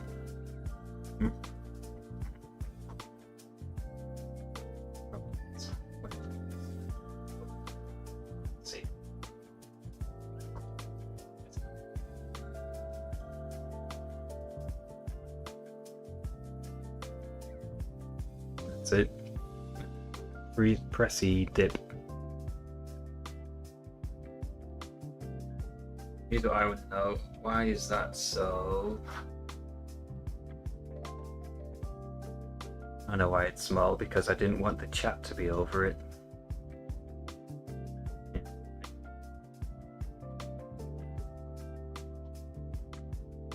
Smaller like this. Anyway.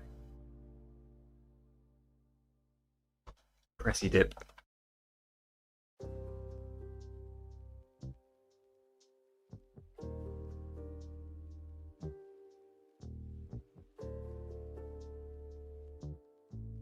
Okay, at least it's not the one that you're saying is crap. Don't want that. So let's get this beast in.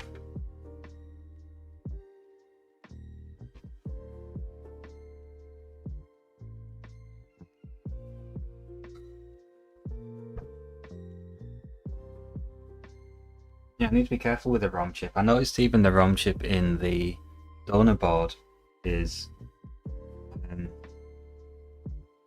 has fewer legs than the socket.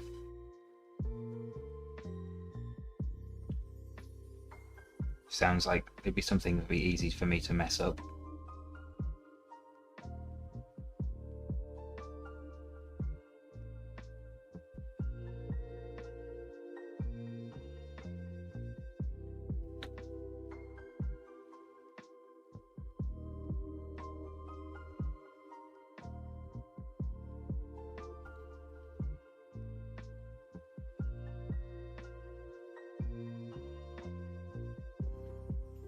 I got so much movement.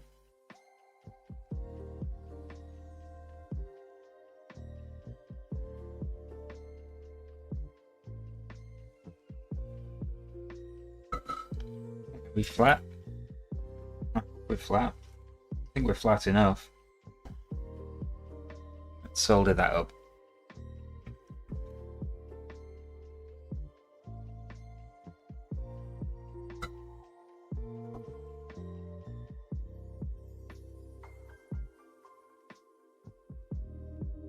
A bit more delicate than anything else we've done so far.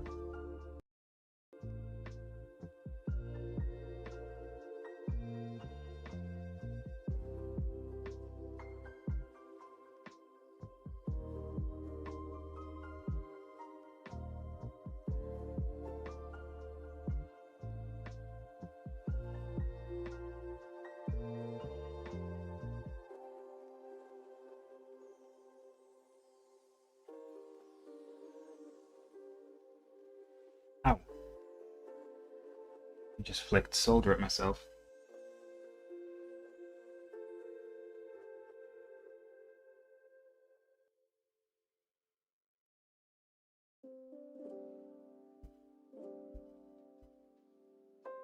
The repair cafe I once flicked solder into my eye, but somehow, fortunately, it landed on my eyelid.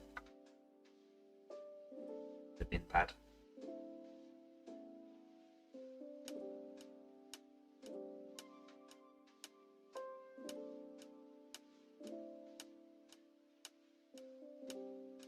It's also the only place I've had a mains electric shock.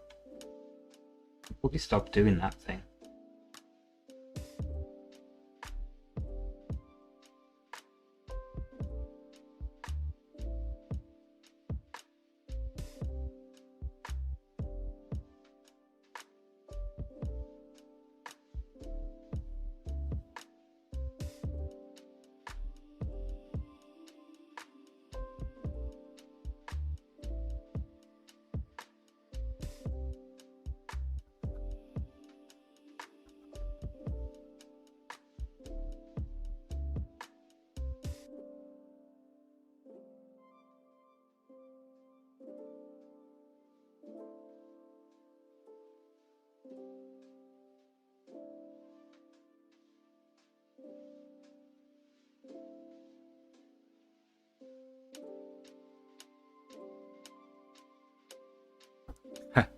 I didn't electrocute the eyeball, thankfully.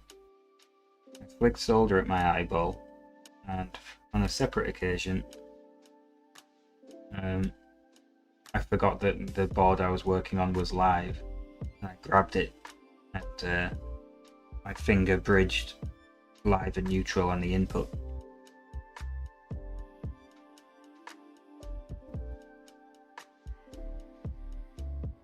Wasn't pleasant. I swear I could feel the frequency of it, of the alternating current, buzzing.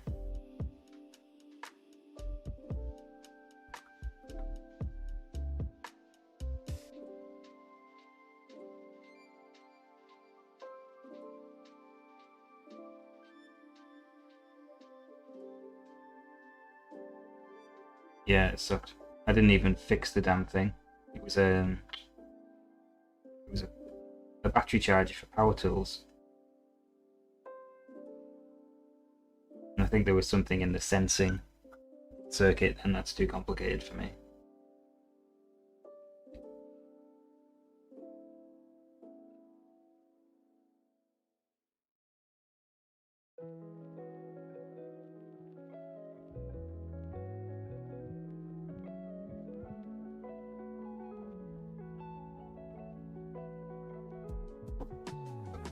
Okay, I think that's soldered up. Right. Don't see any rogue joints. Great. Excited to plug a big chip into that. Let's keep going. What is this one? 18 pin.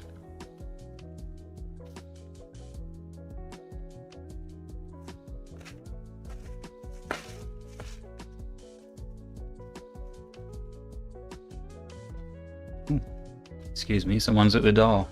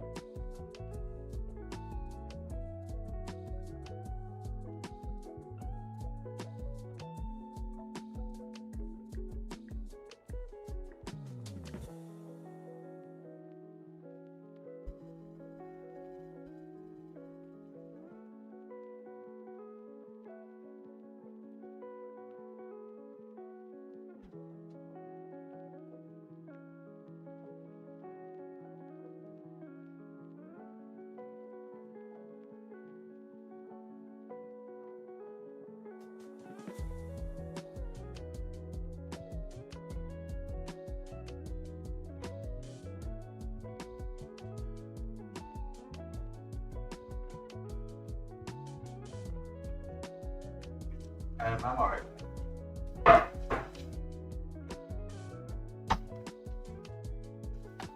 That was different. I had heard someone out the front telling off a dog, and then the doorbell went, and I went out, and there was a dog in the garden. So whoever's whoever's dog that was decided they wanted to move in with us. Crisis averted, anyway. And dog has been reunited.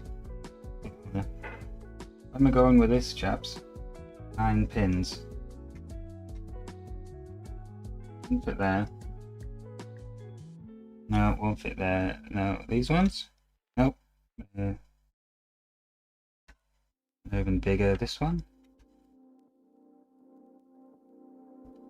Nope, that one. Are these the RAM chips? Why am I saying 9 pins? They're not 9, are they? They are 18, 9 on each side. It's not RAM.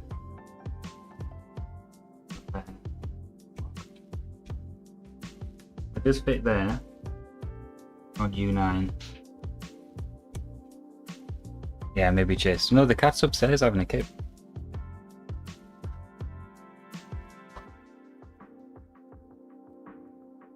$18-pin sockets. Where are the sockets? Here. There's only one U9. Okay, that makes sense. Beam's looking good. Which, meh. So it's just the one for this one. That's all right.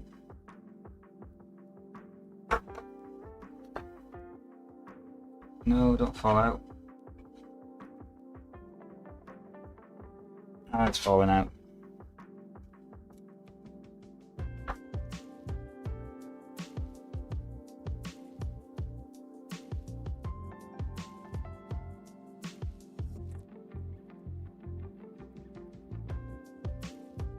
A20, hang on, what are you on about?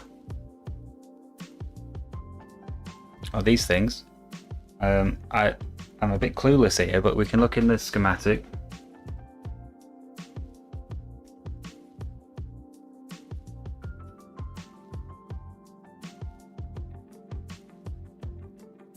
It's to the ROM, apparently, and it's for switching. Okay, so you just jump a 5 volts or 0, 1 or 0 on those address pins, I see, and then you can switch through different banks of the memory. Yeah, you must be able to have 8 images. I see.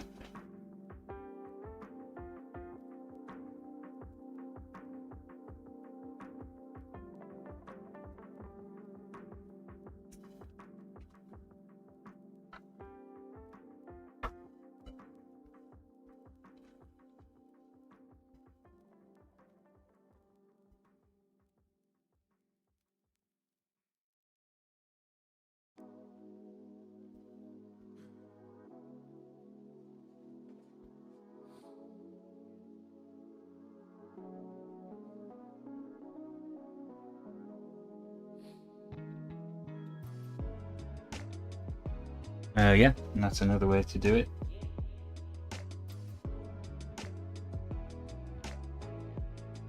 I don't know why you would want variations on the ROM. There must be like special ROMs you can run. Maybe that, can you run diagnostic ROMs from the ROM port? Is that something that's done?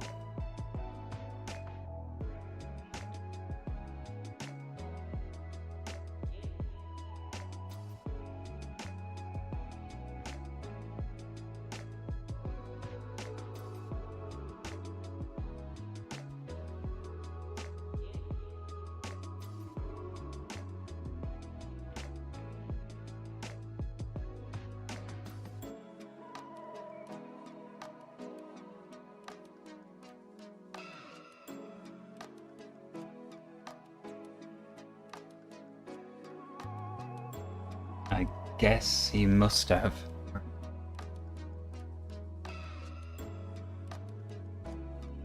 Must have 42 meg ROMs. Getting.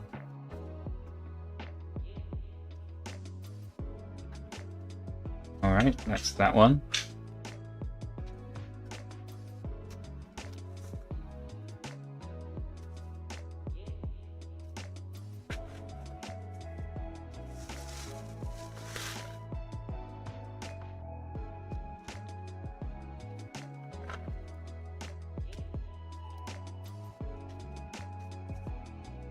What's next on the pile? 8-pin. 8. Yeah. Oh yeah, 8. What's this for? Is there a 555 on the board or something? Where am I looking? Yeah. Oh, it is a 555. I'm guessing there's only one of them. Let's have a look, shall we? Yep, just the one. I'll be looking. 16. What was our peak? We peaked at 18. Oh, we had a higher peak on Sunday. Sunday morning. Last Sunday. All right. There we go.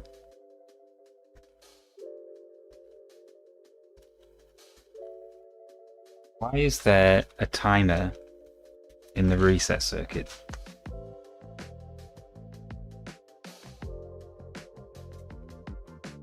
I feel like this might be hard to hold in place.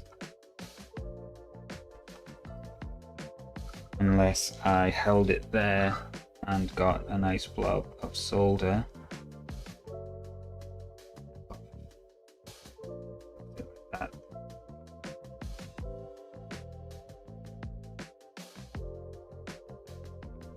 Okay, that's ugly, but we're going to tidy it up.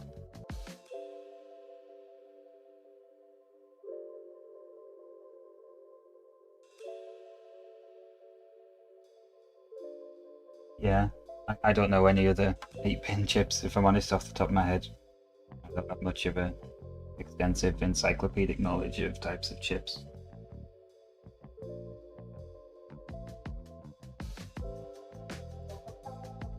I think also because 555 chips come up quite early when you're messing around getting into sort of hobby electronics, don't they?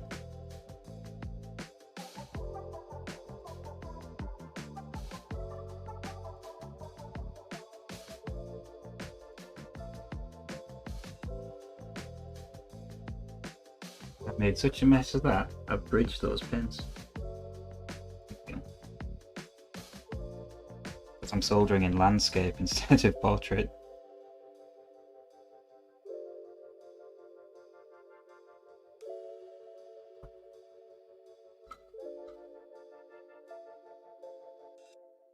Dual op amp, that's come up actually. Where's that come up? Oh, there's one of them on the jacuzzi PCB I'm working on.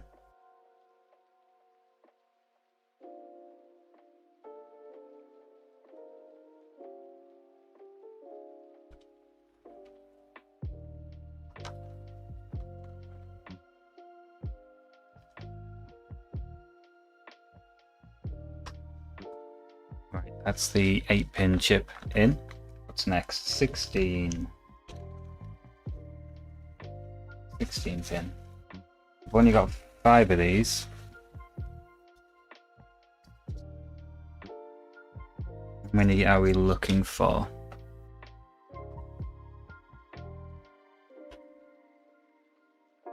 I'm looking for 3. U15, U32, and U33. It's gone outside now, probably looking for that dog.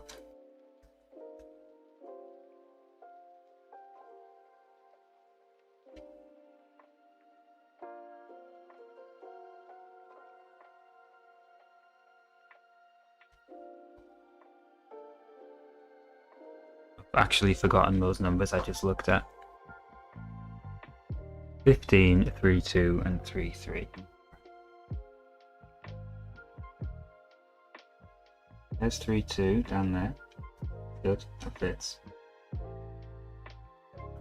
Let's do that one first. I never got to do any of this stuff in school, which I did.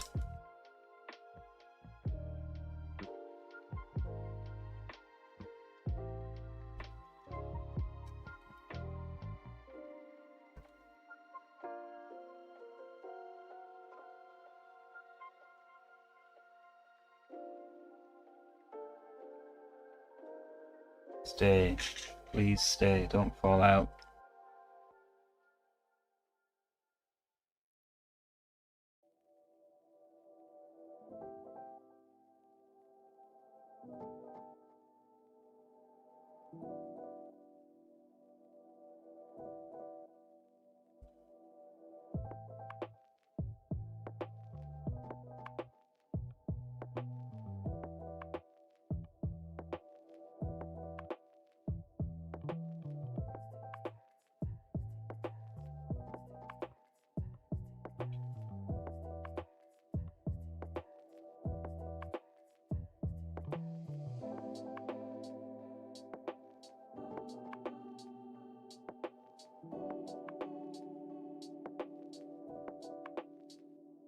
Willie Armour, how's it going?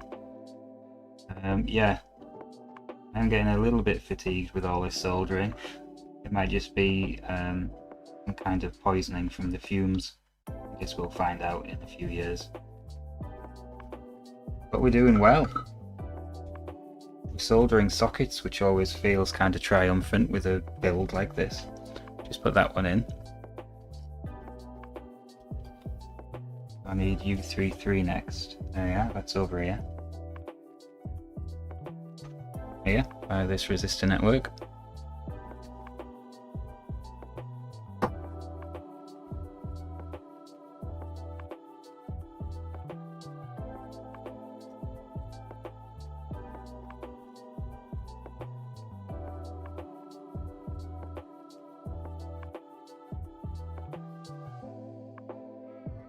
Why won't you stick? Stick. Good enough.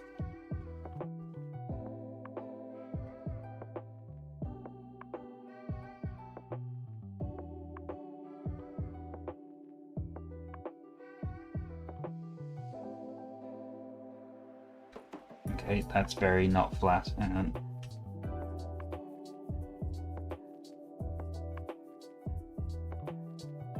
There we go.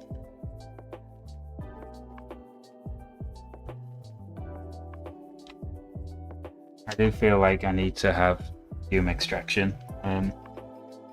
You can just get a cheap one, can't you? It's got to be better than this. It's like the long-term implications that I'm worried about. My family doesn't have the best history with their health conditions. I realise I'm not working in a factory or something outrageous.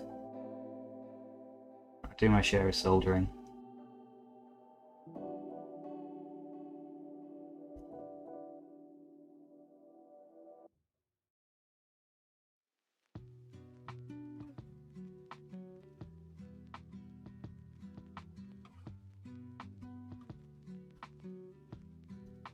Visiting family, where was that?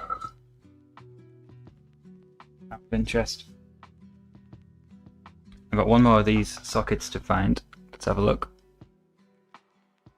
U15 we're looking for. Okay, U15. Where is that?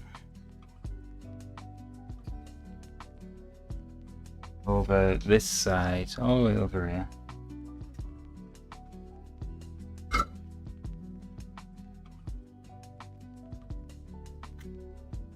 Okay, flip it over.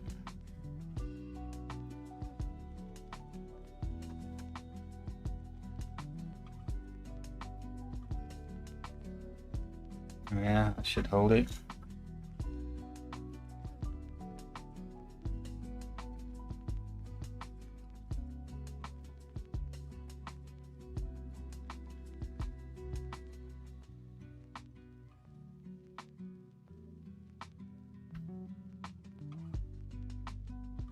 Oh, very nice.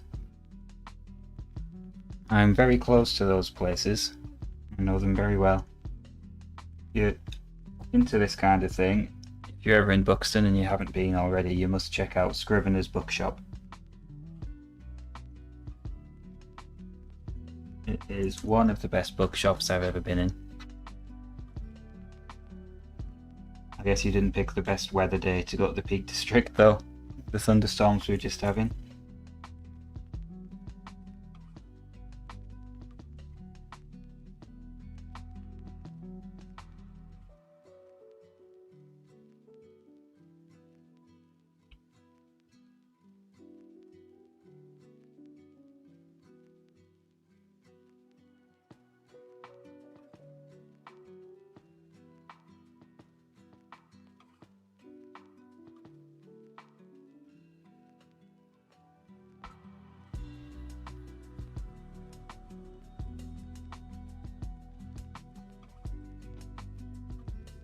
That sounds pretty dangerous, Lazo. What were you manufacturing with the wave flow machine, out of interest?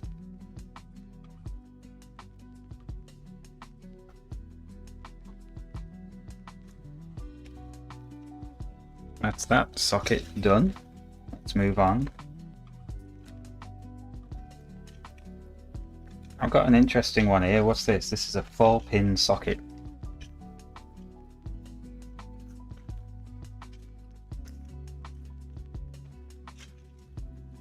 There's 2 in there.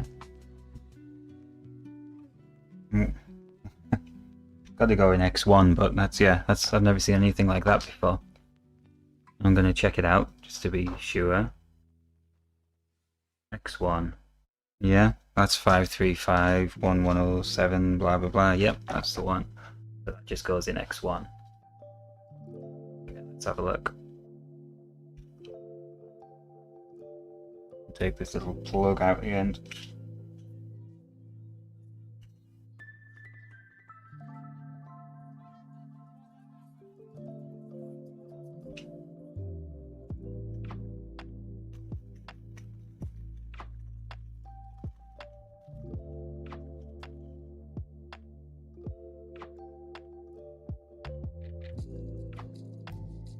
Which way round? I guess it doesn't really matter, does it? Let's just go with that.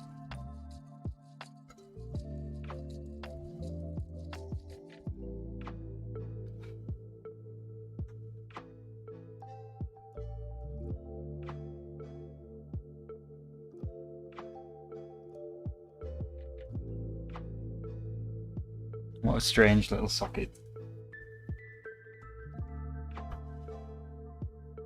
Oh, really?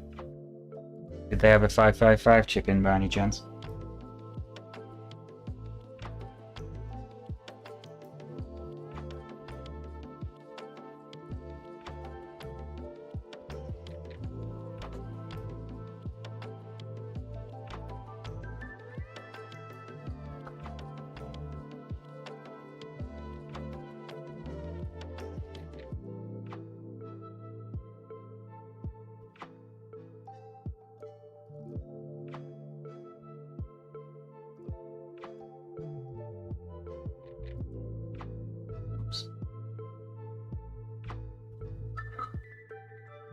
There's our daft little 4-pin socket in place. But what's left? I've got these, oof, God.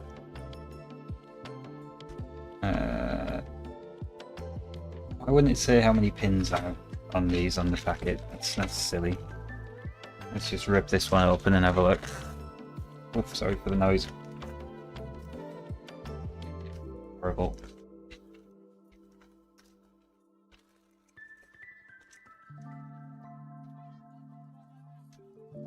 Yeah, that's true. It's true. But there's no fun in that. I like to build it myself. Saying that, the last couple of orders I've put in, I have put assembly on, so I'm talking crap. So here we have one. Doesn't even say on it. 1, 2, 3, 4, 5, 6, 7. That's 14 pins. We should be fitting 5 of them. Let's see if we can find 5 pin chips on this board. I think that's one. Yeah, there's 2.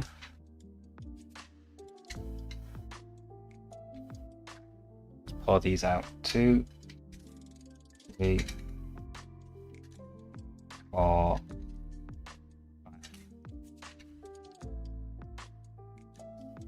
Put these back in their bag.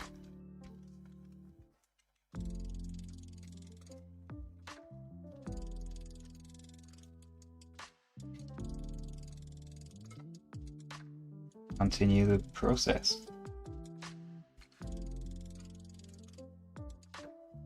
Should we have a change of angle? I'm getting bored of overhead.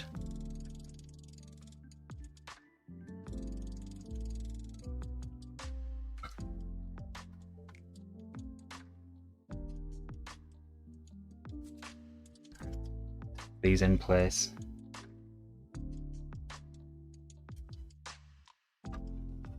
Hey Ken. Long time no see, how's it going? Thanks for stopping in. I'm glad it's chill, that's kind of what we're going for here.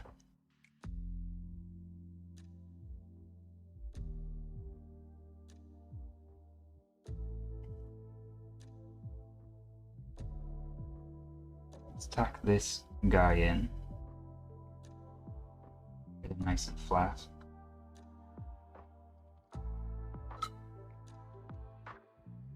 We'll do the one adjacent as well. I think this might be more a reflection on my own soldering efficiency while we keep getting sidetracked and looking at daft things like asking AI to predict how many solder joints are on an Amiga PCB.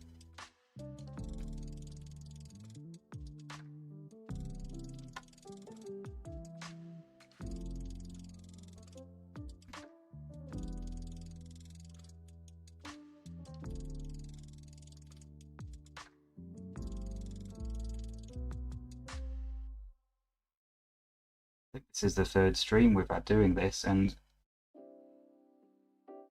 I started doing it not even on stream, I seem to remember. It has taken a lot of hours so far.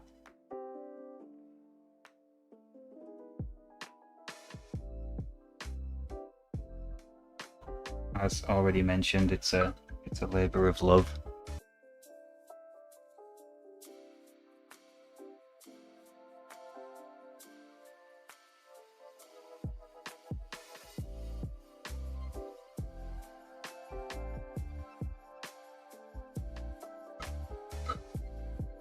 Alright, that's 3 in place.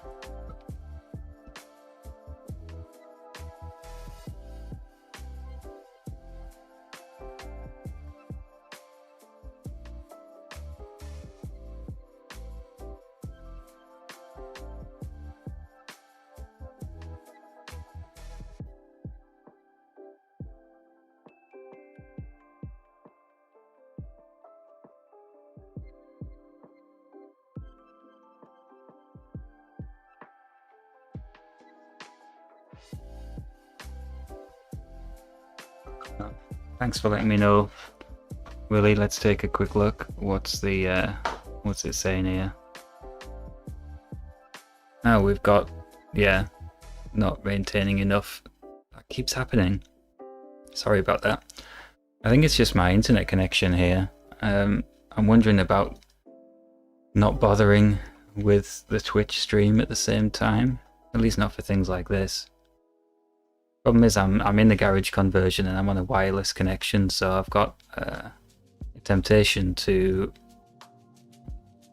run a wire out the window at this point just to make sure it's a good connection.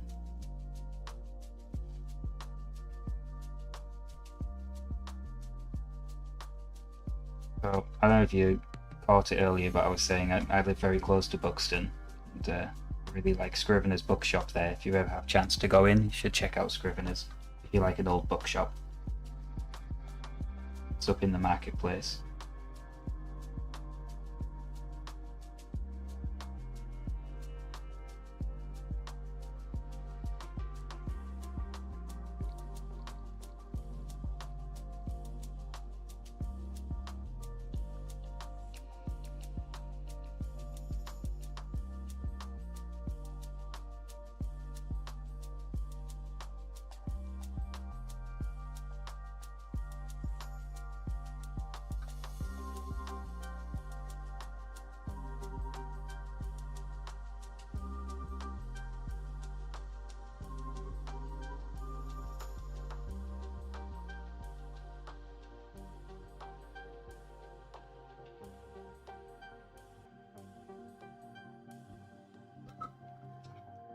Tell you what, I'm going to have a little look and see if I go on mobile data.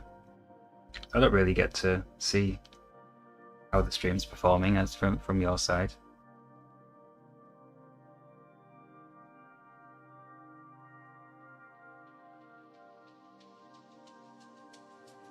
I suppose I need to log in as not the account, the Happy Little Diodes account, right, in order to do this.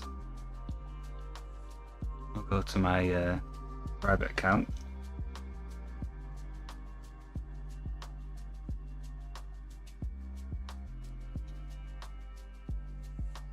Oh, adverts. Of course, there's adverts.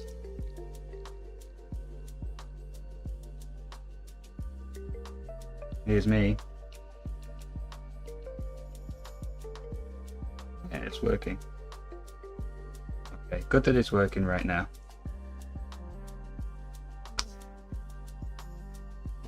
Yeah, if you like old books, you know, it's absolutely fantastic. You could stroll around there for days. So that's 3 of our 5 14-pin sockets. I can check out now U37. Yeah, U37, and I guess it's U14 as well.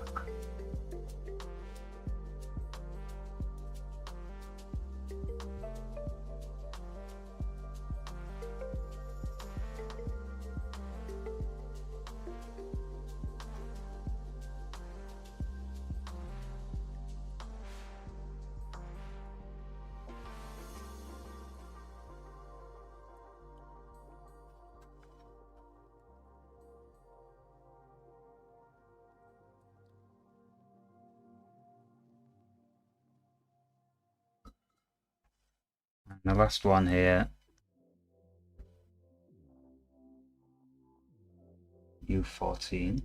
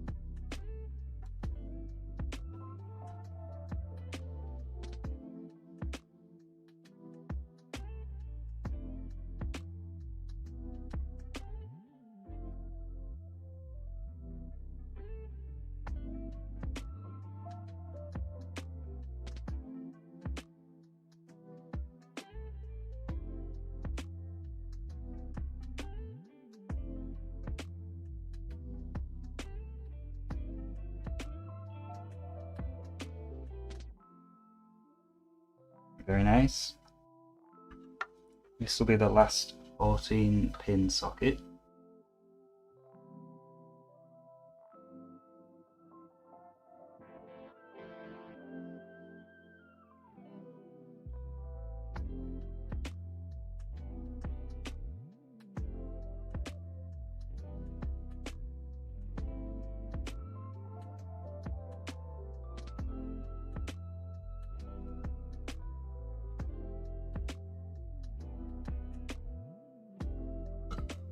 Right, that's them done.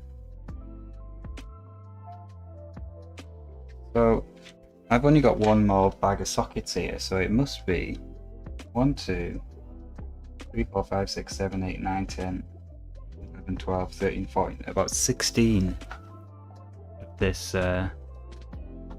this size, which is it's got to be the 20 pins, hasn't it? The RAM and everything.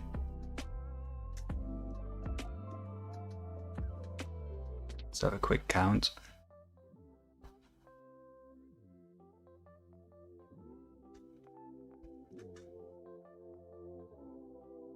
One, 2, 3, 4. 1, 2, 3, 4, 5, 6, 7, 8, 9, 10. Yeah, so we've got 16. 1, 2, 3, 7, 8, 9. It's 10 from the first tube.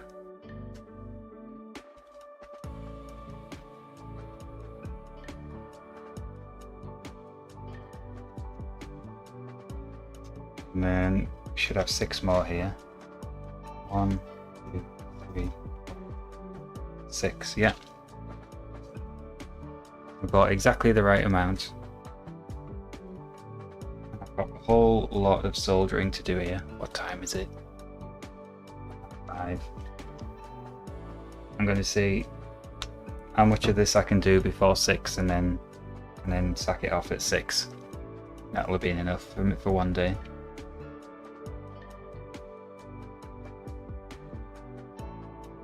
So let's go. Let's go. Let's try and blitz this.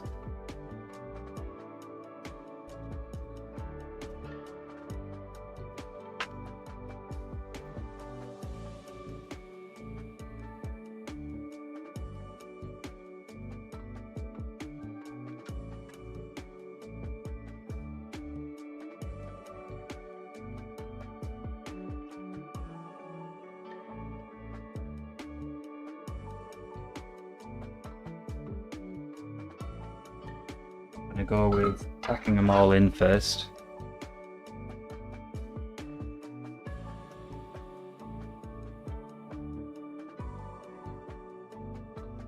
I'm sure you could SMDify most, I mean, if you had the time to design the board, everything except the custom chips. Might be in daft.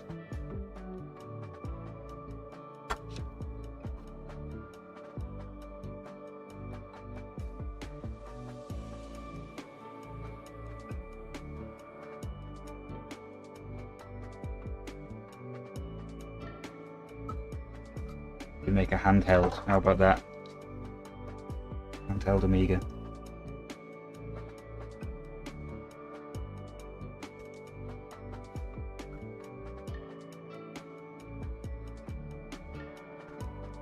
So it's looking like the RAM sockets I've got are turn pin.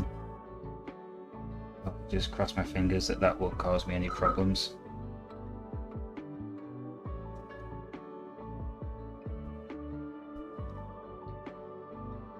This isn't a good camera angle for this, is it?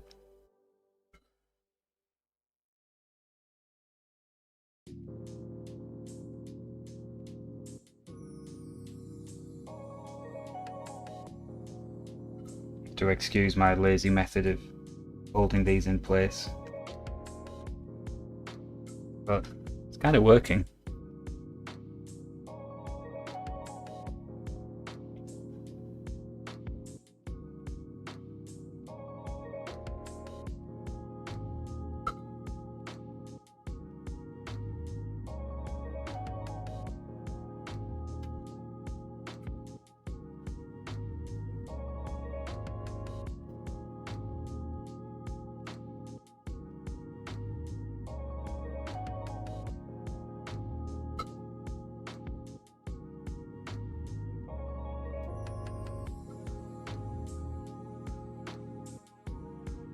I remember a long time ago seeing someone who made a handheld Spectrum. They must have done it based off the Harlequin design. Should rewatch that now and I sort of know what he's talking about a bit.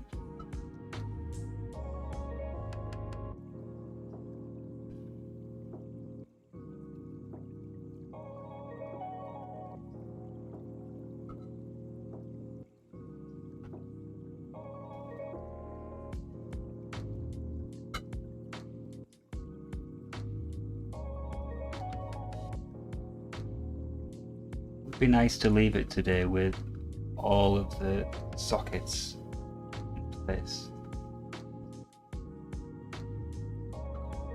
Because then we're on to basically just the connectors, right? And then shoving the chips in and any other odds and ends. Sorry, you didn't want to just be looking at my upper arm, did you?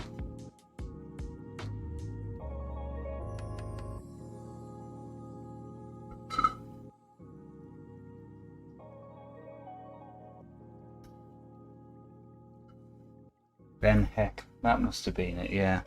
A long time ago, I remember seeing this before I was even close to this whole scene.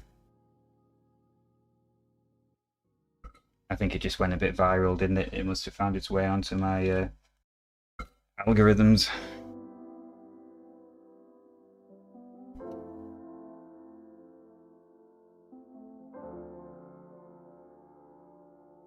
Great idea. Can't imagine how terribly difficult it must have been to type on it, but great idea. Let's just have a break there from tacking in and start. Set them ones, have I? Okay, those ones are in. RAM chips then need to be made flush.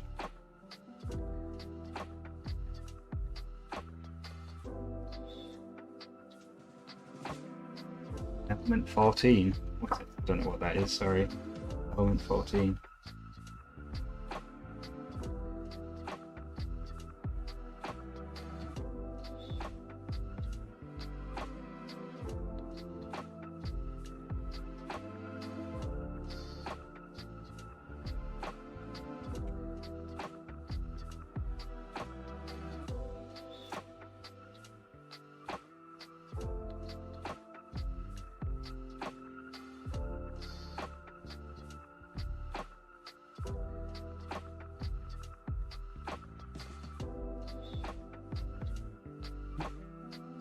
Cat's back. Go on, you can open the door, go on. Need my help. Yeah. Good.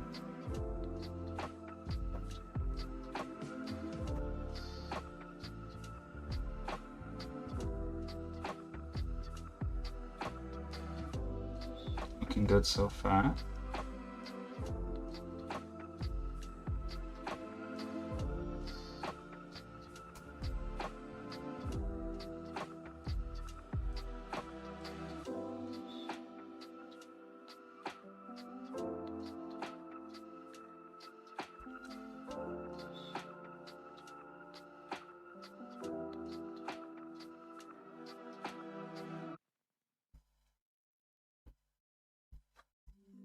These are gonna turn up, be flat when I turn the board over.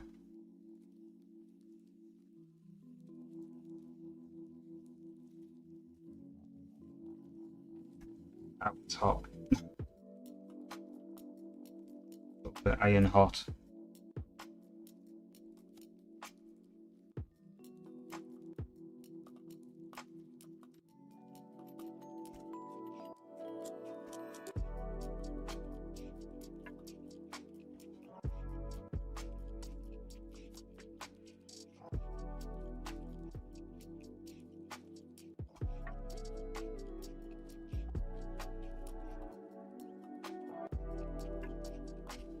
Good. That's sitting next to me now. Wants to be involved.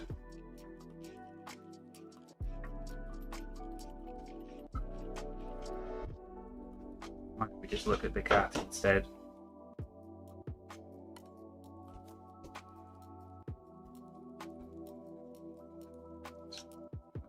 So,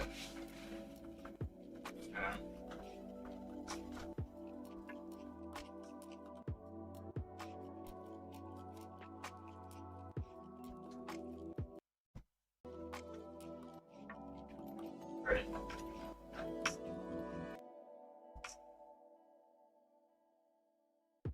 Unplug that.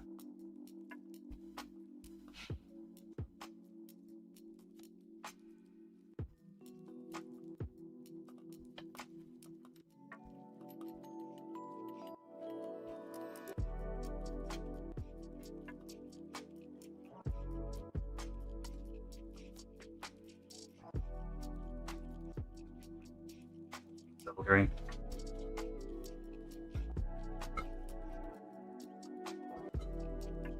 Rest assured I'm getting on with it.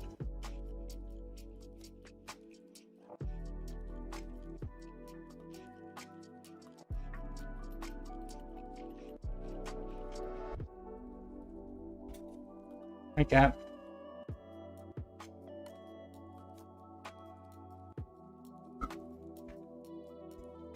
Okay, update from the soldering side of the room. The sockets I've put in so far are flat to the board, so I'm going to continue soldering. It can keep you all entertained, I'm sure.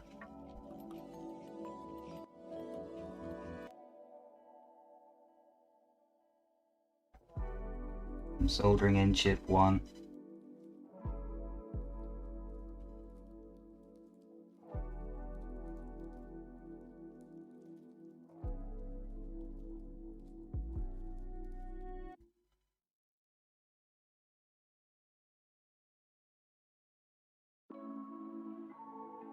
Oh, she's happy then. That Half-Life poster is the one that fell off halfway through the stream, by the way. Which wouldn't be so disturbing if it wasn't made of metal.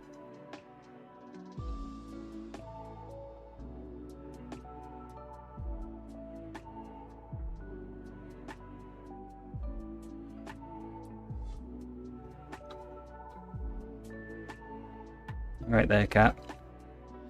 She's just gonna have a kip, isn't she?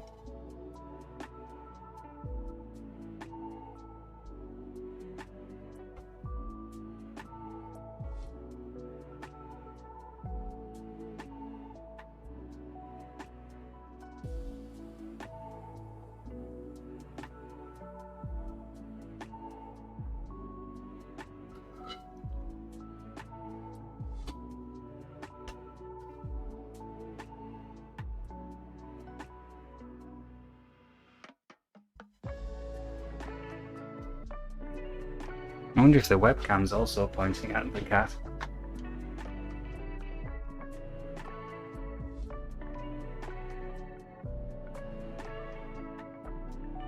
This one not quite.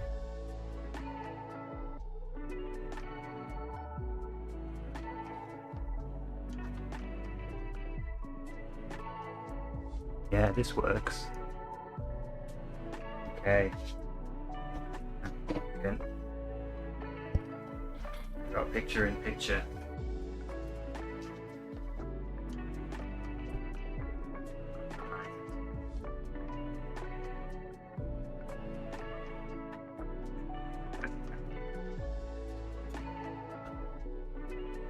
How's that? So where was I?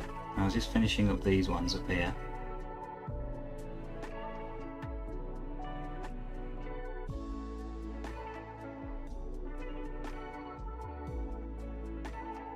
Yeah, my cat is a paranoid cat because there's another cat on the street that bullies her.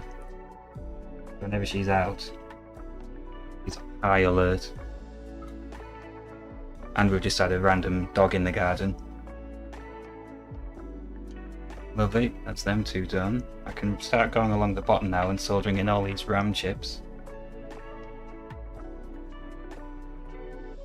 This is where I am going to overdose on solder fumes.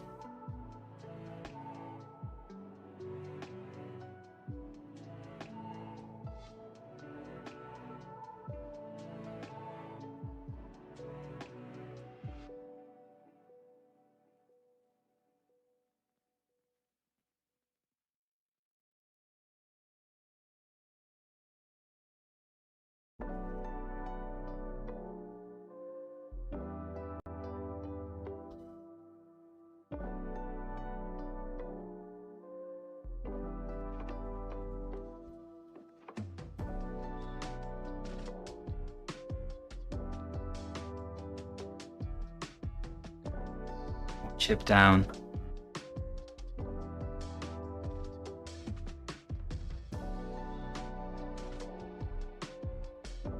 Yeah, it's surprising that the old dogs chase cats thing doesn't often work, does it? Cats can be the mardy ones. I think in the case of my cat though, it would have to be an exceptionally small dog for her to try and attack it.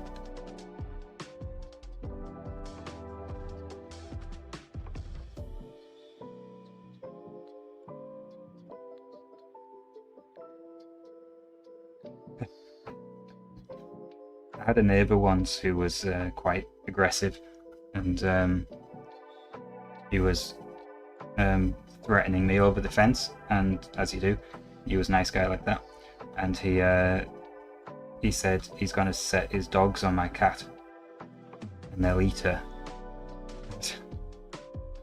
We all knew the reality of that was the dogs would try and lick her to death and my cat would probably batter them.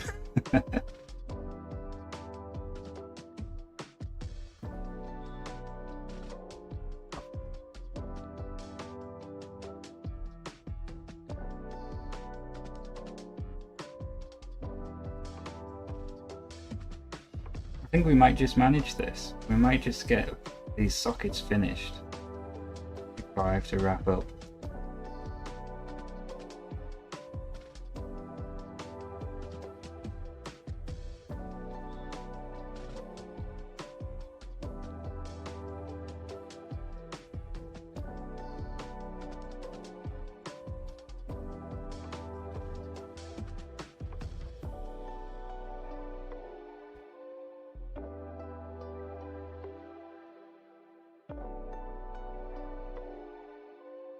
This is where I'm going to end up with a cold joint, aren't I, because I've rushed it.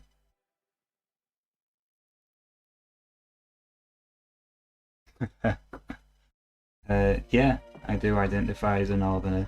To be honest, when I moved to Manchester for uni, I felt like I was in the south.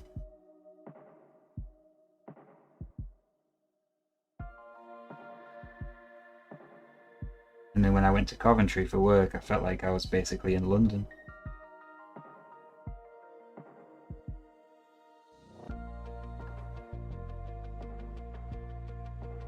Then I got to move back up to the Manchester, and I felt like I was tiptoeing back to the north again.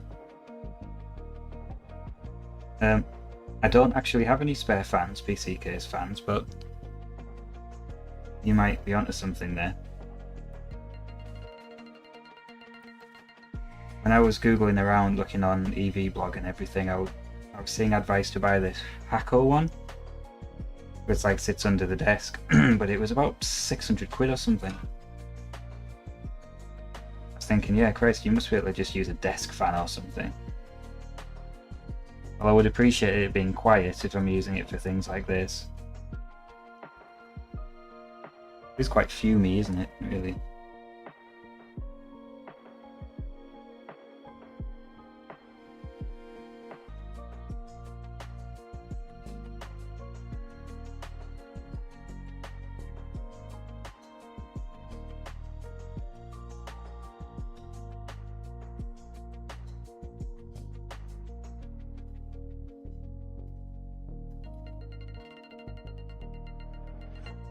I'm waiting to see what ZX Renew price is about to say.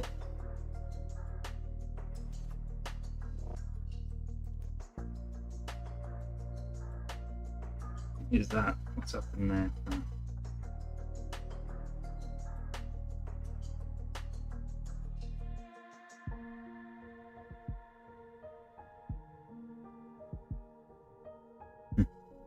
Yeah, could do that.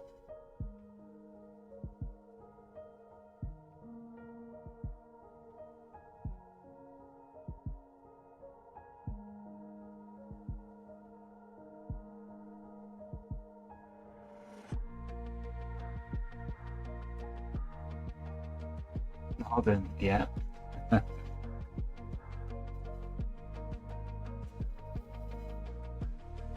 Could have, because I've designed this carriage conversion from the ground up. I could have designed a vent in the wall, an extractor.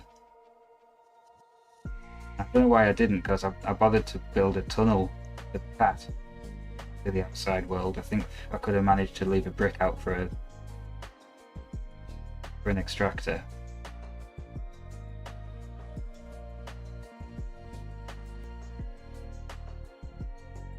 Oh, that's a good idea as well. Don't the ones that you know cost a bit of money have something with charcoal in them as well for filtering?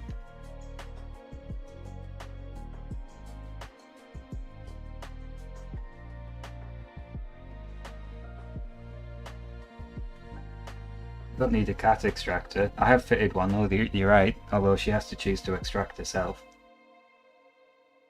You can just see it in the back of the shot there. That tunnel's about 2 foot long. It goes through the plaster board, it goes through the freeze blocks, it goes through the insulation, the cavity, and the bricks. And thankfully, building regs were okay with it. I think that's because I went private. I don't think council would have had it, to be honest. Because you spend all this money insulating to a high U value, and then you dig a big tunnel through the wall and make a big weakness.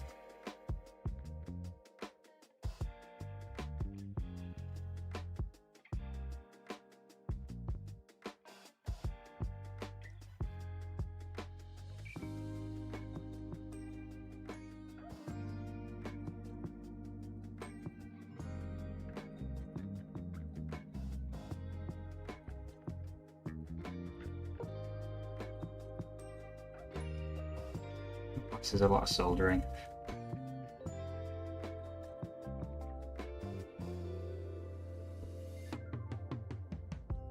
Okay.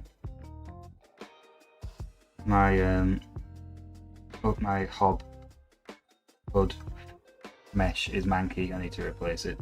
I have to clean.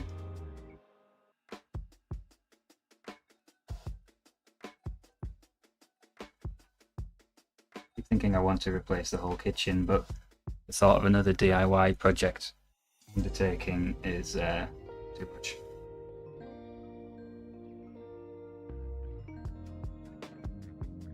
Yeah, you can probably hear me blowing on this all the time. It's just to keep it out from going up my nose. That's horrible.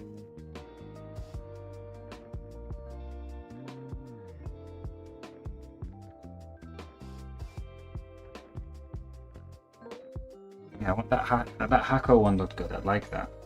You lot have got me onto this black magic thing now, for switching the video feeds through. I want that too. I've just bought a bloody spare bed. Booking a holiday as well at the moment, so at the moment the thought of spending more stuff on this workshop is yeah, illegal. Lewis, how's it going? Louis, sorry, I'm not sure. Yeah, we're doing all right. Building while chatting to people is a lot slower than building on your own. But I am getting a bit of a skip on here because I'm going to finish in 10 minutes, and I really want to have all the sockets on this board, because then all that's left is connectors and tidying up the last few pieces. So, good timing. That is the RAM. Fits in. Not bad. I guess I can. Is this going to work? Nope. I want to crop this webcam a little bit. You don't need to see the cupboards as well.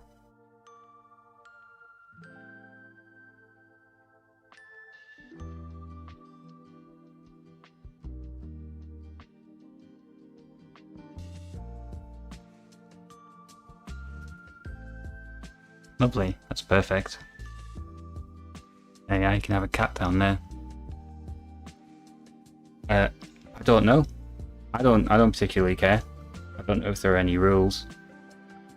If you're not sure, you can always drop it in the Discord.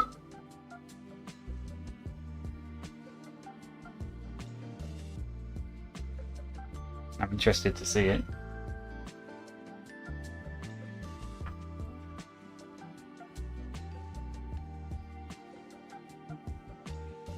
So what's left? I've got 4 more sockets to do. Let's keep going. It's just these 4.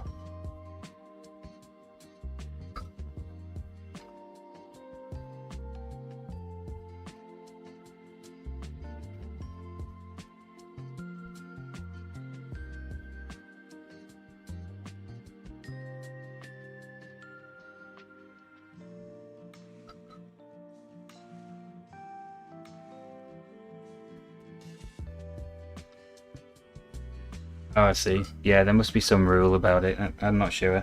I don't think this is technically a sponsored stream, though. I won't get in trouble for posting links to PCBWay competitors, although they have provided these boards. I'm going to give away 4 of them, by the way. They gave me 5 boards, so I've got 4 spare. I am going to give those away. Now for that.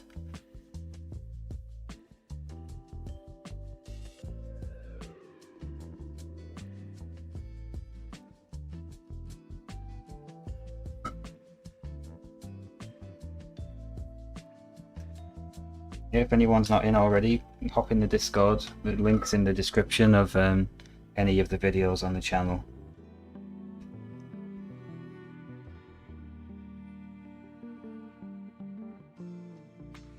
Okay, that's them 4 tacked in.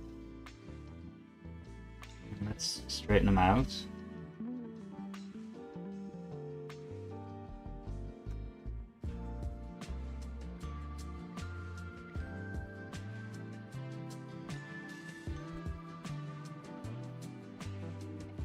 Zigzag chip. Hang on, I want to have a look at that. I don't know what you're talking about.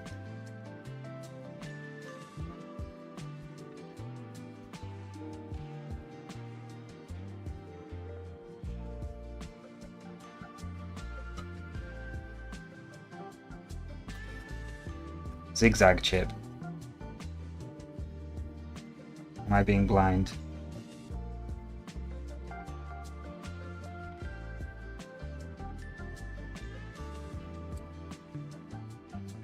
You'll have to describe it.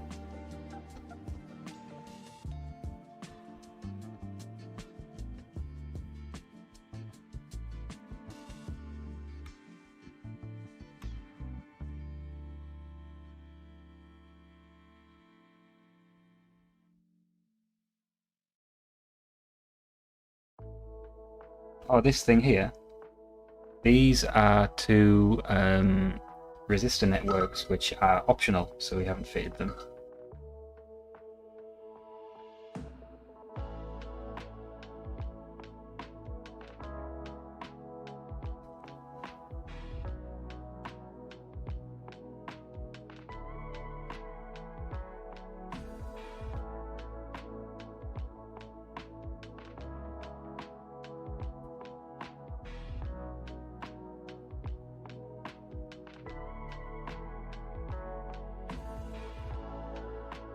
Be flat. Yeah, we're looking good. Okay, last bit of soldering now then.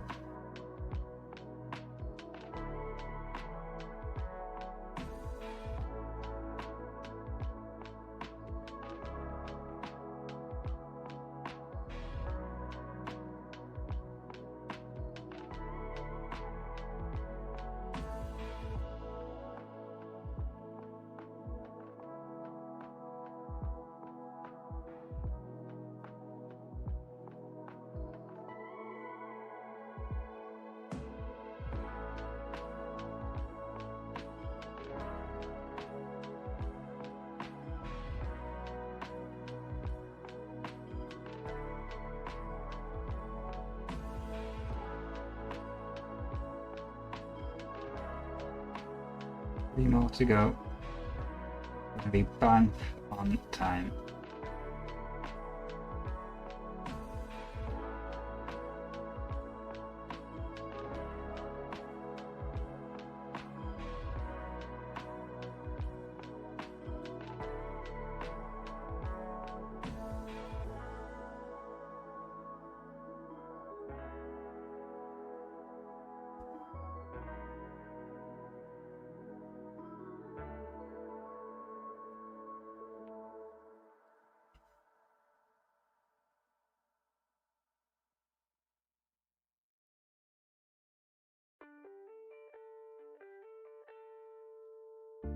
Bang on time to make tea.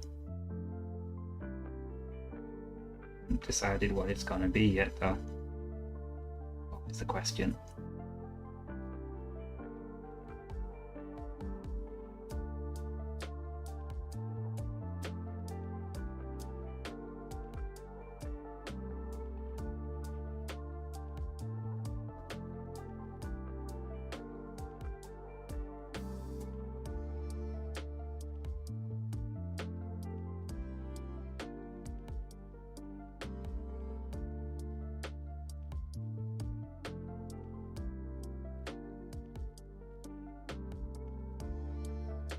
This one.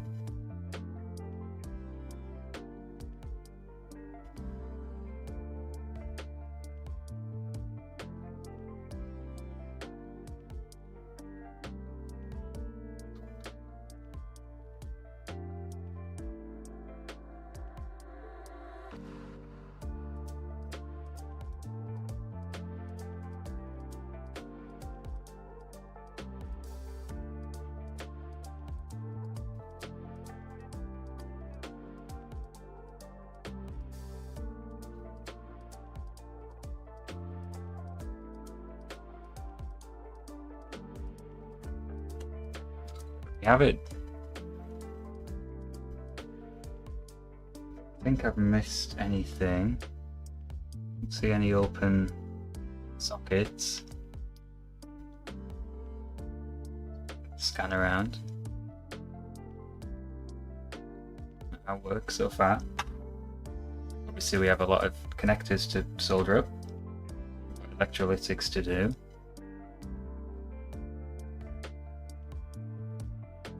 There's the battery bit. That needs doing. There's a couple of trimmers. That's pretty much it. Then it's time to plug in the chips. Buy a power supply. I think I'm going to get a ready-made one, to be honest, for now. Maybe have a crack at making my own in the future as another project. I'm a bit impatient to fire this up. Yeah, and a video. I need a video. I can use composite for now, can't I? Although this seems to be, it's going to produce a better video signal. And I should be able to at least power it up and see the boot screen. And hopefully from that point on, it's all fun and games. Hope a Gold Tech learn how to put that in. And then let the tinkering begin. Wicked. Looking kind of neat on the back. Needs a once over with a toothbrush, I guess. I've got headers to fit as well and jumpers. I have to do those too. Will it? Oh, that's rubbish. Maybe I can make a mod to modulate the chrome and sync. Okay, I'll get a video cable. I'm sure that I can buy these ready-made from somewhere.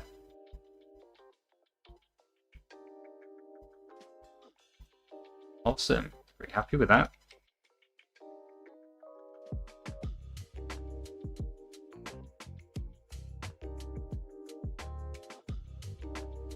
I can almost think of a source of 5 volt and 12 volt and minus 12 volt. I wonder if you could power an Amiga off a Specky. And just tap in. I turn the iron off now. It's been working hard today. Oh, rubbish. Oh well, at least the black and white will tell me if it's actually working or not. I'm hoping I don't have to do any debugging on it, but we'll see.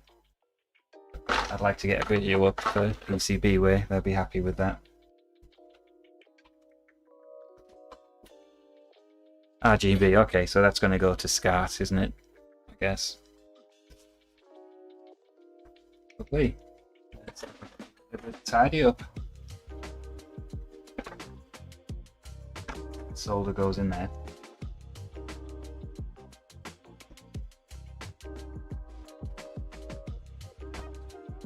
Alright, how's our stream health looking? Huh? Oh, the battery just died up there. I haven't been greening the sockets off, but I think I'm in the clear now with this, to be honest.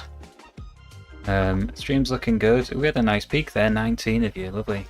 Thanks for dropping by. Twitch is dead as a doornail as normal. Let me sack that off. We'll see. Yeah, thanks everyone. I'm gonna leave it there. I'm gonna leave you with the end screen for a few minutes and let it cool down and go off and make something for tea. If you want to keep the chat going, feel free to hop in the Discord. Always in there.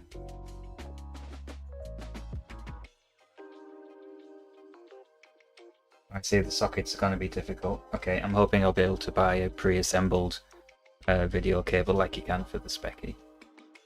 Alright chaps, thanks again. Thanks for hanging out, thanks for chatting, and I'll catch you later.